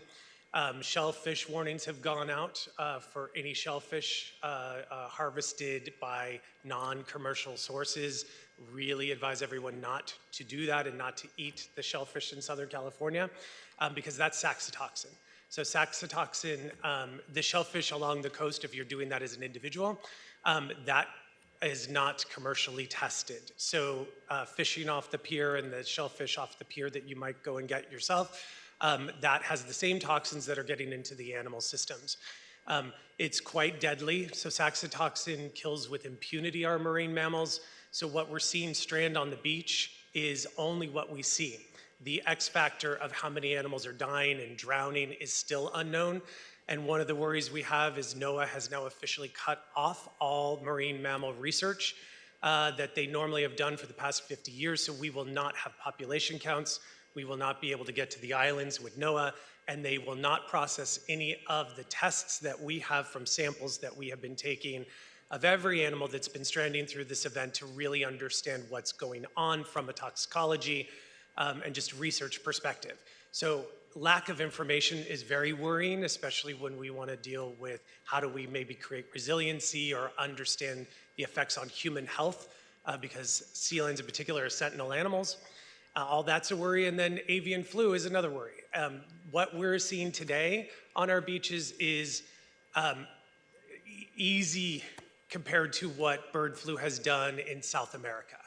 And so a few years ago, it was tens of thousands of elephant seals washing up dead or dying within 24 to 48 hours. If that happened here, the number of animals would be greater than what you saw there on beaches that are all public beaches with people. So there's a lot of things that we need to get out in front of in terms of capacity. This is the beginning of really needing to change our approach and the capacity and resource readiness for marine mammals, for both keeping our beaches the recreational zen places that they are for so many of us who live here, but also for the animals that attract a lot of people to Los Angeles and I think express the values of the people who live here in terms of how we care for them.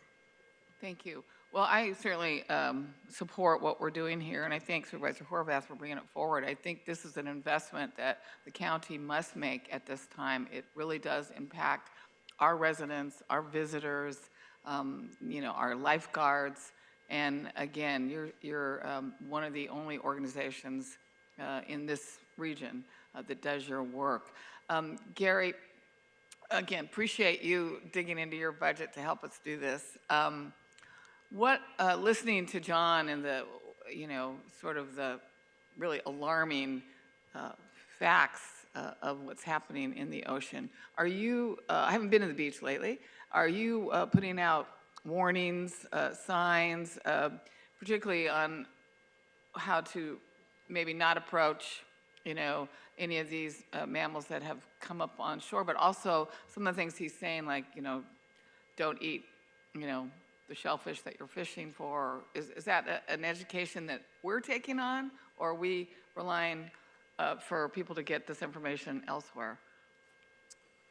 Thank you, Supervisor. Yes, our work crews that are out on the beach every day and are impacted by this, along with our colleagues, lifeguards, and learning from John and his team's education and information they provided, have been able to assist the public not only in informing them of what's occurring. Often they're distressing scenes as we are attending to a beached animal. There are signs that are put out as we're either waiting for a rescue operation from the Marine Mammal Care Center staff to attend.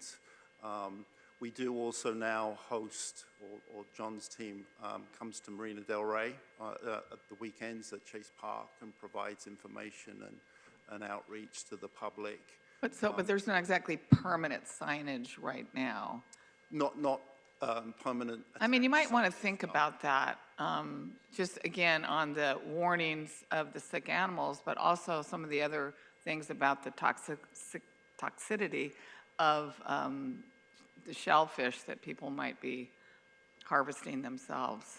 That might be something, I don't know if you want to put it at the lifeguard stands or somewhere, but I think some permanent signage right now might be, I think, educational and important. Yes, I agree. And in fact, John and I were talking in the back rooms before this item and just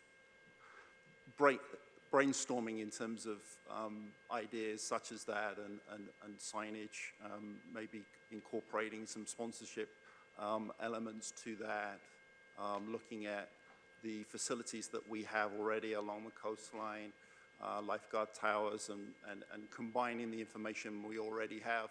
Yeah, I just think that some of this is alarming. Some of this is very alarming. It seems to me urgent, so I'm not sure I would wait for sponsorships of signage till you put it out. It's a nice idea, but I think some of this needs to get out immediately.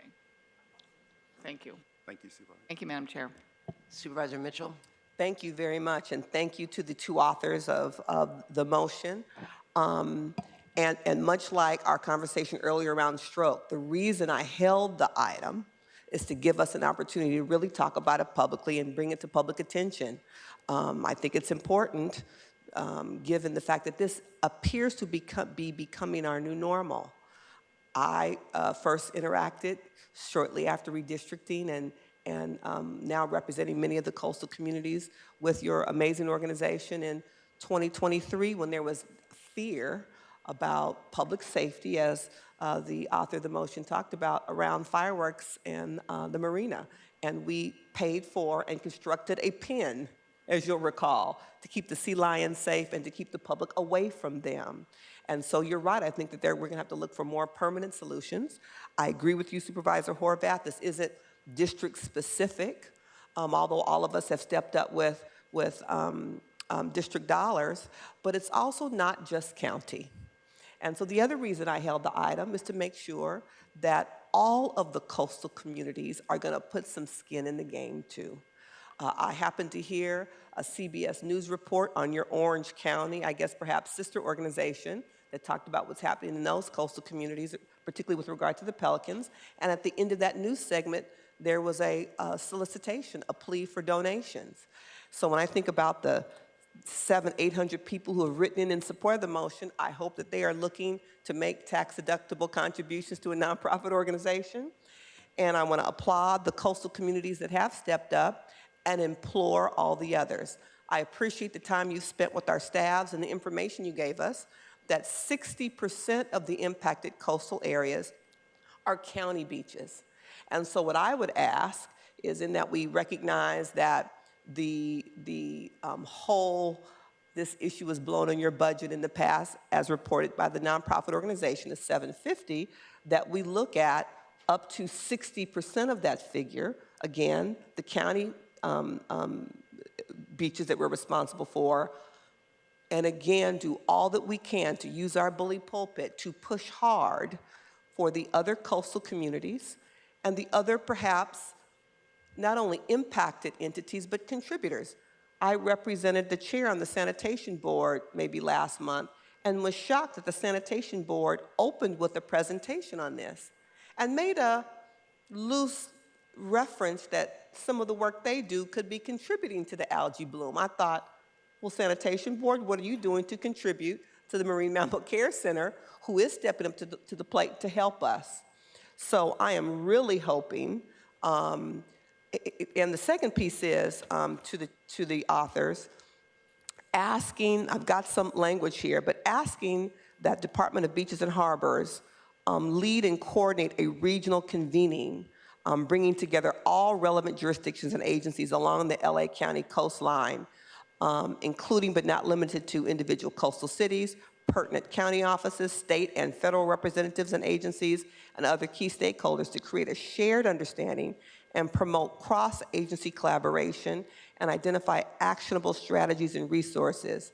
So I'm really hoping that we can think broader, recognize that the county has 60% responsibility, but what we can do to help close the other gap by using our bully pulpit to bring other entities to the table so they step up and help contribute financially to the solution as well. So I was concerned about the 600 figure because that's more than the 60% of their 750 whole. And so I'm hoping you would consider both the regional convening by beaches and harbors and adjusting that figure.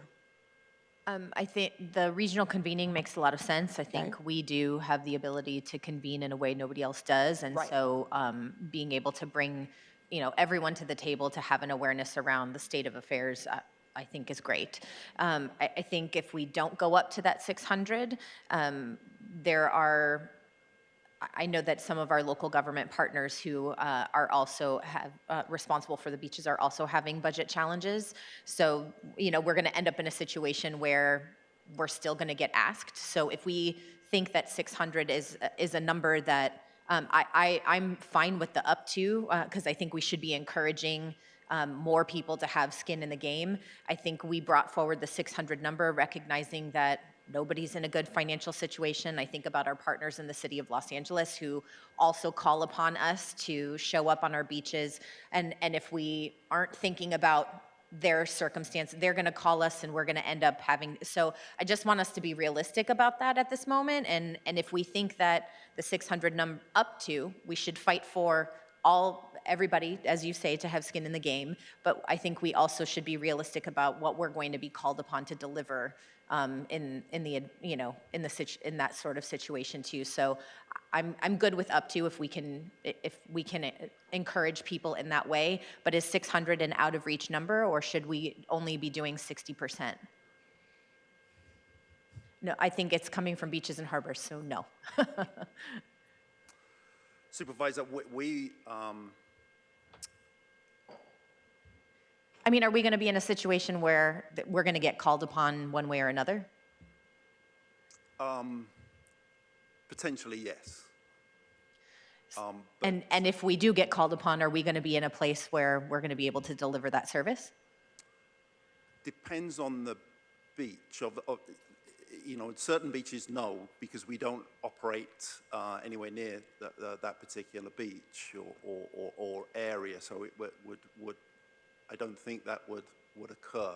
So can you be a little bit more specific then to make sure we're addressing this clearly? If we get called upon to assist, we can only assist on county-owned beaches, or are we going to be called upon for the areas, for example, where the city of Los Angeles is in charge? Well, there are certain beaches that we operate and maintain on behalf of the city of Los Angeles. So on those beaches that we maintain for them, then yes. And similarly, Hermosa Beach, for example, portions of other cities' beaches that we are there 365 days, as I mentioned earlier. Yes, that was, in reading the proposed motion, was our understanding that it would be on those beaches that we are already operating and providing our regular beach services to. Okay, so I think that's sort of my thing is, if we're going to get called upon by some of these entities regardless, I want to make sure that we're prepared to respond. I don't want to be leaving these animals stranded and creating a public safety issue. By no means, and I think it's maybe two different things in terms of we're called upon to help. So to the Marine Mammal Care Center, when you said 60%, or whoever gave us a 60%, what was the 60% based on? Does it include, as the director said, beaches that we have a responsibility to? Where did the 60% figure come from? Because that's what I'm basing. It was the percentage that we were told, that 60% of the impacted beaches are county responsibility. So what did that mean? So the original proposal that we submitted was $750,000. Mm-hmm. The ask I had, and I can't remember if it was your staff or someone's staff, said, well, how many of those are county-operated beaches? Yes. And then I asked Beaches and Harbor, they said 60% of LA County beaches are county-operated, so 60% of 750 is 450,000. Got it. So what is going on in terms of the revenue? We are digging into reserve funds and spending money that is outpacing what we're raising. I get it. So either I have to have money to front if cities outside of the county don't contribute, which for the last 2 years, I have been going to all of them multiple times and making this ask. I'll take your bully pulpit. We will join you, or I will join you. But it means that either the county helps cover, and this is only 20% of the total cost, right? Or we start saying, I'm going to service this beach, but not that one because I have a service contract, which at this point, I'm running out of options where cuts to service and cuts to staff are my only option. And I want to be helpful and service you. And I just have to say, the day the motion was originally scheduled for the agenda, before we lost quorum that day, also on that day's agenda were issues of housing for foster youth, the ROSA settlement, recommended budget. We are looking at curtailments at the county level also. We've told our county fire to go back to those cities who we've been providing service to who aren't paying their fair share. So I hear you, Supervisor Horvath. I'm just concerned that we too are looking at curtailments. And it's a public safety issue. It's a tourism issue that more than just the county should have some skin in the game. Ran a nonprofit for most of my career. I feel you, I get it. Your back's against the wall. I want to support, but it shouldn't just be on us, particularly when we're supporting a nonprofit and we are looking at curtailments to direct county departments. So that's all. And if the ask was $750, 60% of that, if that's fair and accurate, would get us to the $450, up to, and again, pushing everybody else to put some skin in the game. I will continue to put skin in the game. It was, my staff reached out to Department of Public Health, Pharmacy Department to get you some direct meds. So we are doing all we can to be as creative as we possibly can to provide support. I just too am concerned about the county budget as well, and the curtailments we too are facing. All right. Supervisor Solis. I'll try to just be brief. I support the motion.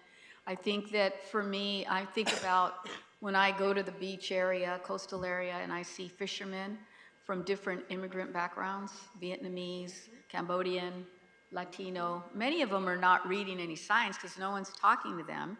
And I do want to urge you to work with public health or whatever sources we have to put that information out or to get folks in our county communications group to speak to those groups in their language, culturally competent, and do it as soon as possible. And I don't have a problem with providing the support because I too know how important it is, the health risk to have dead animals that are not being picked up and removed, and the fact that so many are suffering right now, and we can't do anything. And that, it's heartbreaking. I mean, this is one that I think tears everybody's heart apart. Once you see that visual demonstration on television, it breaks your heart. So I support the motion. Thank you. Supervisor Hahn. Thank you, Madam Chair. And again, I support the ask. Again, I think Supervisor Mitchell, you too touched on, we hadn't spent a lot of time on tourism, right? But this is that's one of our biggest economic development indicators is summer at the beach. We have over 50 million residents that come to our beaches in the summer, and that adds certainly to the cities along the coast. It certainly adds to their dollars, but it certainly also helps LA County as a whole to have those visitors. And something like this that's not addressed is a serious negative impact for people who are thinking about where to vacation this summer. Again, thank you to the Marine Mammal Care Center for all you do. We appreciate you. I'm supportive of this. And as for the sanitation district, I was also surprised when they opened their presentation with that, but I specifically asked Robert whether or not sanitation could make a financial contribution. He, with his lawyer next to him, said because of the kind of agency it was, they were not allowed to make a financial contribution to a nonprofit. So that was his answer to me when I asked. We could keep pursuing that, and I think we should. So thank you again. Supervisor Mitchell. Thank you. I would want to ask the authors if they would be open to an amendment to provide the directive to beaches and harbors to do the convening. Let me read the language and you tell me if you're open to it. To require that direct the Director of Department of Beaches and Harbors in coordination with the Chief Executive Officer to take the following action. A, to lead and coordinate a regional convening within 60 days, bringing together all relevant jurisdictions and agencies along the Los Angeles County coastline, including but not limited to individual coastal cities, pertinent county offices, state and federal representatives and agencies, and other key stakeholders to create a shared understanding, promote cross-agency collaboration, and identify actionable strategies and resources, including but not limited to sustainable, equitable funding mechanisms to mitigate the impacts of the Demoic acid crisis, and B, establish a schedule for a regular convening, meeting as needed, but at minimum quarterly to monitor progress, share updates, and further coordinate ongoing response and mitigation efforts, and report back to the board in writing with a summary, including identified strategies, recommended progress, and next steps within 15 days following each convening. Yes, I'm good with that, and I'm good with the amended language up to. In the amount as well. All right, so I appreciate that. I'll support the motion with the up to, just really making it clear that all of us are going to lean in. Thank you for talking to sanitation. I meet with all of my mayors this week. I'm open and close. And now we're getting into behested payment situations, but I'll take the behested payment report to help raise the money. If we can close that delta, and so our up to doesn't perhaps have to be the whole figure, if we can help identify the resources elsewhere. Based on that, given I know what the county's going to face, I'll support the motion just because I'm concerned about the health of our own budget. Thank you. And better signage on the beach warning people of the dangers. And let me just say, this reminds me, I mean, I wasn't going to weigh in, but, and I know you're talking about the fiscal, but this reminds me of the unhoused. People don't care whose responsibility it is. They want to fix it. And I know I watch the news, and I'm horrified by what I see. And so, and I don't think they've got a map on where they're going to end up, on what beach. So I agree with Supervisor Mitchell from the standpoint of financially. I mean, right now we've got lifeguards funds that are owed to us from some of the cities who have not paid. So I hear you, but at the same time, the immediate need, I mean, I don't know how you do what you do. Thank you for everything you do. I feel for the lifeguards because I can't imagine what I would do if I came across, you know, a dolphin that was just, I can't imagine. So, you know, I just want us to do what's right.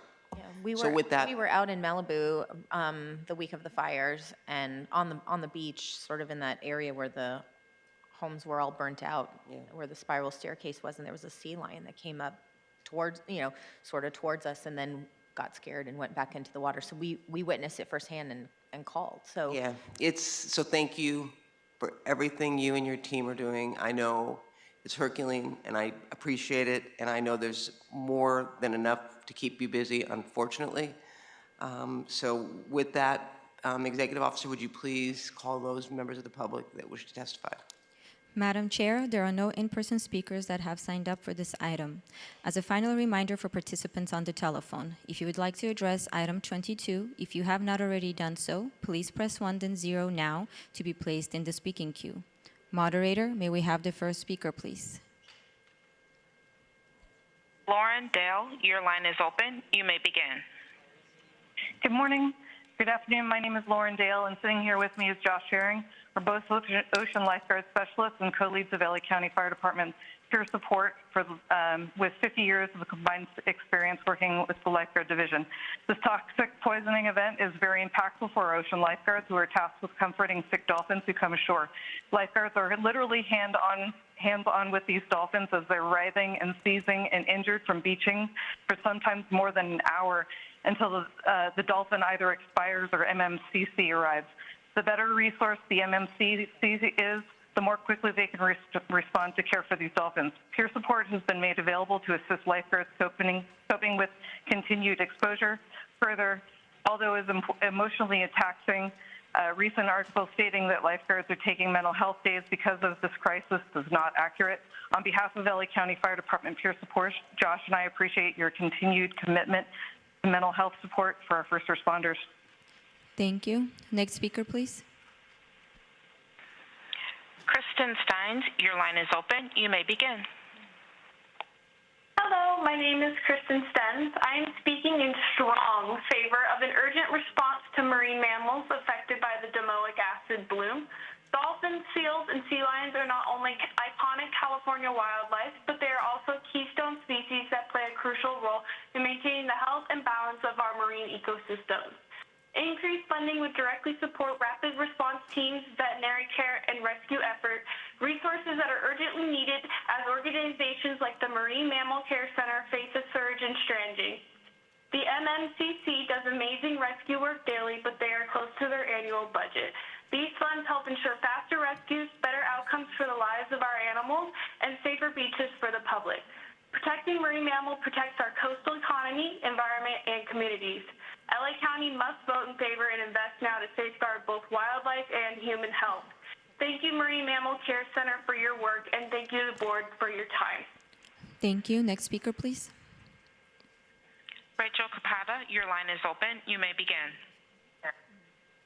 Hi, my name is Rachel. I'm a resident of District 2.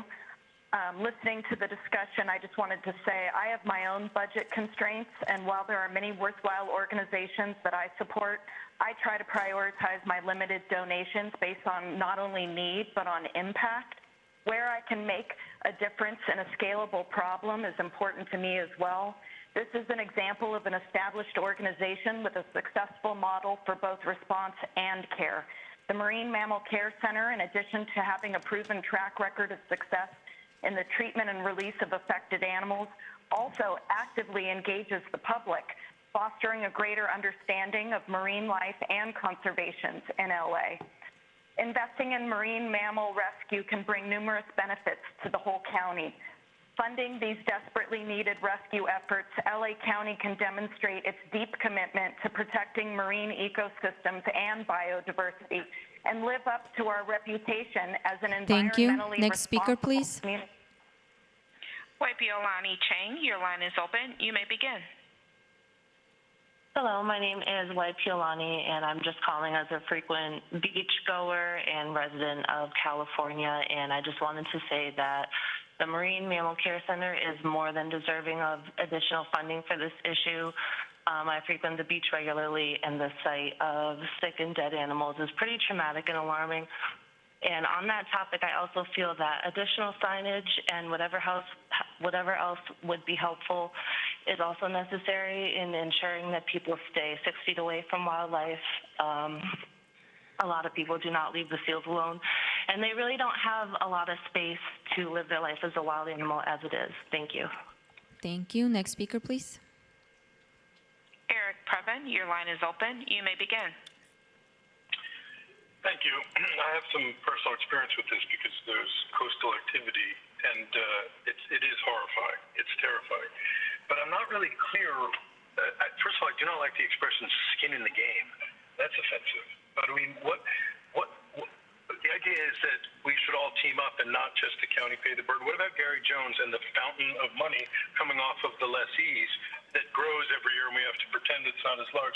It used to be Supervisor Hahn's problem. Now I think it's Supervisor Mitchell's problem. Let's put that money to good use if we want. But then on the other hand, what do we do? How are we going to solve the problem that, you know, the algae will come?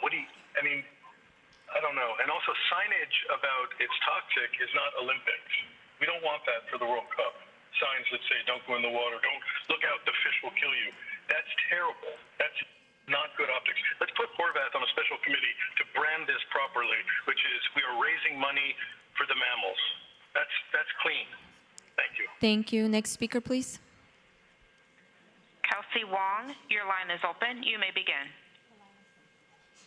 Good afternoon, Chair and members of the board. My name is Kelsey, and I'm the Volunteer Services Manager at the Marine Mammal Care Center. I'm here to urge your support for ongoing and continuing county funding for urgent marine mammal response, particularly as we face a rise in strandings caused by domoic acid toxicity along LA County beaches. The Marine Mammal Care Center is the only facility in LA County that provides year-round rescue and rehabilitation for these animals. Domoic acid poisoning causes confusion, seizures, and death in sea lions, and without rapid intervention, both animal welfare and public safety are at risk. Strandings are a public health and safety issue as well as an animal welfare issue. Stranded animals can pose serious dangers to the public, especially in crowded beach areas. Quick response isn't optional, it's essential. County support will ensure MMCC has the readiness and resources to meet the rising need to protect beachgoers and care for these federally protected animals with the urgency they deserve. Thank you for your leadership Next and speaker, commitment please. to public safety. Jennifer Donello, your line is open. You may begin. Hello, good afternoon.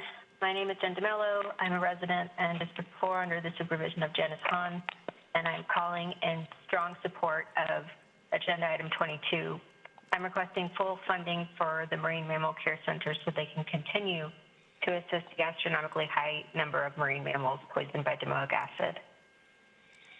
Please keep in mind that, as stated, ignoring this issue will result in major health crises in LA, as we've heard regarding local shellfish, and require us to potentially shut down our beaches to residents and visitors due to high levels of toxicity. As an LA resident, I'll just say that we've already experienced so much devastating loss over the last few years. Please don't allow another crisis to occur in LA when you can do something about it. Thank you very much for your time. Thank you. Next speaker, please. Michael Schwimmer, your line is open. You may begin. Thank you. I'd like to thank the Board of Supervisors and Supervisors Horvath and Hahn for welcoming me to speak in support of this motion. I'm a father of 3, an avid surfer, an attorney, and an inactive ocean lifeguard in Los Angeles County. This is really a public health and safety issue first and foremost. I have personally been involved in and experienced violent interactions with stranded marine mammals, and really having an organization to come out and protect our public is first and foremost. And the amount of money that the county would spend to bring these folks out to help remove this public health threat would be a small price to pay compared to any kind of future liability should, God forbid, someone get hurt. So again, thank you, and I hope that the motion passes. Thank you. Next speaker, please. Marcia Goldberg, your line is open. You may begin. Hi, I support the Marine Mammals Center and everything they do. Our oceans are our home, and the mammals that live in it need our help. It's a public hazard, and the least public funded entity is the ocean, and no one's helping, and I want my tax dollars to go to helping the mammals and the water in it. Yeah, thank you. Thank you. Next speaker, please. Amy Cam, your line is open. You may begin.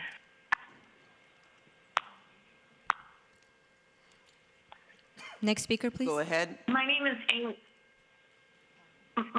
Amy Kern, and I'm a resident of Supervisor Barger's 5th District in Altadena, speaking in strong favor of item 22. As an animal care volunteer at the Marine Mammal Care Center, I understand deeply that this motion is a critical step in addressing the ongoing domoic acid crisis. Beyond the vital animal welfare work we perform, Marine Mammal Care Center's presence also provides a crucial public safety service. Sick, disoriented, or deceased marine mammals on our beaches can pose risks to the public, and Marine Mammal Care Center's timely intervention helps to prevent potential harm to residents and visitors. Our trained staff not only remove and treat these animals humanely, but also educate the public about ocean health and responsible behavior around wildlife. I urge you to vote in favor of this motion and enable Marine Mammal Care Center to continue its life-saving and community-protecting mission during this urgent crisis. Thank you. Thank you. Next speaker, please. Elena Kilman, your line is open. You may begin. Good afternoon. My name is Elena Tillman. I'm a humble donor, proud supporter, and admirer of all things Marine Mammal Care Center. As has been said from the subject matter experts, domoic acid toxicosis is a crisis. This is sadly a canary in the coal mine as a result of rising ocean temperatures and more extreme upwelling and fertilizer runoff this year, with the toxic substances from the LA fires likely as an exacerbating factor. Ocean health is an indicator of public health. What is happening in our ocean is incredibly alarming. As everyone has said, I've seen dozens of seizing and drowning sea lions and stranded dying dolphins. It's traumatizing. It traumatizes first responders. They're tired. The public's traumatized. As a psychologist, and I can definitely attest to the psychological impact, even of some of my patients in seeing this. It pains me to see that this is what may be becoming our new normal, but if anyone's up to the task, it's Marine Mammal Care Center. Not only are they one of the few in Southern California, they're the most sophisticated in their rescue methodology and veterinary medicine, as well as education. Thank you. Next they really speaker, are the please. best of the best. Courtney Cronin, your line is open. You may begin. Hi, my name is Courtney Cronin. I'm a volunteer for the Marine Mammal Care Center, speaking in favor of item 22. I'm a South Redondo Beach resident for over 40 years, and I have never in my life seen so many dead and dying animals on our beach. And the sea lions with domoic acid poisoning are painfully suffering there until the help can come, and that help is the Marine Mammal Care Center, who can actually do something. It's not hopeless. They are our hope. And as you know, they're receiving so many calls, and what a rescue entails is really amazing. I mean, they're netting the animal, they're transporting it, it takes patience, strength. I mean, sometimes it takes hours, so they can't get them all that day. And some die, and I've seen it, and it's awful, and it is traumatizing for anyone unlucky enough to witness. It's also a cruel and painful death that they don't deserve. They deserve the help that Marine Mammal Care Center can provide. So we're asking you to please provide the full funding to MMCC so they can keep doing the great work they're doing and what they need, the resources Thank to you. save these Next animals. speaker, please. Thank you. Brian Harris, your line is open. You may begin. Aloha Supervisors, I'm Ryan Harris. I own a sustainable surfboard brand, and I've leveraged it to fundraise for Marine Mammal Care Center. I visit them weekly, and in 25 years of making boards in this region, I've never seen anything like it. I watched 6 dolphins euthanized or die within 1 week. Marine Mammal Care Center is completely underfunded, and they need our help. They service 70 miles of coastline, and I've seen their heroic work on a daily basis. Thank you. Thank you. Next speaker, please. Jenny Haas, your line is open. You may begin. Hi there. Thank you so much for taking the time to hear us out here. I'm in strong support of full funding for the motion for Marine Mammal Care Center. This really isn't about what's the right thing to do ethically for our ocean and for our animals, but it's also about keeping people safe. Our beaches are busier than ever, and especially with summer coming up, and more marine mammals being stranded or injured, we need trained teams and rescue trucks ready to go. Without the support, it puts both the animals and the public at risk. These marine mammals aren't a part of the scenery. They are the true locals of Los Angeles, and they really deserve our respect and care. Full funding means giving our community and these animals the resources they need. Thank you so much. Thank you. Next speaker, please. Mari Bauer, your line is open. You may begin. Hello, everyone. Echoing what's already been said is that this is a horrific environmental disaster happening on our shores. This crisis is making sea lions become aggressive, even pulling surfers off their boards and biting swimmers. It will continue to disturb beachgoers if not given the help they need by Marine Mammal Care Center to rehabilitate them from this neurotoxin. Will there even be beachgoers or tourism if the shores become known for dead mammals as the norm? I personally am sick with anxiety on the daily for their welfare, and we can't turn a blind eye to their need for help. This is the worst algae bloom we've ever seen, and due to our own human impact from the Palisades Fire's toxic runoff contributing to fueling this toxic algae bloom, which is causing such painful seizures and deaths for these innocent creatures. MMCC desperately needs this full funding. Thank you. Thank you. Next speaker, please. David Batter, your line is open. You may begin. Hi, I'm calling in strong support for the motion put forward by Supervisors Horvath and Hahn. It's critically important that there's ongoing support for the Marine Mammal Care Center to provide the public health and safety that is provided, as well as animal welfare services. We're seeing more marine mammal strandings every year beyond this current year's mass stranding. Ongoing support is essential so that Marine Mammal Care Center can maintain the readiness necessary to maintain our iconic beaches as important recreation and economic drivers while also keeping people and animals safe. So thank you very much, and I hope you vote in favor. Thank you. Next speaker, please. Ashley Quincy, your line is open. You may begin. Good afternoon. As an LA County native and 4th District resident, I've seen MMCC's impact firsthand and speak today in strong support of Motion 22. I'd like to emphasize on top of everyone else's comments that marine mammals are essential to the health of our ocean and local marine ecosystem, which we all rely on for survival. This is not only a matter of public health and safety, but a matter of environmental stewardship in a time when climate change is irresponsibly and dangerously being denied by certain leaders of our country. With no other organization in LA County equipped to handle this work, MNCC services are critical for all of our well-being. Supporting this motion reflects a commitment to ocean conservation, science, and compassion. Thank you, supervisors, for your leadership and for considering this important issue. Thank you. Next speaker, please.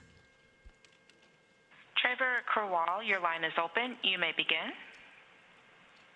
Greetings. I just wanted to, first of all, thank the Marine Mammal Care Center and Ryan Harris for your reporting, for your social organization, for this environmental protection.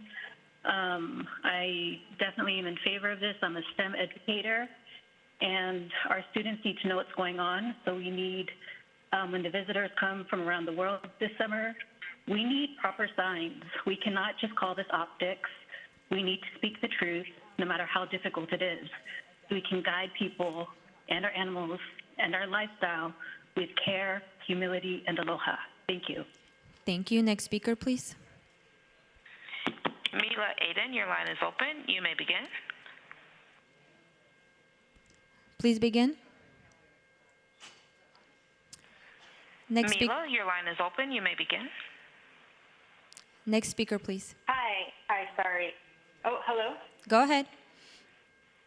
Yeah, I am a sustainability professional and a Los Angeles native here, and I'm just calling in strong support of item 22. I think what MMC has been providing, it's absolutely crazy that they've been like the only ones out there doing all of this work when everyone's futures and well-beings are tied to this. And I really just, I think that we have to, the amount of money that they're asking for it pales in comparison to the amount of billions of dollars that this will cost the city and the state over the course of 5 to 10 years. And I really do just want to urge the council to vote in favor as strongly as possible and also look to invest in future infrastructure projects that reduce nutrient runoff so that we aren't continuously facing this. Thank you. Next speaker, please. Strain on. Michael Quill, your line is open. You may begin. Good afternoon, Chair and Board of Supervisors. My name is Michael Quill, Marine Programs Director at Los Angeles Waterkeeper, monitoring Santa Monica Bay from our vessel, collecting harmful algal bloom water samples as well as samples from inland and downstream waterway flows that influence those blooms. I've unfortunately witnessed the number of blooms increase and increase of sea life death and dying on the water, especially over the past 5 years, pre and post fire. Law supports, LA Waterkeeper supports a motion to provide funding of hands-on care of sick sea life by MMCC and also raise community awareness of the complex causes of these blooms, and will support our coastal blue economy by providing more timely, safe mammal care and ensure the safety of human and community members and visitors to Santa Monica Bay. These efforts will be vital to our blue economy, the success of LA's efforts in hosting the Olympics, and positively influence the future coastal and inland community health. Thank you for your time. Thank you. Next speaker, please. Madam Chair, there are no other remote speakers in the queue to address the board. Thank you. And then I just found out that Catalina Express actually transports the mammals from the island with a staff member in charge. So can I amend this also to have us send a 5-signature letter to Catalina Express asking them to be a partner with us, getting these mammals from the island back over? They're charging per mammal and per person. And so I think that would go a long way as a good gesture. And based on the people that called in, I'm sure that they would all take notice of something kind like that being done by Catalina Express. All right. So Supervisor Mitchell. Thank you very much. And to all the callers and the 1,000 people who wrote in, and I hope they all will join the county and consider making a tax-deductible contribution to Marine Mammal Care Center. There's your commercial. 1,000 people, that would go a long way. And just to Supervisor Horvath's point, you know, about folks will be looking to us, I just want us to be mindful. It took me a minute to find it, the memo given by the CEO that talked about fiscal year 23-24 deficits. Fire, 15.9 million. Beaches and harbors, 7.5. Fire is providing unreimbursed lifeguard services at Venice and Cabrillo beaches owned by the city, and Dockweiler and Will Rogers beaches owned by the state, managed by the city. And beaches and harbors, 7.5 million is beach maintenance services. And so it's important for those other municipalities to pay for the services to make sure our budget is sound so we can do what we want to do as we're part of this motion. The beaches are an emerging conversation far beyond just this topic. So yes, that is already happening, and conversations are underway about what those costs are.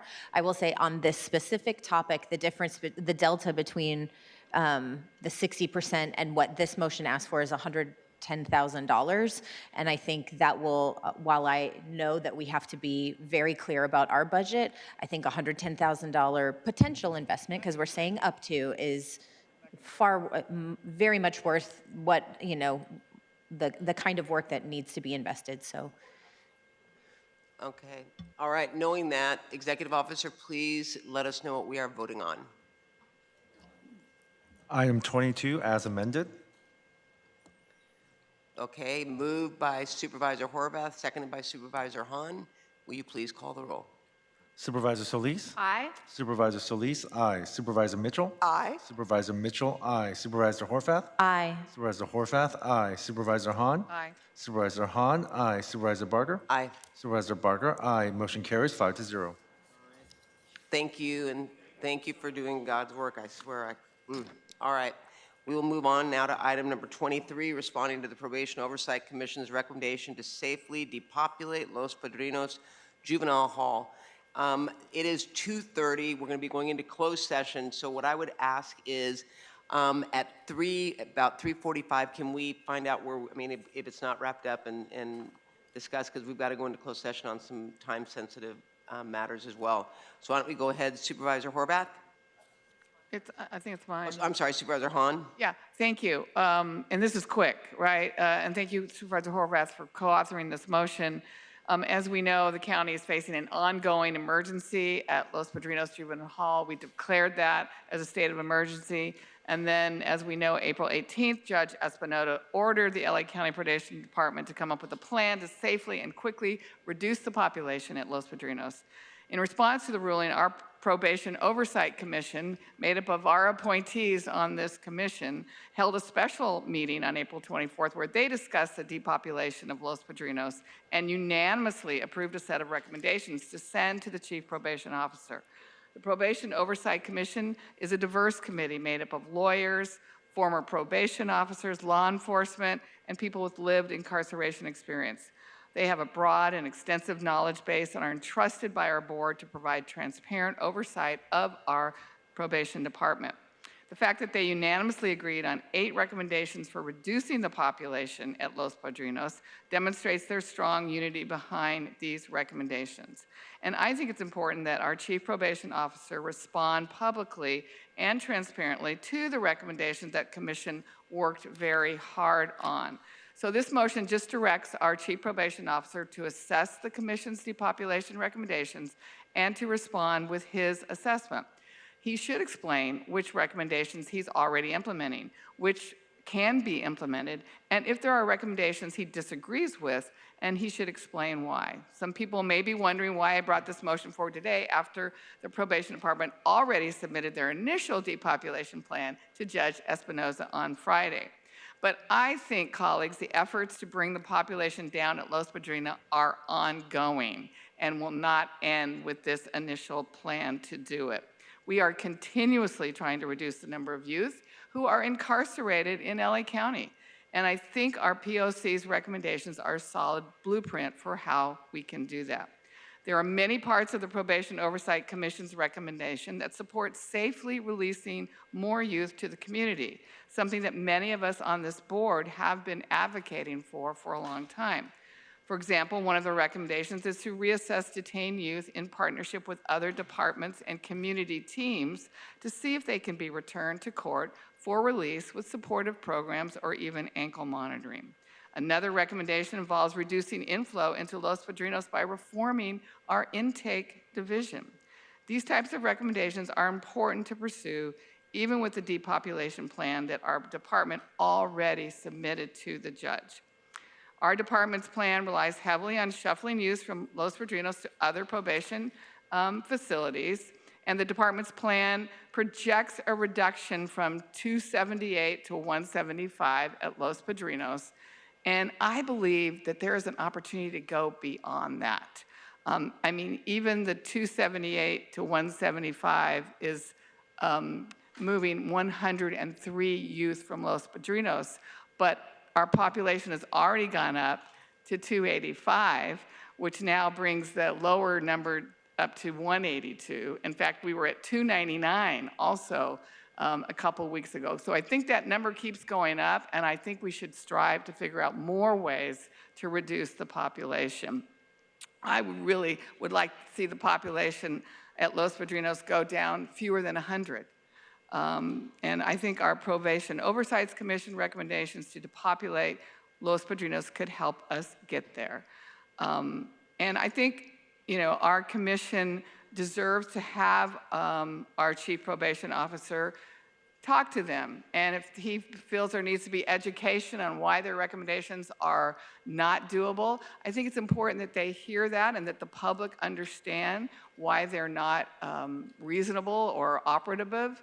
And because I think our commission will continue to want to depopulate. Our commission is going to continue to want to find ways to, you know, get more youth out of our facilities. And if they're going down the wrong path with these recommendations, I think it's important that they understand. Providers and probation facilities, the Probation Oversight Commission, and other stakeholders. And I mention this as aspects of this plan were submitted in response to the judge's critique. Critics of the plan all highlight three major areas of concern: concerns about probation's lack of communication with key stakeholders, concerns about probation's ability to make these changes without putting young lives at risk, and substantive concerns about whether probation's proposed facilities really are the right place for the populations who need to be moved. Taking probation's lack of communication first, much like the global plan, the depopulation plan was not shared with any of the stakeholders I mentioned in advance of submission to the court. The plan, as I understand it, would go forward with many of the controversial aspects of the global plan and would do so under what I believe is the guise of a court order rather than a public planning process. Despite the fact that this board instructed probation by a 4-to-1 vote to commit to transparency in developing its plan, this completely undermines transparency and cuts the public out of the process. Turning to whether probation can actually do this successfully, one of the primary reasons key stakeholders are concerned about whether probation can do this is that these changes require significant shifts in the operations of several county departments and multiple CBOs, which provide programming in probation's facilities. These changes will potentially impact emergency planning, traffic, and the day-to-day concerns of local cities and jurisdictions that surround the facilities, some of which have been impacted by the fires. It is not at all clear that probation collaborated with county departments like DHS, DMH, and LACO to figure out if it's even feasible to move supporting services around in this way in such a short period of time. It is clear, however, that the supporting infrastructure, classrooms, medical treatment space, mental health treatment space, programming space at Kilpatrick, for example, is not currently designed to house girls and gender-expansive youth, to care for potentially pregnant youth, to provide supportive services for pre-dispo youth who may only briefly be in custody, or to provide family visits in the mountains above Malibu. Frankly, the same questions exist at Barry J. and several other facilities. Planning for successful changes to these types of operations takes a tremendous amount of coordination among county partners, and probation simply does not have a positive track record of the kind of collaboration and project management required to do this well. So I want to stress how much I appreciate the Probation Oversight Commission consideration of where there might be places to house youth as probation tries to address this crisis. I appreciate their commitment to trying to support our youth through this process. It is fair to say that none of these choices are ideal, but the Probation Oversight Commission made a significant effort to engage with county stakeholders and to do so publicly in a way that we simply have not seen from our own department. So the resulting recommendations, I believe, should be considered seriously for that reason alone. And again, I thank Supervisor Hahn for creating this opportunity for us to have the conversation and highlight it. Thank you. Supervisor Mitchell. Thank you. I appreciate that there's a deep concern about the global plan the department brought forward, but I just want to clarify that the global plan and the court-ordered plan are two separate plans. The court-ordered plan was, you know, to meet the specifications of what the judge asked for, so it's two separate documents. The clarification from you, Supervisor Hahn, since the plan has been submitted to the court, is it your desire with this motion that the chief probation officer appear at probation oversight and yes, particularly discuss the issues that contradict each other in their 8 recommendations and his plan that's already been submitted to the court? I think just the 8 recommendations, I think it warrants him explaining which ones maybe he's already doing. He can't change the plan, right? We've submitted it. The judge will rule on whether or not the plan is sufficient. My point is, it is not over in terms of depopulation after this plan. Our numbers keep going up.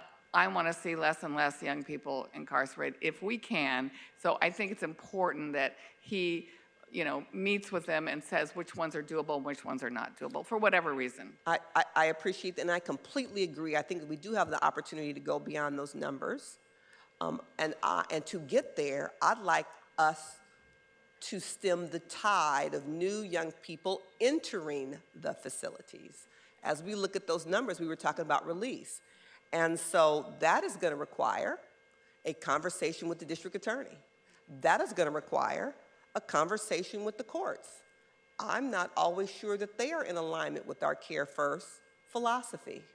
And so while we are squeezing on probation and looking at every opportunity in terms of release into appropriate supported community settings with DYD providing wraparound, stemming the tide, because we have seen an uptick in the length of stay, the kinds of cases that are being remanded, you know, to custody, and I think the DA has a role to play in that, as well as juvenile courts. I know the presiding judge says, well, you can tell me your perspective, but we've got multiple courts. So I'm hoping that we can figure out how to engage in a conversation with them as well to stem the tide of those entering the system. So I just wanted to be clear about your intention, since at least this plan has already been submitted to the court, which does not preclude him and the other county departments which need to engage in a meaningful way, because they all have a role to play in the global plan.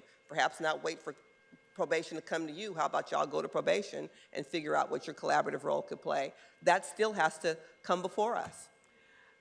I appreciate, Madam Chair, may I respond? Yeah, I appreciate you saying that. I think what is in flux for me always is the population increase, which again, we were up at 299 a couple of weeks ago. We were at 285 recently. So the plan is to get us in compliance, right? So the lower we can get, the more likely we will have the staffing that will keep us in compliance at the next inspection. So for me, the probations department just gets us down to, 103 if it all works out and if all the transfers work out. And by the way, a lot of the transfers are going to take BSCC to approve them to house predisposition kids. So there's a lot in flux. It is. With this plan and with us being in compliance. So I'm interested in getting that number down as even lower than, you know, what he submitted. And I agree with you. We've got to look at the intake. And I think it takes all of us working with the courts, trust me, I speak to the DA on a regular basis about our young people that are incarcerated. And not trying them as adults. Thank you, Madam Chair. Thank you. Executive Officer, please call those members of the public that have signed up to speak on this item. Will the following individuals please come forward and staff will assist you? Albert Gomez, Alicia Bridgeford, Baird Cole, Bonnie Rendon Rodillo, Brooke Harris, Brooklyn Love, Demaria Player, Deanna Pittman, Dolores Canales, Amari Wallace, Emily Paz, Erasmo Reyes, Ernesto Sanchez, Frankie Lozano, Helen Agenberg, Ian Kirksey, Jacob Jackson, Jade Green, Jasara Holiday, Jamie Rojas. Thank you. We're going to do in person before we go to those that called in, because I know y'all have been here all morning. Madam Chair, based on the number of agenda items, and to make sure that we get done with the remaining of the agenda, we have about 50 or so speakers, so we're recommending that we limit the time limit to about 50 minutes up to 3:45 p.m. Okay, that's fine. Go ahead. Please begin. Good afternoon, Albert Gomez with RAMP. Just wanted to thank you for having us here today. We have, in the last month, got 4 houses in addition to the one we had to house youth.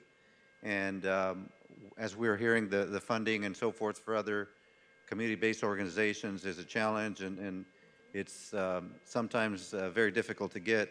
We would like to align with you. We have housing in Mrs. Solis's area and also in Horvath's area, San Fernando Valley and City Terrace. And again, we're looking for an opportunity to partner with you, to meet with you one-on-one, to see how we can grow or provide an option to incarcerating youth, both women and men. Thank you. Thank you. Next speaker, please. Good afternoon. My name is Brooke Harris. I'm the Executive Director of the California Youth Defender Center, and I'm a member of the Probation Oversight Commission.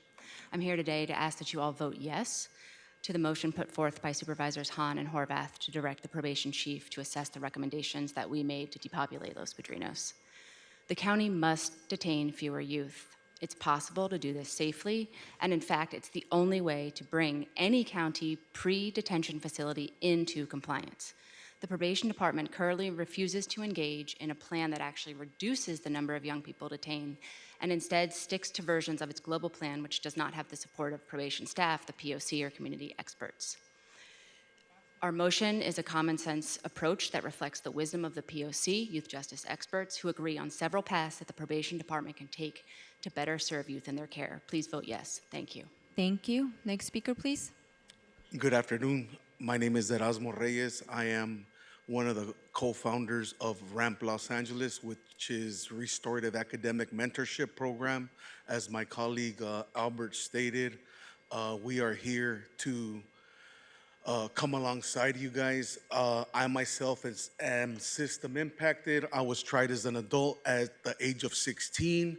I ended up in Pelican Bay State Prison, did time in the Corcoran Shoe program. I am now 52 years old. I am one of the leading design build companies in Los Angeles. I've been out for 22 years. We currently have some homes in Sherman Oaks, Mission Hills, in Mrs. Solis's neighborhood, El Sereno, and City Terrace, where we're gonna come with the women's home, house 16 women. We have the capacity to house. Thank you. Next speaker, please. Good afternoon. My name is Ernesto Sanchez, and I'm a supervisor for Healing Dialogue in Action for the Credible Messengers. I'm overseeing the Campus Kilpatrick site. And I work with these youth every day, and I live the role that they have. I know what change looks like and what it takes to get there. We support the POC recommendation, youth who are ready to come home, who deserve that chance. And those who need more work deserve care, structure, and hope. Keeping CVK open helps youth stay on a steady path, but overcrowding BJN or merging facilities risk repeating past harm. There are also stronger oppositions to moving the girls to CVK. We support relocating them to 30 Kirby, where they'll get support there. This is personal, and I believe in our youth. And if we want safer communities, we must lead with healing and not fear.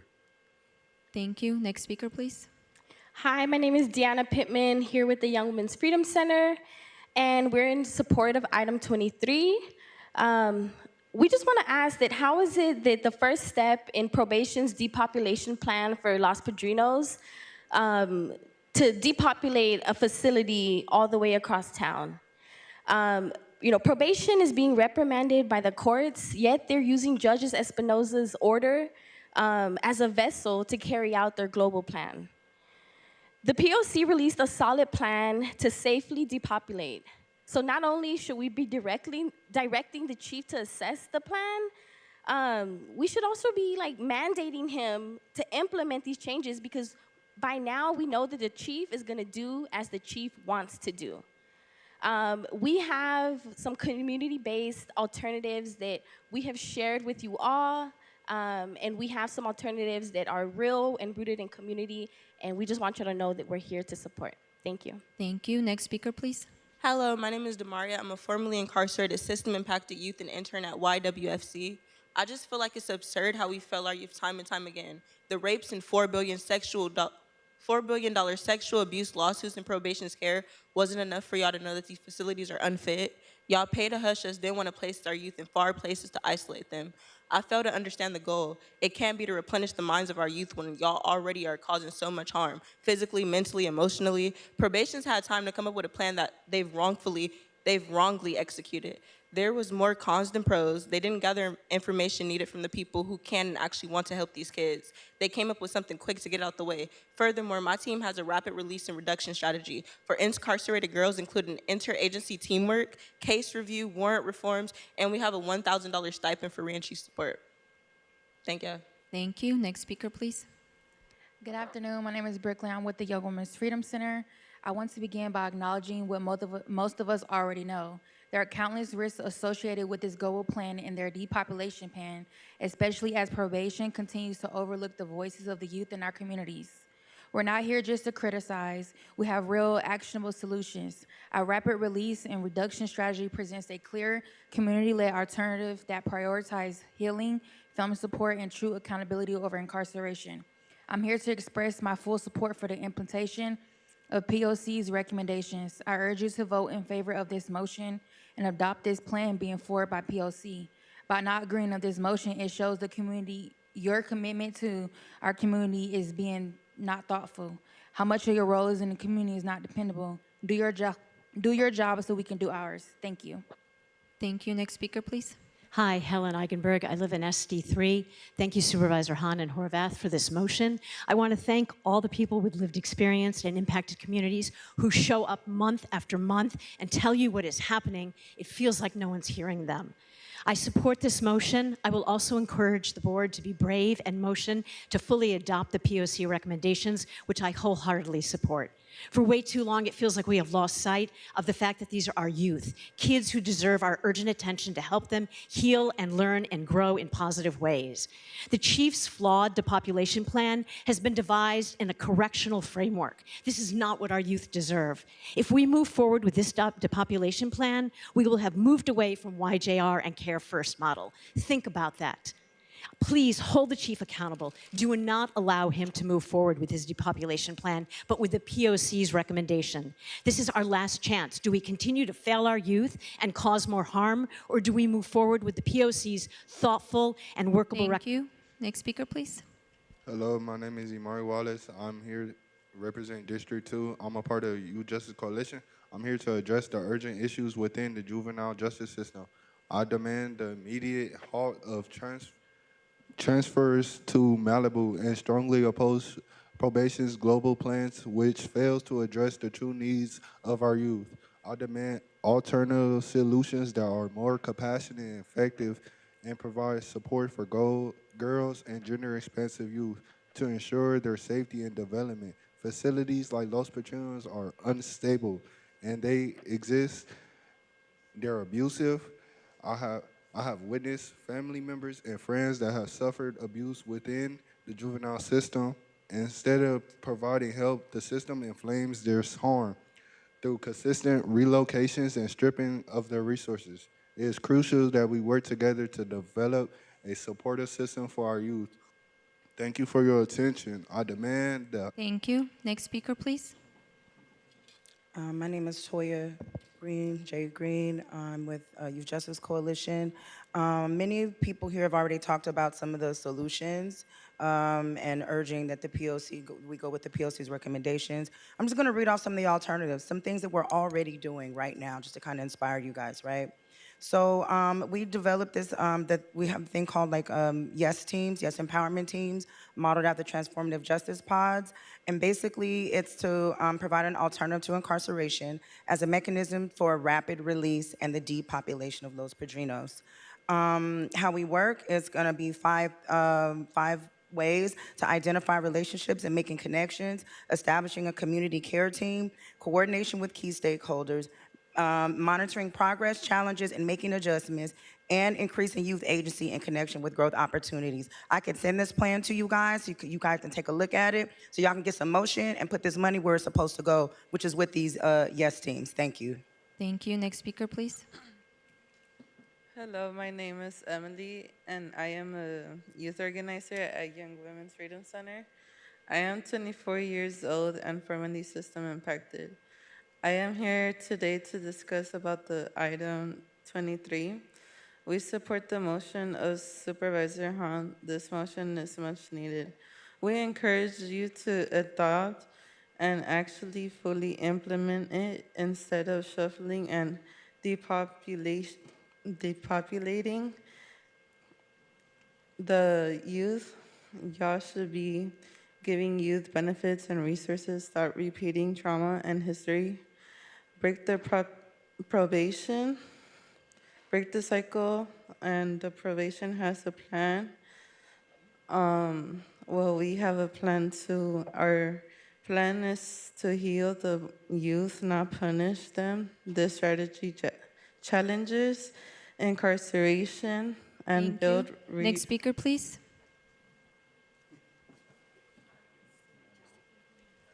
Go ahead. Hi, my name is Jazara Holiday with Youth Justice Coalition. I'm here to tell you to stop probation's global plan. Do not transfer these youths to Malibu. Our Liberation Fund group has been fighting to free the 50 girls and gender-expansive youth who are still regularly incarcerated in LA County in violation of the board's 2021 resolution to end our incarceration for gender-expansive youth. 99% of the gender-expansive youth have been deemed eligible for release. The only reason they're still locked up is because of lack of placement. Probation has entered a $4 billion settlement because of the child sexual abuse that happened in its facilities. There are alternatives to incarceration that didn't exist in 2021 that are in place now, like Beloved, family finding, rapid release, pathways, and placement options close to the community. Thank you. Thank you. Next speaker, please. How y'all doing? Good afternoon. My name is Jacob Jackson with the Youth Justice Coalition, and I represent District 2. We are demanding that you stop transfer to Malibu and reject probation's so-called global plan. Let's be clear. Probation is not safe or trustworthy system. This department just entered into a $4 billion settlement because of a widespread sexual abuse that took place in its own facilities. That is not just a failure, it's a crisis. Probation has been given grace, mercy, multiple chances to changes, yet continue to do the opposite of what it claims it stands for. It's disturbing how hidden abuse and misconduct continue to be exposed. This is not a staffing problem. This is a structural and cultural problem. Probation already receives one of the largest budget in Los Angeles County. Over 54% of the LA County budget goes to law enforcement service, and yet we are told that they don't have the capacity or resources to treat young people with care and dignity. That is unacceptable. This is a deep problem that priorities and training of the probation officers, their actions show a lack of accountability and integrity. Thank you. Next speaker, please. Hi, good afternoon. My name is Bonnie Rendon Radio. First and foremost, I would like to thank Supervisor Mitchell and Supervisor Hunt for visiting the facility at Los Padrinos. My niece is currently being housed at Dorothy Kirby. I'm in support. My niece was previously housed at Los Padrinos and moved to Dorothy Kirby. Another move would negatively impact her positive programming, as well as other youth that are housed there, as well as other youth that are housed there. She has built relationships with Young Women's Freedom Center and various other community organizations working with the youth. I am asking for the support of this motion as someone who has been personally affected by the Chief's Global Action Plan. Thank you all for your time today. Thank you. Next speaker, please. Hello, my name is Dolores Canales. I vote yes in support of this motion, and I would just like to mention, Supervisor Mitchell, as you mentioned in the courts, you know, with the systems, with the DAs, and one of our key recommendations of our comprehensive reform is the division to reduce the inflow of new youth and uphold the goals and mandates of the Welfare Code and institutions of Youth Justice Reimagined. So that is implemented in this motion. Another thing that I'd like to mention is on several occasions, the chief has said this is a facilities plan, even, you know, rather proud of it, and totally leaving out the fact that these facilities are holding young lives. These facilities have young lives in cages, and the room is full of solutions, which you've heard. And not once has the chief incorporated their solutions. So please, please take this motion into serious consideration, and I ask for your yes vote. From somebody that looks into the eyes of these youth, that right now the youth are questioning what is gonna happen to them because they do not even know. And thank you. Will the following individuals please come forward and staff will assist you? Jeff Hines, Jessica Solis, Jamel Carter, Jorge Garcia, Jose Soto, Julio Falcon, Kalila Williams, Callie Matthews, Kent Mendoza, Laquel White, Luis Pizarro, Lupita C., Megan Castillo, Michael Arreguio, Natalie Segura. We will now go to remote speakers. Moderator, can we have the first speaker, please? Lena Mallett, your line is open. You may begin. Good afternoon, Lena Mallett with the Children's Defense Fund, and lay up in support of this motion, though we would have wished to see more bravery from the board by motioning instead to fully adopt the POC recommendations. As to Horvath and Hahn have rightly indicated, the chief has made clear that he intends to initiate and expedite the most controversial and harmful aspects of the facilities plan collapsed into a 30-day timeline. Yes, Supervisor Mitchell, in theory, the depopulation plan and global plan are two separate documents, but if you read through them both, the contents are nearly identical. Not to mention the department has already begun reducing the population at both Camps Page and Kilpatrick. They are moving right under your nose. The facilities plan, even in its original multi-year time frame, would be disastrous, but I can hardly even fathom the kind of deep, irreparable harm and chaos that would ensue in a shortened time frame. The department is relying on failed tactics and unsubstantiated assumptions. Shuffling staff and youth does not equate to increased staffing capacity. Yes, we need to look at intake and front intervention. In fact, we have met with your offices, with your justice deputies, to present data. Thank you. Next speaker, please. Reform, and no one has tried to. Tanya Ibanez, your line is open. You may begin. Yes, I am Tanya Ibanez, and I live in District 2, and I'm in favor of item number 23. For the last year, I have been attending POC meetings, and I believe it was in October or September, but the Chief Deputy Epps told the POC members and the public that youth files were being reviewed with a view of releasing well-behaved and less violent youth. Since then, Ms. Epps is no longer with the Probation Department, and the POC and the public were never informed as to the outcome of that review. It seems that every time I attend a POC meeting, the Probation Department has lots of questions that it needs to answer, but there's never really any forthcoming answers. It's shocking to me that the Board of Supervisors even has to ask that the probation department respond to POC's recommendations. This should have been done. It's a no-brainer. Please support item number 23. Thank you. Thank you. Next speaker, please. Eba Lay, your line is open. You may begin. Thank you. Can you hear me? Yes. Can you hear me? Oh, okay. My name is Eba Lay. I am the president of Home Systems Learning, and we serve 170 African American and Latino male youth who are on probation and gang involved. We have a 24/7, 15,000 square foot youth center. We have mental health programs, entrepreneurship, career development, job placement, and we are one of the community-based organizations well equipped to deal with these youth. We go with them to their probation hearings. But I also want to say that I agree with the person that said that the probation department should be mandated to implement the POC directives. I also think if the judge is not already aware of the POC set of recommendations. Thank you. Next speaker, that please. the judge is aware of that. Next speaker, please. Zoe Wilson, your line is open. You may begin. Zoe, Yes, this is Zoe Ross. Yes, go ahead. this is Zoe Rawson. Can you hear me? Yes, This is go ahead. Zoe. Yes, go ahead. Okay, thank you.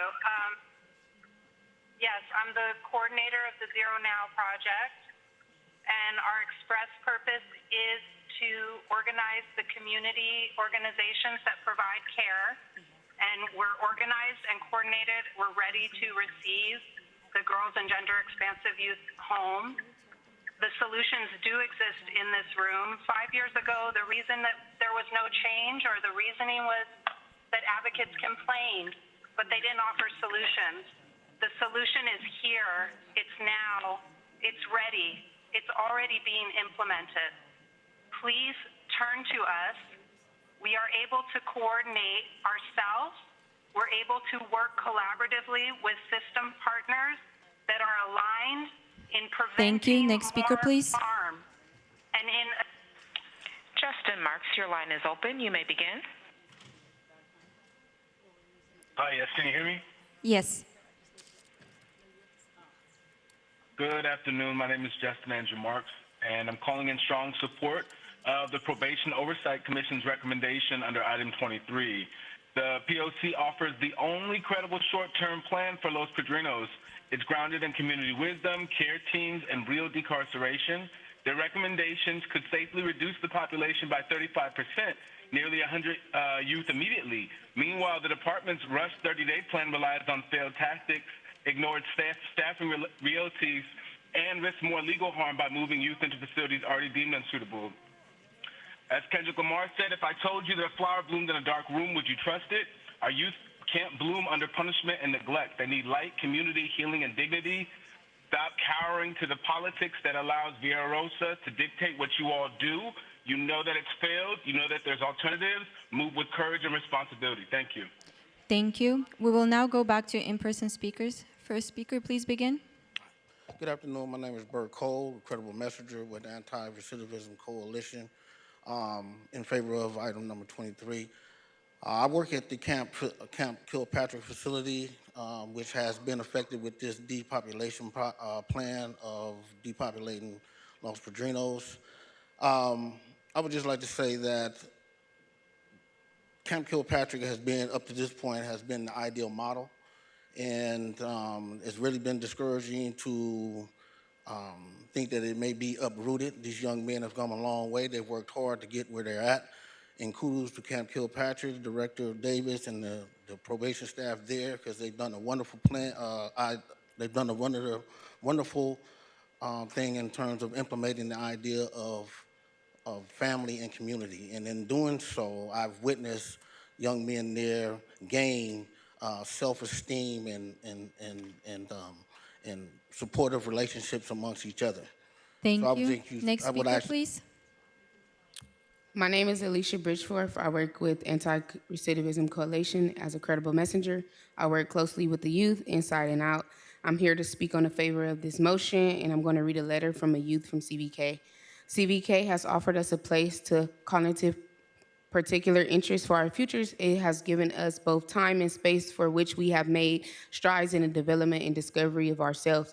We're plant with the time of reflections on our past and aspirations for our future. Some have remarked on sustainable pursuit of educational goals, others the expression of their stories through an avenue of musical engineering production. Still others opt for rehabilitative, redemptive career in one of our various trades, all only result of CVK being available for one to direct on self towards while in SYTF at BJN. While one is detained at BJN, the future is anticipated eagerly and hopefully when considered the potential of being transferred to CVK. Thank you. Next speaker, please. My name is Frankie Lozano. I'm a credible messenger from Anti-Recidivism Coalition. I'm in favor of Agenda 23, but it's one thing that you said, Mrs. I don't want to get your name wrong, Horvath? You said on Monday to the women at LACTC that you were proud of them for the commitment. When you stood up there and you told these women that they were proud of the commitment, me and my teammates and our credible messenger at ARC were proud of these men, because I work at Barry J, when they get transferred to CVK, where they're committed, where they stop, where they're internalizing the groups that we're teaching them, where they're internalizing, and not only that, they're also applying it to them.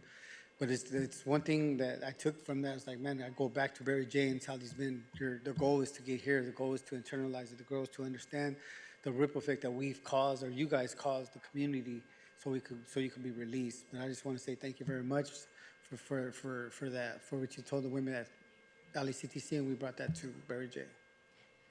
Thank you. Next speaker, please. Good afternoon, members of the board. Thank you for allowing me to speak today. My name is Jaime Rojas. I'm with ARC, Credible Messenger. I've been working with the youth for a couple of years already, and I've been going to CVK and Barry J.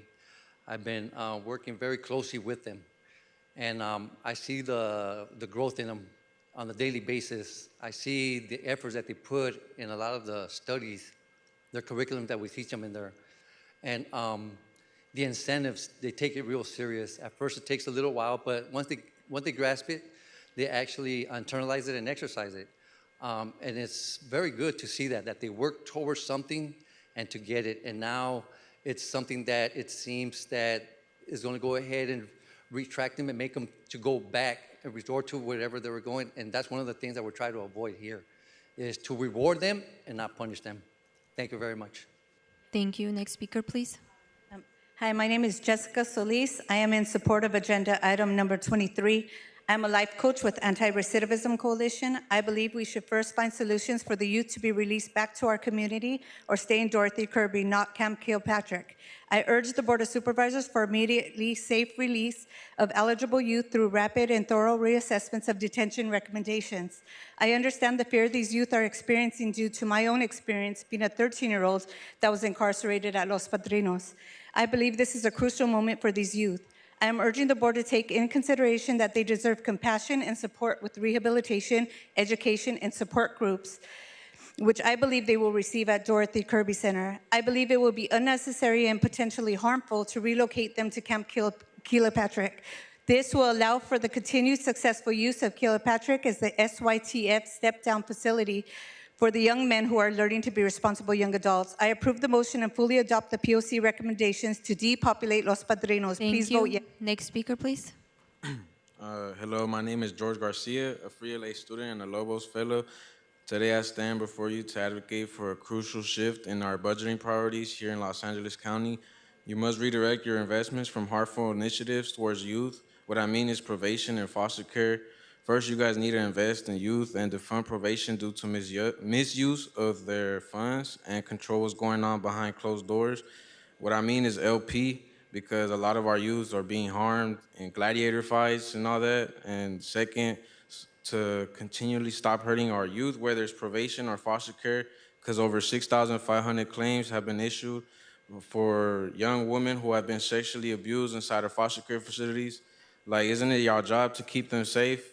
and have them in a safe environment. Using our tax dollars towards harm, we need a change and better support for our youth, especially for our future. Invest money into our youth so we can create fundamental programs and facilities where youth can be. Thank you. Next speaker, please. Good afternoon, supervisors. My name is Michael Arregue. I am a credible messenger with the Anti-Recidivism Coalition assigned to Campus Kilpatrick.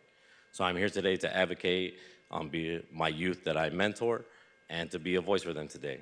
A lot has been said about Campus Kilpatrick, and they are worried now that they will be moved, that their programming will be disrupted, that all their hopes and everything that they have achieved will be taken away.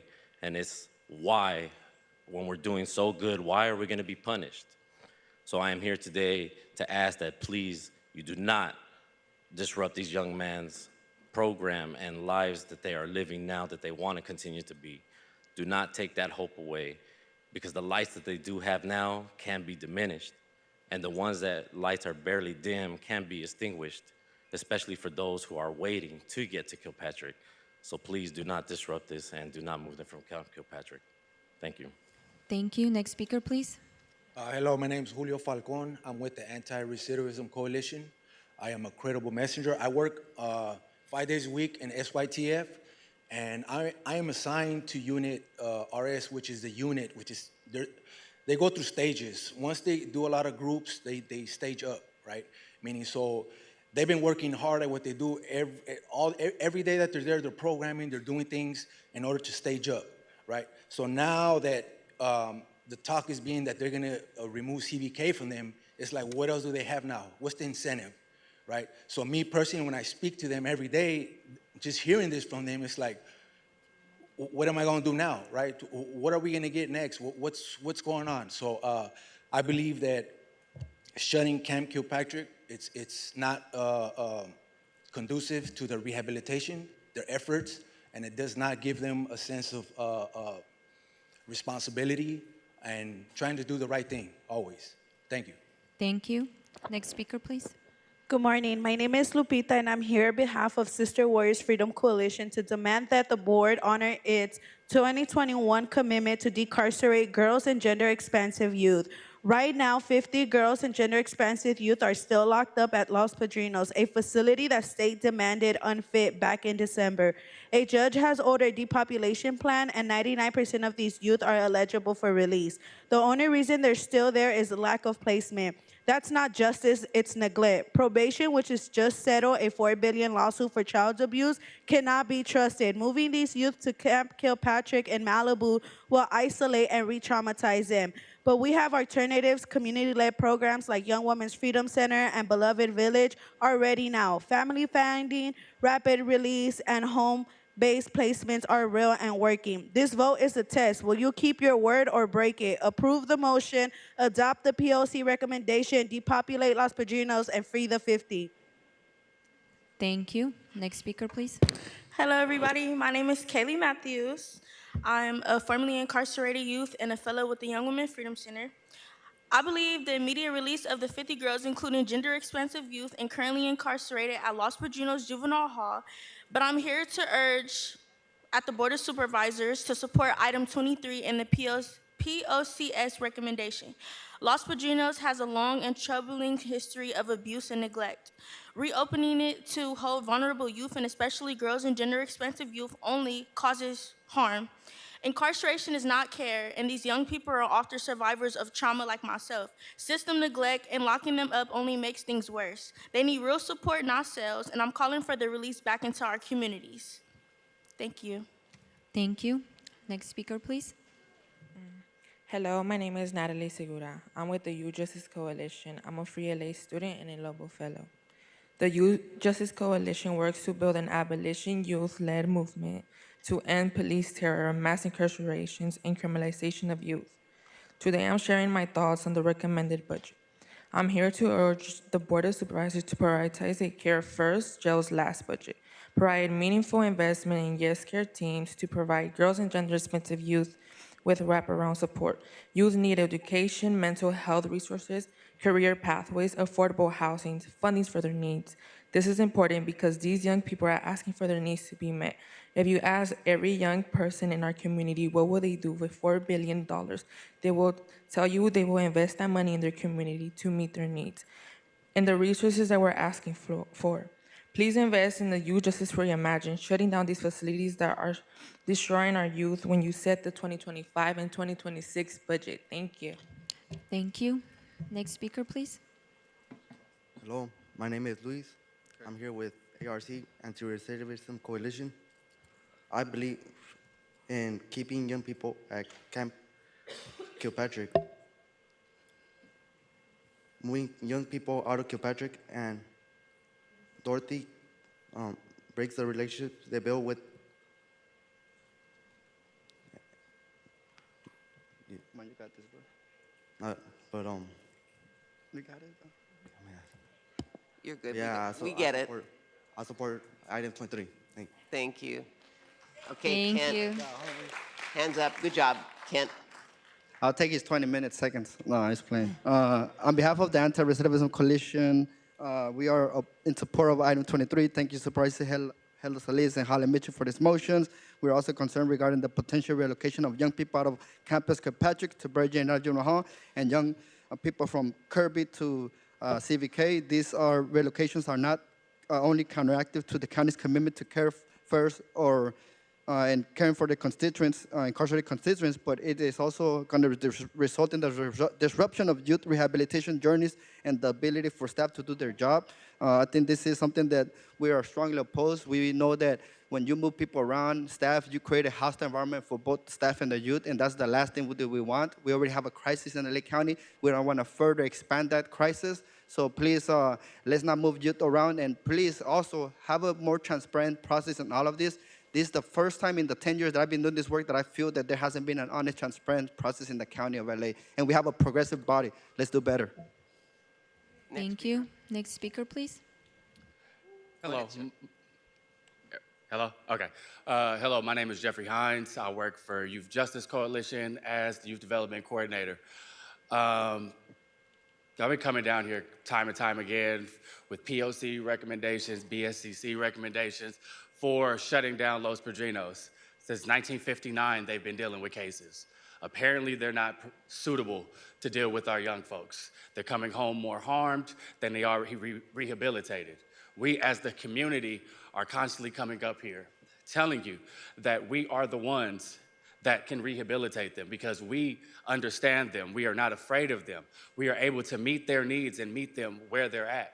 So please, we ask for you to return them to their communities where we are prepared to receive them with open arms and with the love, care, and support and resources that they need. And if the county, with as big of a budget as it has, can't provide these resources, then it might be time to reallocate those funds to where it can be used Thank properly. you. Next speaker, please. Good afternoon, Board of Supervisors. My name is Megan Castillo. I'm with the Reimagine LA Coalition, and I strongly support and underscore everything these young folks have uplifted thus far. I'm asking the board to stop the transfer of the youth to Malibu. The state already said Los Padrinos isn't safe, and the judge has ordered it to be emptied. Almost every single person there is cleared for release, but they're still locked up just because there aren't placements ready.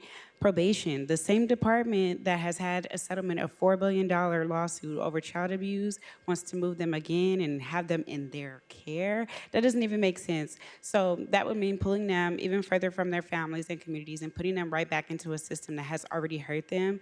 This doesn't have to happen. There are real options now, community-based programs like folks who are in this room who are doing the real work, and supporting rapid release didn't exist when you voted in 2021, but it does exist now. So please support that work and support the community-based organizations that are present. Thank you.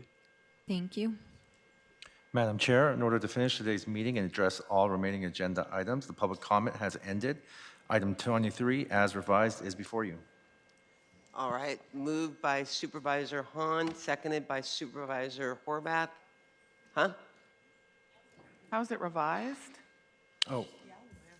I didn't hear, did you say revised? Said as revised. Oh, I didn't hear you say revised. Oh, my apologies. Thank you for catching that, Supervisor Thank you. Hahn. Although we can I know revise it's it your if you want. motion over there, but I caught it.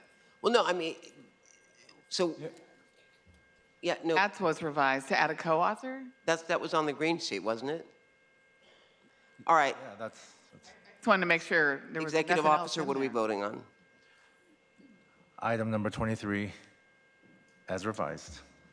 Supervisor Solis? Aye. Supervisor Solis, aye. Supervisor Mitchell? Aye. Supervisor Mitchell, aye. Supervisor Horvath? Aye. Supervisor Horvath, aye. Supervisor Hahn? Aye. Supervisor Hahn, aye. Supervisor Barger? Aye. Supervisor Barger, aye. Motion carries 5-0. No. Hands up, you guys, because we cut it short because we're getting through the agenda, but thank you all. All right, at this time, it'd be appropriate to hear from supervisors with items not posted on the agenda. And if you're going to leave, all right, are there any specials? Seeing none, we will now go to general public, hearing from the members who wish to address the board. Executive officer. Will the following individuals please come forward and staff will assist you? Jarmon Carlota, Albert Gomez, Alicia Bridgeford. Why don't we go ahead and go to the, before you call people, why don't we go ahead and go to the phones? Because I think a lot of these people signed up on the public comment thinking that would be for it. So why don't we go to the phones first and then we'll deal with in person. As a final reminder for participants on the telephone, if you'd like to address the board in general public comment, please press 1 then 0 now to be placed in the speaking queue. Moderator, can we have the first speaker, please? Anna Lee, your line is open. You may begin. During a state of emergency, I ask the Los Angeles County Board of Supervisors to advocate and support that all convictions of looting, arson, burglary, wire and copper theft be punished by the death penalty immediately upon conviction. Now that is the solution to the increasing prison population problem. Thank you. Thank you. Next speaker, please. Katie Clark, your line is open. You may begin.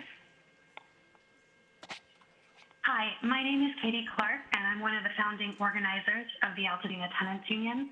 I've been an Altadena renter for more than 15 years and lost my home in the Eaton fire.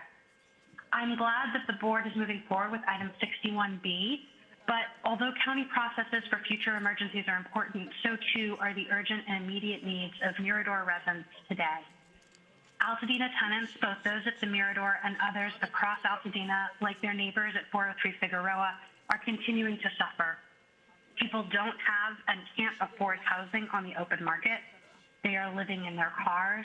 They are camping out in unsafe and toxic units because landlords like Affirmed Housing won't remediate their homes. Since the fires, we've been asking you to protect Altadena tenants.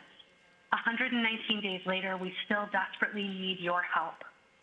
Please take real and immediate action beyond just procedural and process-oriented items to materially help tenants Thank you. in Altadena. Next speaker, please. Thank you. Julie Esnard, your line is open. You may begin. Hi, my name is Julie Esnard. I live at the Mirador Apartments. I've been a resident of Altadena for 60 years, 60. While I support 61B, we need action now. Our apartments have not been remediated. ConAm and Affirmed Housing told us we could come back after the fire, after we were evacuated. 15 days later, they said the apartments were safe. They were not. They still had smoke, soot, and ash in them. Only 3 of the apartments have been remediated by community organizations. ConAm has denied that they are responsible for remediation. They told us to go to FEMA. FEMA does not do renters' apartments.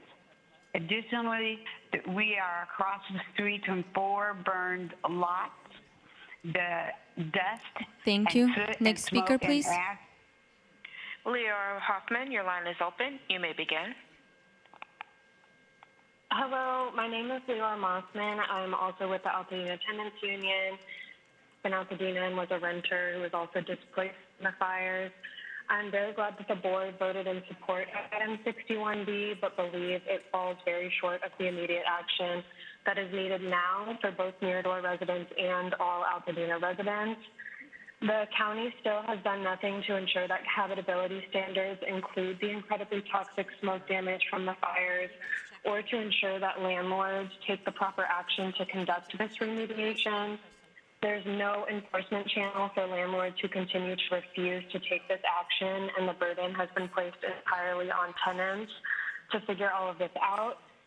These issues impact the elderly residents at the Mirador, but also all renters in Altadena, and so I'm urging you all to take much stronger action in behalf of all Altadena renters as a whole, because we really have been left on our own after the fires. Thank you. Thank you. Next speaker, please. Anthony Arenas, your line is open. You may begin. My name is Anthony Arenas from the Justice LA Coalition and lifelong resident of District 3, giving general public comment on the closure of Men's Central Jail. 115 people have emailed your board offices since yesterday, and the message should be familiar to you all. Close Men's Central Jail with no replacement jail, no care campus, and fully funding 10,000 community treatment beds. We're in the highest rate of in-custody deaths in the last 20 years, with 18 lives already lost in 2025 alone. And how is this possible when our jail population today is much smaller than it was 20 years ago? One that is composed mainly of folks incarcerated pre-trial, as well as individuals with mental health needs that could be safely diverted. So I'm hoping after the 5-0 vote to support Supervisor Mitchell's motion that this board is still committed to closing Men's Central Jail. Thank you. Next Thank speaker, you. please. Beverly Durham, your line is open. You may begin. My name is Beth. Thank you, Madam Chair, for bringing forth the motion 61B. In November, I moved into the Mirador Senior Apartments in Altadena.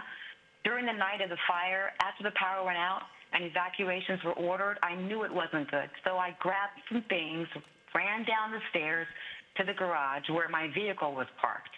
That's when I started to panic because the electric gate couldn't open and all the cars were still trapped inside. So what was I going to do?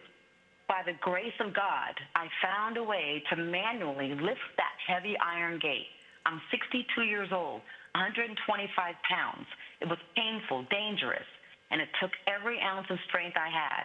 But finally, I was able to get out, along with some other residents in their vehicles.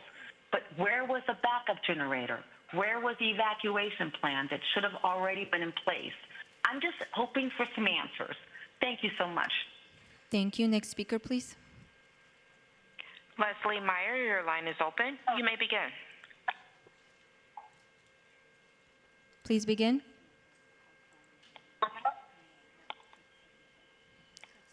Next speaker, please.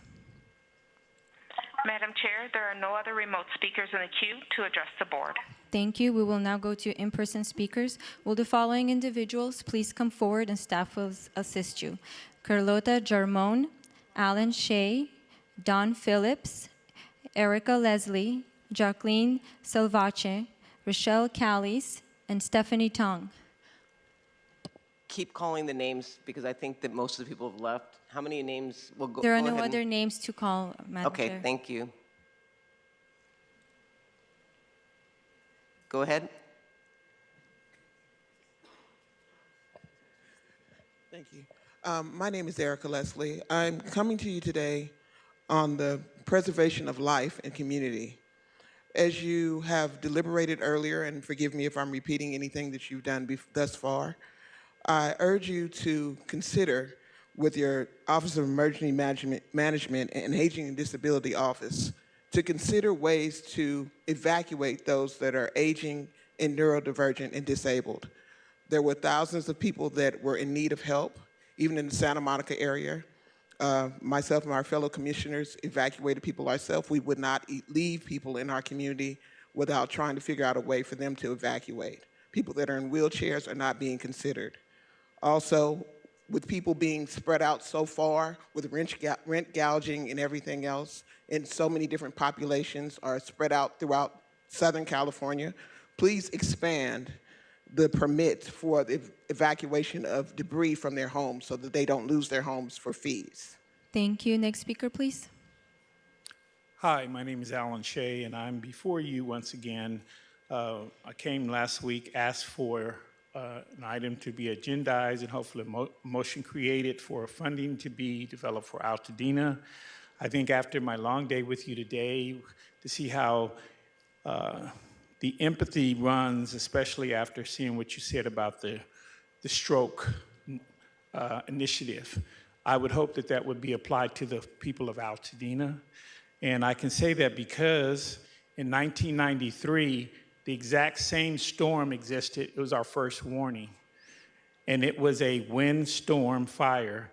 In 2011, we had another windstorm, which resulted in about $20 million of damages and very few fires, but we did have some.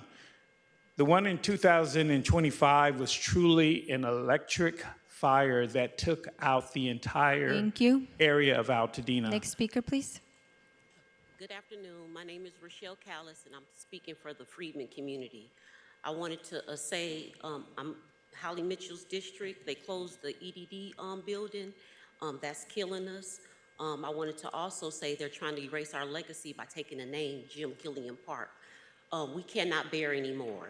I want to say we only have 1.3 miles of Black excellence, the Crenshaw community, and we need investment.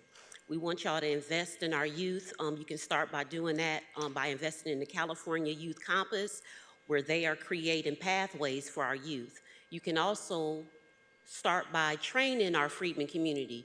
We are at the Lamert Park, Africa Town, every Sunday. You can find us there. We need Second Call to come out there and train the Freedmen community to get us ready for the Olympics.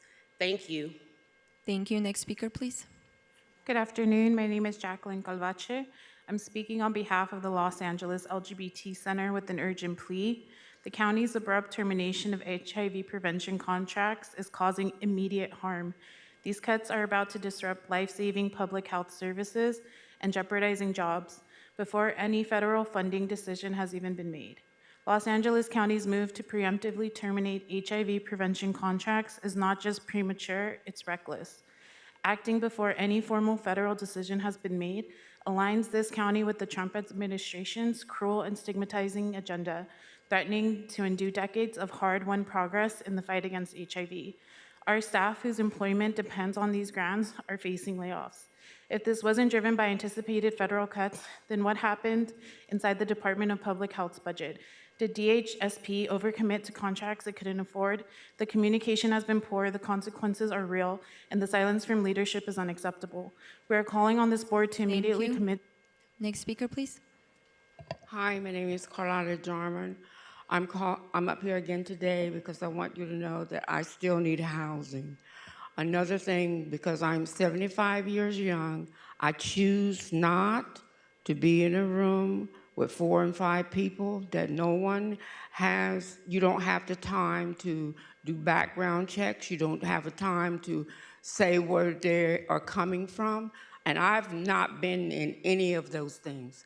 I need to be in a room by myself so that I can collect myself. I do need to go to therapy, but I know the kind that I need to go to. It does not need to entail drugs. And it hurts me because I see a lot of things coming to this pod, I would say, but it seems like that I feel like that I've given a lot to LA County, and I deserve to have housing. Thank you. Next Can speaker, we have please. somebody over here? Yeah, right there. She just raised her hand. Thank you, Lilette. I hear you. Okay, next speaker. She's going to help you. I know. Well,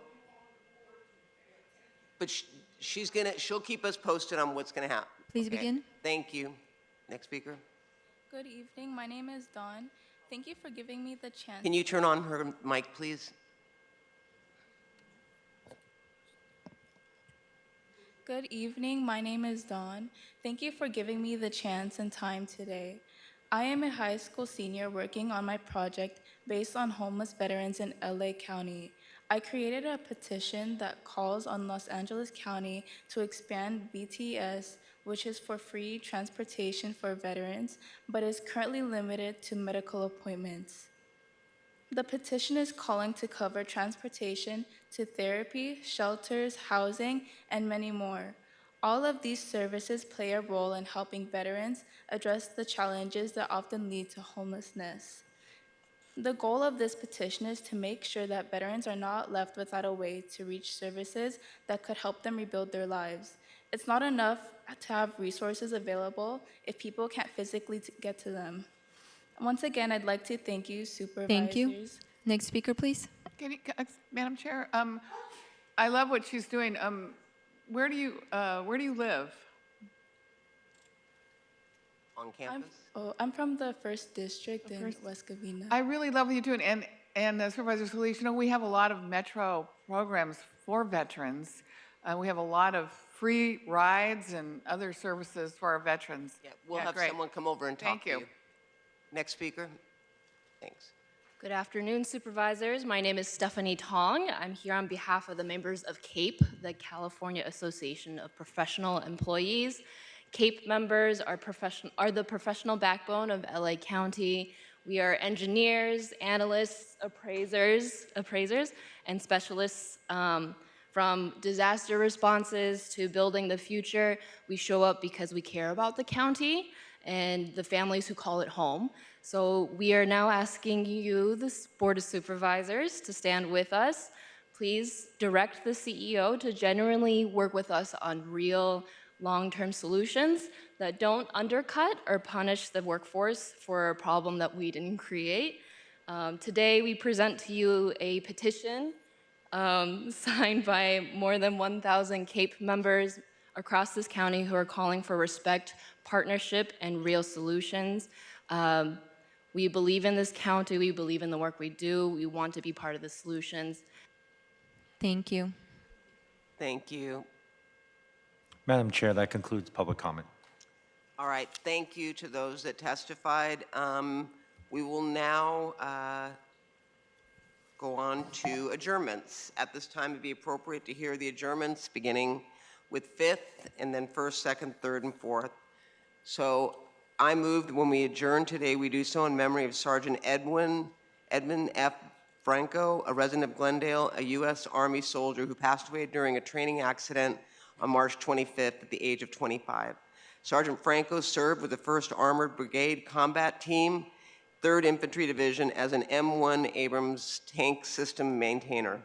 He was in the Army for more than 6 years. He did his initial training at Fort Benning, Georgia, and was assigned to the 5th Squadron, 7th Cavalry Regiment in February of 2019. He served in Korea in 2020 and Germany in 2022. His awards included the Army Commendation Medal with Oak Leaf Cluster, Army Achievement Medal with Oak Leaf Cluster, Army Good Conduct Medal, National Defense Service Medal, and Global War on Terror Service Medal. Beyond his military accomplishments, Sergeant Franco was a devoted husband and father. He and his wife, Georgia, welcomed their first child, a son, in October of 2024. We extend our deepest condolences to Sergeant Franco's family, friends, and fellow soldiers. Sergeant Franco is survived by his wife, Georgia Franco, his 6-month-old son, Father Edmund Sr., and Mother Lourdes Arriga. I also move that we adjourn in memory of Doug Cranwinkle, a longtime resident of Pasadena who passed away on April 8th. Doug was born in Elgin, Illinois in 1940. He graduated from Northwestern University and the University of Michigan Law School. He went on to clerk for Chief Justice Earl Warren in 1967. Shortly after he moved to Pasadena to join Munger, Tolles, Hills, and Rickenhauser, which is where he became a partner.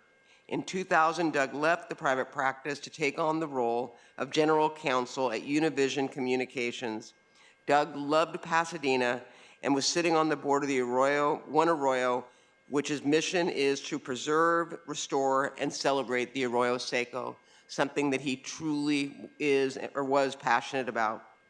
He also loved his family. He raised his 2 children with his beautiful and loving wife, Susan. I also move that we adjourn in memory, he was deeply involved in the Pasadena community, and Doug served as president of the Rose Bowl Operating Company Board of Directors and was a member of the steering committee for the Rose Bowl Institute. He was a huge sports fan, an avid Laker fan, but the Dodgers were the team that gave him the most pleasure to watch. Doug will truly be missed and remembered as a loving family man who put the people he loved at the center of his life, and I saw it firsthand. As I said, he's survived by his wife, Susan, his two children, Mark and Jane Pine, son-in-law, Dave Pine, who's also his county supervisor up, I believe, in Santa Clara, daughter-in-law, Sarah Cranwinkle, his 6 grandchildren, Anna, Tommy, Peter, and Rose Cranwinkle, and Kevin and Jack Pine, and his beloved dog, who you could see him out at the dog park, Percy, who truly was his special friend. Also that we adjourn in memory of Jean Ulrich Moore, a longtime resident of Claremont. Jean was born and raised in Waco, Texas, and attended Baylor University before moving to Claremont in 1961. She was a seasoned volunteer and administrator in the Claremont area and at the University of La Verne. She began working administration at Casa Colina Hospital in Pomona and volunteering at Condit Elementary School in Claremont. She spent many years at the University of La Verne, where she served in multiple roles, most notably as Director of Student Employment. She was honored as a Grand Marshal of the Homecoming Parade in 1989.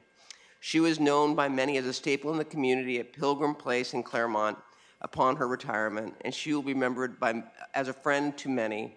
She's survived by her 3 daughters, Glenda Kittinger, Nan Fox, and Joyce Cable, and her 16 grandchildren. Also, I believe on behalf of the entire board, I move that we adjourn in memory of Harry W. Stone, former director of the Los Angeles County Department of Public Works, who passed away on April 20th at the age of 84. Harry was born in Burbank in 1940 and attended John Burroughs High School.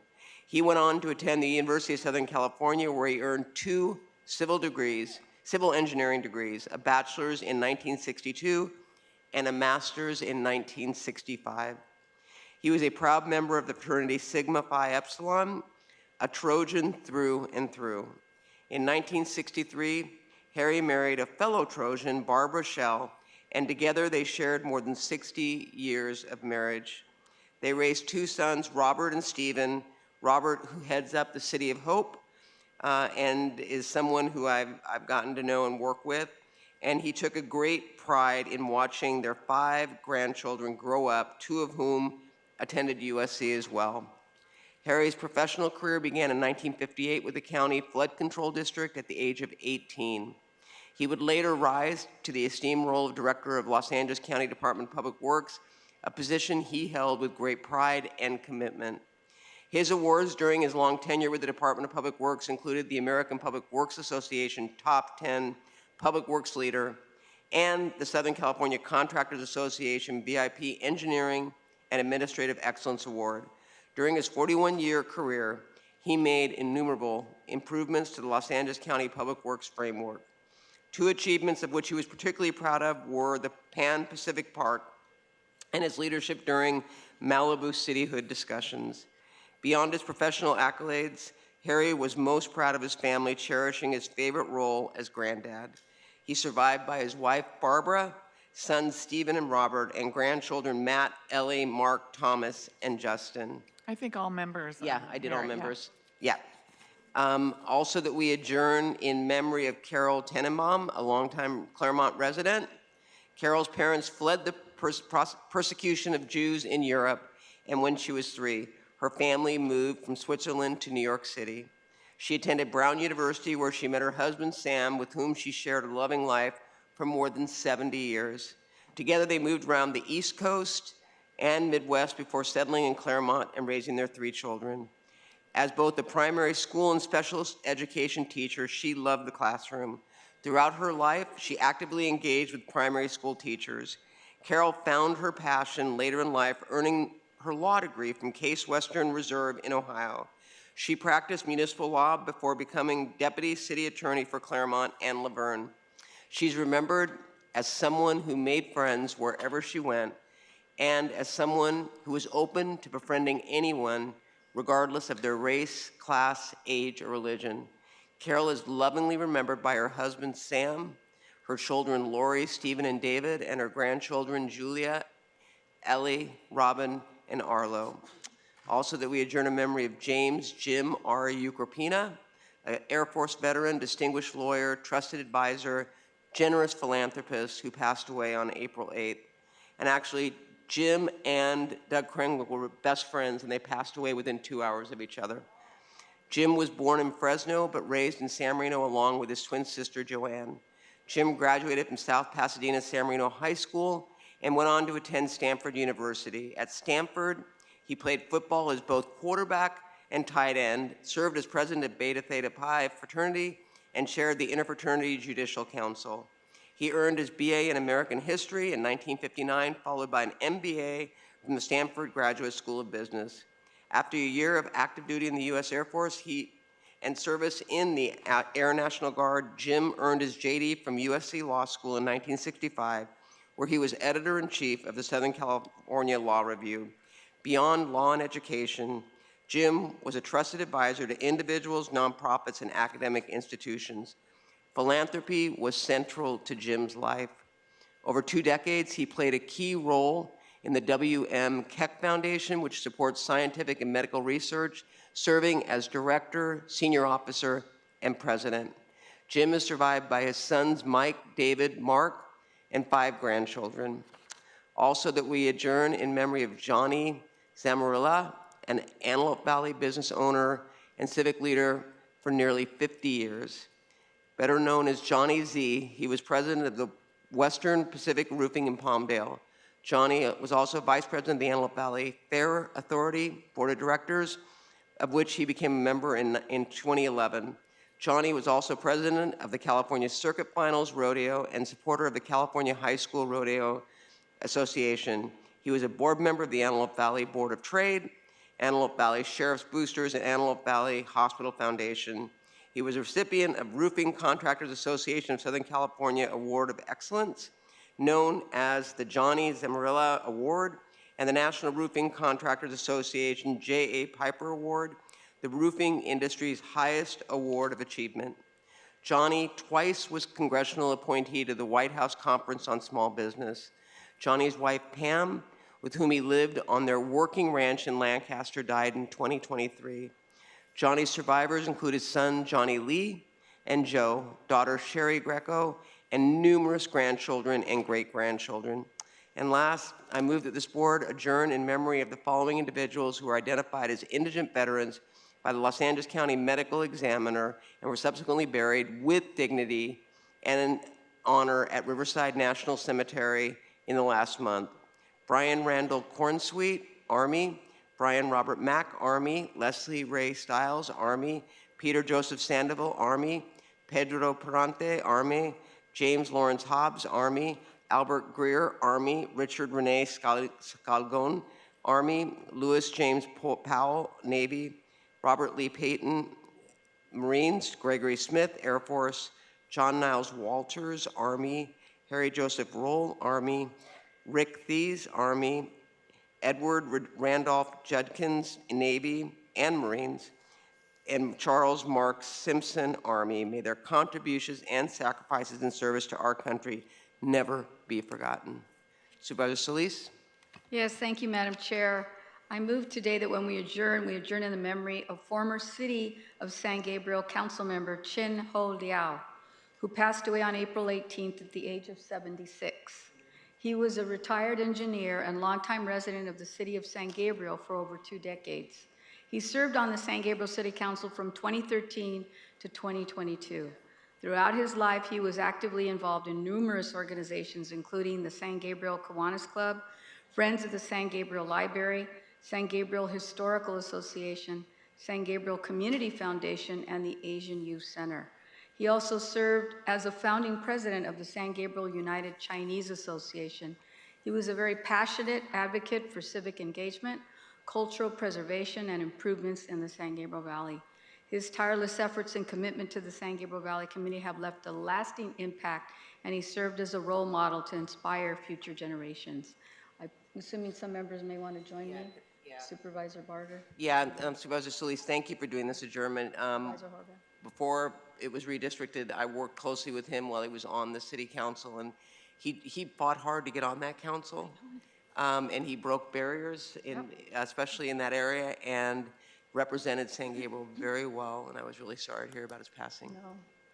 Thank you. So we'll have Barger as well as Horvath join. Oh. Yes, I had the privilege of working with him through Contract Cities, and he was just always so outgoing and warm and welcoming and and just really engaging. So I'm so sorry to hear this news, and thank you for including. Thank you. And I also want to move that when we adjourn today, we adjourn in the memory of Alexis Herbin, the first Black U.S. Secretary of Labor who was appointed by President Clinton. And she was a dear friend.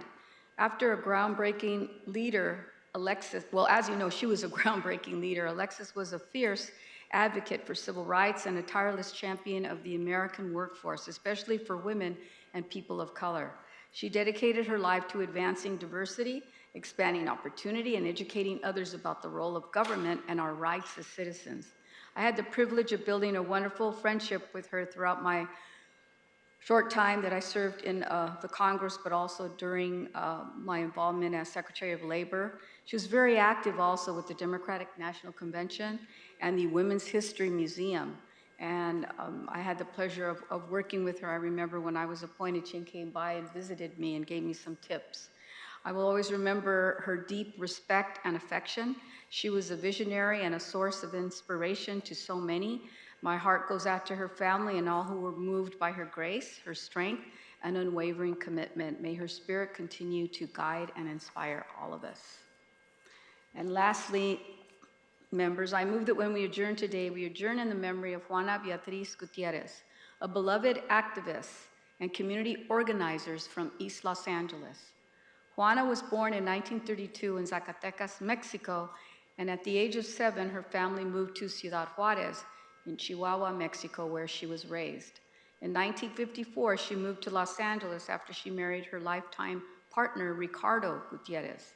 And in the late 1950s, many Latinos who lived in Los Angeles were forced out of their homes to make way for the East LA freeway interchange. Juana's family was uprooted twice during the highway construction. Such uprooting was akin to the experience of those families in Chavez Ravine to make way for the construction of the Dodger Stadium. Therefore, Juana started a neighborhood watch and participated with a network of parents to develop programs throughout Boyle Heights. Then in 1984, she learned that a proposed prison was to be built near her home. She helped to organize opposition to the proposed project. It was the beginning of her direct activism, which resulted in forming 2 organizations called Mothers of East LA and Madres del Este de Los Angeles Santa Isabel, known as MELASI. With Juana's leadership, the Mothers of East LA group led the defeat of 2 proposed toxic waste incinerators, a dump site, a chemical treatment plant, and an oil pipeline in the vicinity of hundreds of thousands of Latino residents. She also helped address crime, unemployment, dangerous working conditions, and pesticide-filled foods. In the midst of these struggles, she proactively moved to improve the quality of life for many residents in the East Los Angeles area. Juana became a role model for other mothers to form community environmental justice action groups throughout the country and the world. With Juana's support, the Mothers of East LA established a scholarship fund providing over $300,000 to local students. They also established a water conservation program that employed 22 community members with benefits and established a community garden among the many other projects she was involved in. Juana was recognized for her groundbreaking work and had even been featured in stories throughout the world, including Australia, Africa, and Europe. I had the opportunity to personally know Juana through my career, first meeting her when I was in the State Assembly back in 1992, and I recognized her for her advocacy in the community along with the Mothers of East LA. She also inspired many publications and many books. Her archives are even a part of the Urban Archive collection at the California State University Northridge Library. Juana is survived by her 9 children. My heart goes out to them, including her daughter, Veronica, who is here in the audience today, and perhaps other family members. Thank you for gracing us today, and to the entire family. May Juana's legacy continue to inspire all of us. And I know that's true because all of her children have been very involved civically in many environmental justice and community-based organizations and advocacy, and they continue today.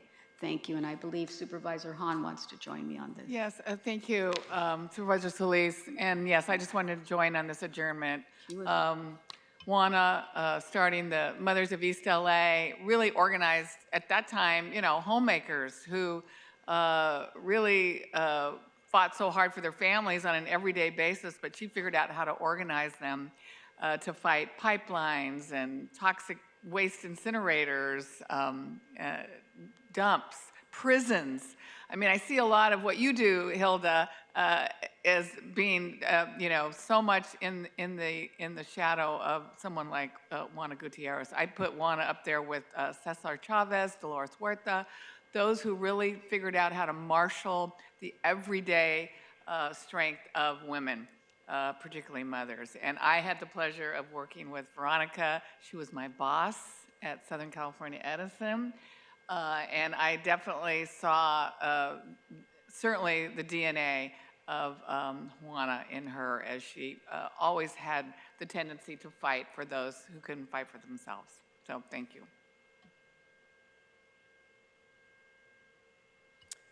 Thank you, and I'll just add that I had the pleasure of meeting your mother as a very young choral fellow and my assignment was studying the community impact of that toxic incinerator that she and many others successfully blocked. So again, you have my condolences as well.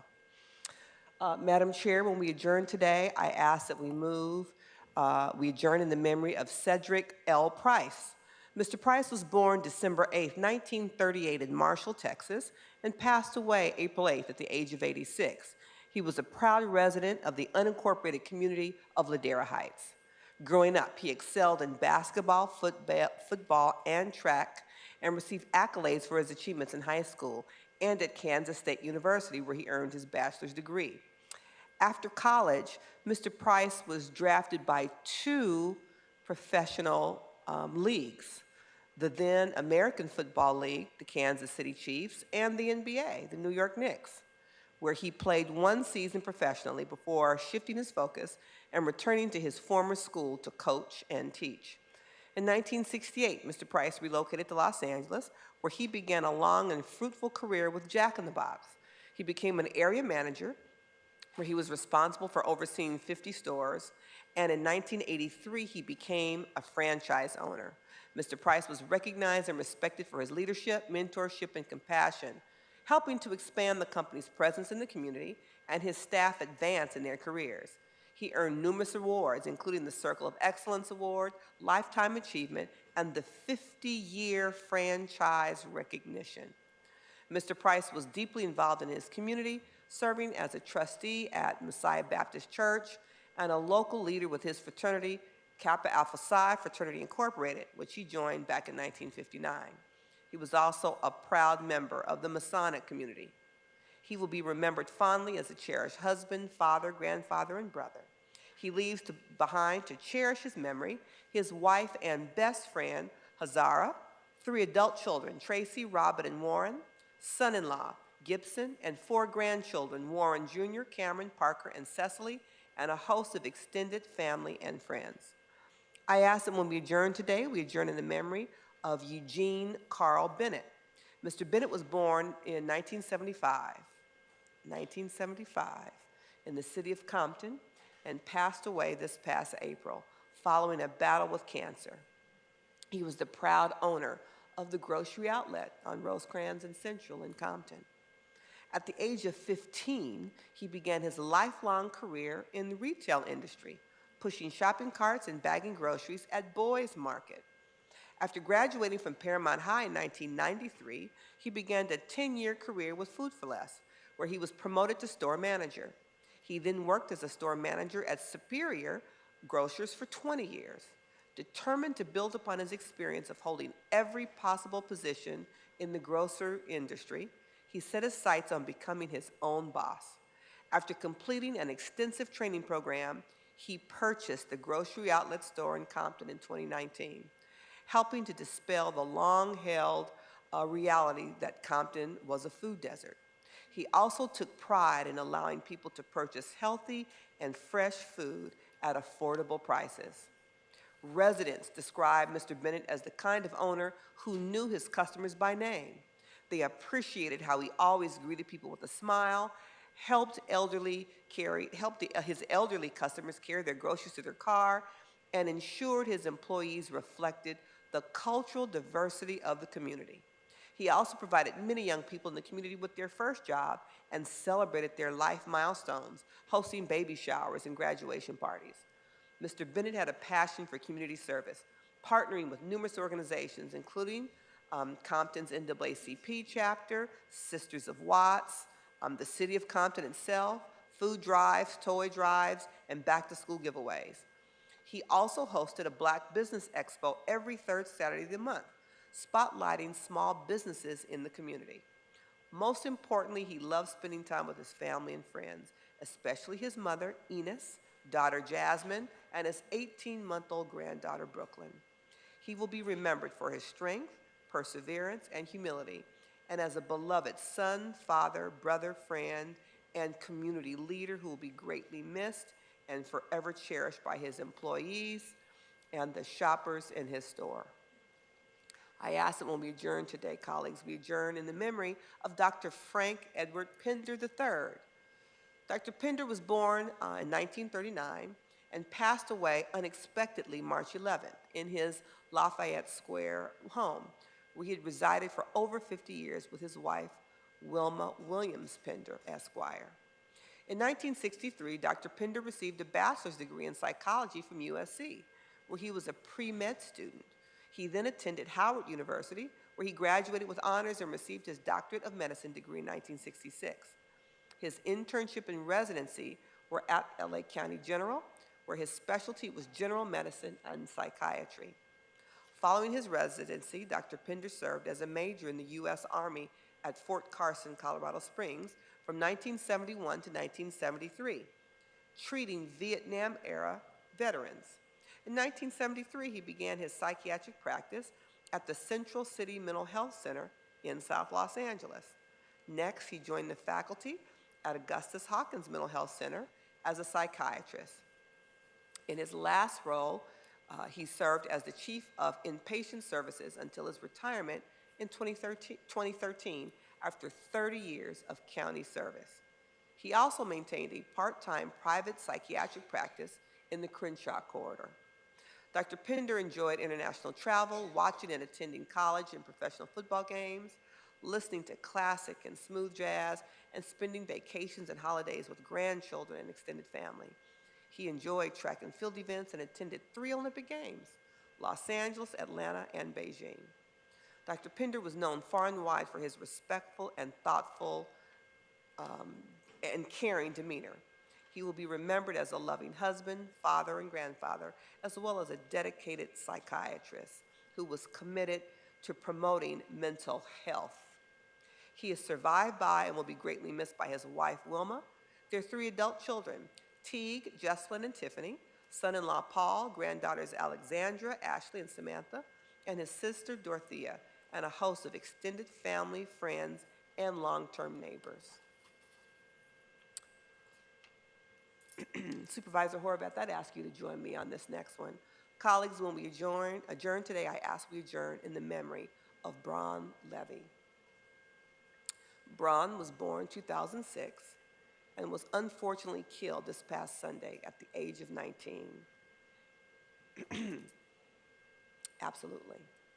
His family had recently relocated to the Manhattan Beach community after losing their home in the Pacific Palisades fire. Braun was a month shy of graduating from Loyola High School and was so excited to attend the University of Virginia in the fall. Braun was a nationally ranked tennis player.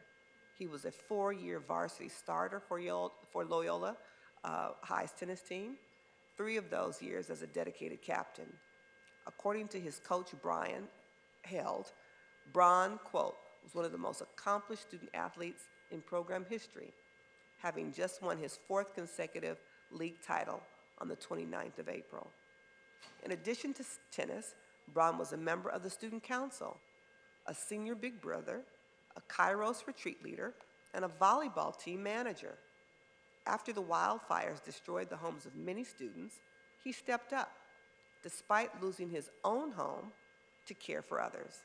He helped create a peer-to-peer counseling space for students who had been displaced, and in March, worked with his best friend and the school administration to organize an overnight retreat for those affected, to provide a safe space to talk about their feelings and emotions associated with the loss of their homes. His family shared this quote: "Bron lived with a spirit few ever do, always smiling, endlessly curious, and with a hint of mischief. While he was known for his talent on the tennis court and his academic achievements, what made us the most proud was the way he treated others, with kindness, respect, and a light that shined in every room he entered." The local community has created a beautiful memorial at the First Street volleyball courts in Manhattan Beach where he can be remembered. Bron's legacy of kindness, resilience, and leadership will continue to inspire us all and all who knew him. Bron is survived by and will be missed deeply by his loving parents, Dan and Jennifer, his older sister Adele, and a host of extended family and friends, and classmates, his forever classmates at Corpus Christi School in Palisades and Loyola High School. Thank you. Thank you. I don't have any adjournments for this meeting, but I want to thank you for adjourning in memory of our Holy Father at our last meeting, and thank you for including me in this one. Thank you, Madam Chair. I move that when we adjourn today, we adjourn in the memory of Akiko Olsen. Akiko Shimahari Olsen was born in Japan in 1966, and she lost her battle with cancer and passed away at home this past March 28th. She was only 58. Akiko studied culinary arts at Cerrito College, and she became an exceptionally talented chef known for her exquisite cuisine and vibrant personality. Her career flourished at restaurants like the Grapevine in Torrance, Suki Restaurant, Onigiri, and Sushi of Naples, before she rose to a managerial role at Tokyo Central's Torrance Central Kitchen. Her problem-solving leadership and ability to connect with people made her a beloved boss and coworker. Akiko's free spirit and accomplishments shone in America, where she hosted legendary dinner parties and built lasting friendships. Her Buddhist practice amplified her caring, non-judgmental nature, exemplifying the golden rule in all she did. Her legacy of kindness, resilience, and culinary artistry will forever inspire those who knew her. She is survived by her husband, Rick Olsen, and her son, Forrester Olsen. And her service last Friday night at the South Bay Buddhist Center was packed with friends and co-workers who told story after story of her loving nature and her ability to make friends. May she rest in peace. I also move that when we adjourn today, we adjourn in the memory of Shantara Nop, a respected Cambodian community leader in Long Beach, was 70, passed away after battling cancer. After escaping the brutal Khmer Rouge genocide in Cambodia, Shantara made Long Beach his home, where he became a pillar of the Cambodian American community. Over the decades, he dedicated his life to uplifting others by mentoring emerging leaders, championing civic engagement, and helping to shape initiatives that left a lasting impact on the city. Shantara served as president of the Cambodian American Leadership Foundation and was a member of the governing board of the Coral Projects. Shantara is survived by his wife, Ravi Morath, his children, Thomas, Nancy, Justin, Sterling, and Jasmine, and his grandchildren. I also move that when we adjourn today, we adjourn in memory of Gary Davis, who passed away at the age of 83. Gary was a retired LA County firefighter paramedic. He was a member of the very first paramedic class in LA County, which my father championed back in 1970. Gary also served in air operations and air and wildland division during his 30 years with the department. And before his time with LA County, Gary served in the United States Army. Gary is survived by his sons, Fire Captain Brett Davis and retired LA County Sheriff's Department Senior Deputy Greg Davis. I move that when we adjourn today, we adjourn in the memory of Pauline and Fred Hooker. Pauline passed away at the age of 94 and just 7 days after her husband, Fred, passed away at the age of 95. Over the 75 years they were together, they built a home filled with love and laughter. Pauline loved her family and was full of joy when she was around her grandchildren and great-grandchildren. She loved the hugs and giggles they brought to her life. Fred was a hardworking employee at the local refineries for over 35 years. He loved camping trips, fishing, and hunting, especially with family and friends. After retiring, he discovered a love for cooking. Pauline and Fred made their home a place of love and the center of all family holidays. Their love was an inspiration to all who knew them, and they will be truly missed. Pauline and Fred are survived by their children, Julie, Denise, and Steve, 3 grandchildren and 16 great-grandchildren. I also move that when we adjourn today, we adjourn in the memory of Roberta Uphoff, who was 89 when she passed away. She was the oldest of 5 children and spent her early years living on the working farm in Maine. In 1956, she remarried Robert Dean Uphoff, and the couple became known as Bob and Bobby. Their family of 6 moved to California in 1972, where Roberta became an active PTA member, Sunday school teacher, a member of the League of Women Voters, involved in the preservation of the Southern California coastline, and a docent at the Cabrillo Marine Museum. Roberta later worked for a local assemblywoman and subsequently as the secretary security specialist for an aerospace firm. Roberta was an ace bowler and a devoted member of St. Paul's Lutheran Church in Palos Verdes. She was an avid baker and renowned for the refreshments she frequently provided after church services. Roberta is survived by her children, Patricia, Susan, and Bill, a Lomita council member, her siblings, Joan and Wilfred, as well as numerous grandchildren, great-grandchildren, nieces, and nephews. She will be remembered for her kindness and love for her family and friends. She will be truly missed. And I also move that when we adjourn today, we adjourn the memory of Tony Vanash. Tony was a Lakewood resident and lifelong advocate for his community. He was the last living founding member of the Peace Corps and the emeritus chairman of the Metropolitan Transportation Authority Accessibility Advisory Committee, advocating for a safer, modern public transit system for all. Tony grew up in Hastings, Michigan, attended the University of Michigan, where he was known for his political activism, and upon graduation, he spent time in Santiago, Chile with the Peace Corps. Tony will be remembered for his courage to stand up and speak the truth for every community he engaged with a special interest in the disabled community. Throughout his life, he received countless awards and recognition from LA County, the City of LA, Long Beach, and Signal Hill.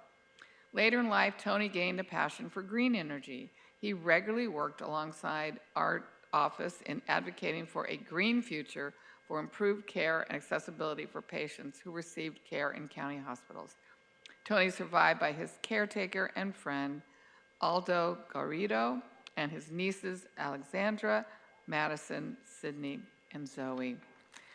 And my last adjournment, colleagues, I move that when we adjourn it in the memory of when she passed away. Eleanor was a community volunteer for over 60 years. Her respect and appreciation for law enforcement stemmed from a family incident when she was a child. She developed her inner strength from the tragic situations she endured as a child, including being shot at, falling out of a train, being kidnapped, 5 years of silence in grammar school because she did not speak English and was told by family members she would not amount to anything. Eleanor was determined to prove them wrong, and she did. She was a compassionate, inspirational leader who used her experiences to make her community a safer place. Eleanor was a public safety volunteer for the Los Angeles Police Department and provided the officers insight and the teaching tools they needed to save their own lives and the lives of others. She established relationships with community leaders and local police chiefs by hosting dinners at her home. Those dinners turned into neighborhood potlucks where neighbors and police officers built strong bonds. She served on numerous committees, boards, commissions, curfew programs, and mentorship programs. She served on the LAPD Crisis Response Team, was the vice chair of the Hispanic Advisory Council to the LA Police Commission, and was the director of LAPD Patrol Committee, the Community Police Advisory Board of Harbor Division, and was a crime prevention specialist. Eleanor also served on the LA County Commission on Human Relations for nearly 35 years, serving as president from 1990 to 1991. And she was my commissioner on the Sybil Brand Commissioner on Institutional Inspections. She received over 200 awards, was considered to be a national spokesperson for crime victims and community policing. She touched the lives of so many. The county has lost a true measure. I have known Eleanor since I first moved to the harbor area over 30 years ago and became very close to her when I was a member of the city council in Los Angeles. She really was always there to serve as a liaison by the community that sometimes had historically tense relationships with the police department, and she was there to bridge the gap and bring both sides together. She will be missed. Thank you, Madam Chair. Thank you. We will take all the motions as seconded. If there's no objection to unanimous vote, that will be the action. Executive Officer? Members of the public, the board will now be going into closed session. While the board is in closed session, we will be showing a video presentation. Supervisor Solis has a video presentation recognizing the LA County Fair. In accordance with Brown Act requirements, notice is hereby given that the Board of Supervisors will convene in closed session to discuss item number CS1, conference with legal counsel regarding anticipated litigation, and item number CS2, conference with labor negotiators, Vezia Davenport, and designated staff as indicated on the posted and supplemental agendas.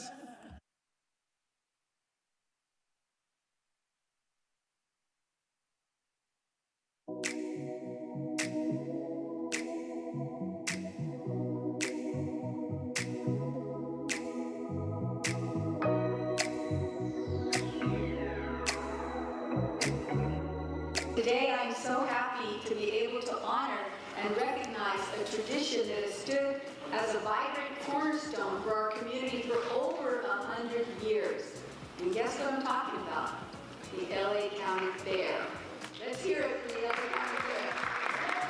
For over 103 years, this beloved event has brought people from across our region together to celebrate our culture, our creativity, our art, and community.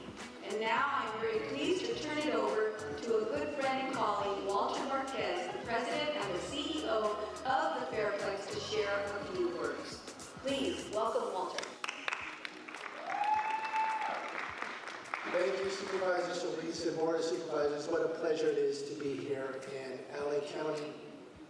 I stand here representing your Los Angeles County Fair.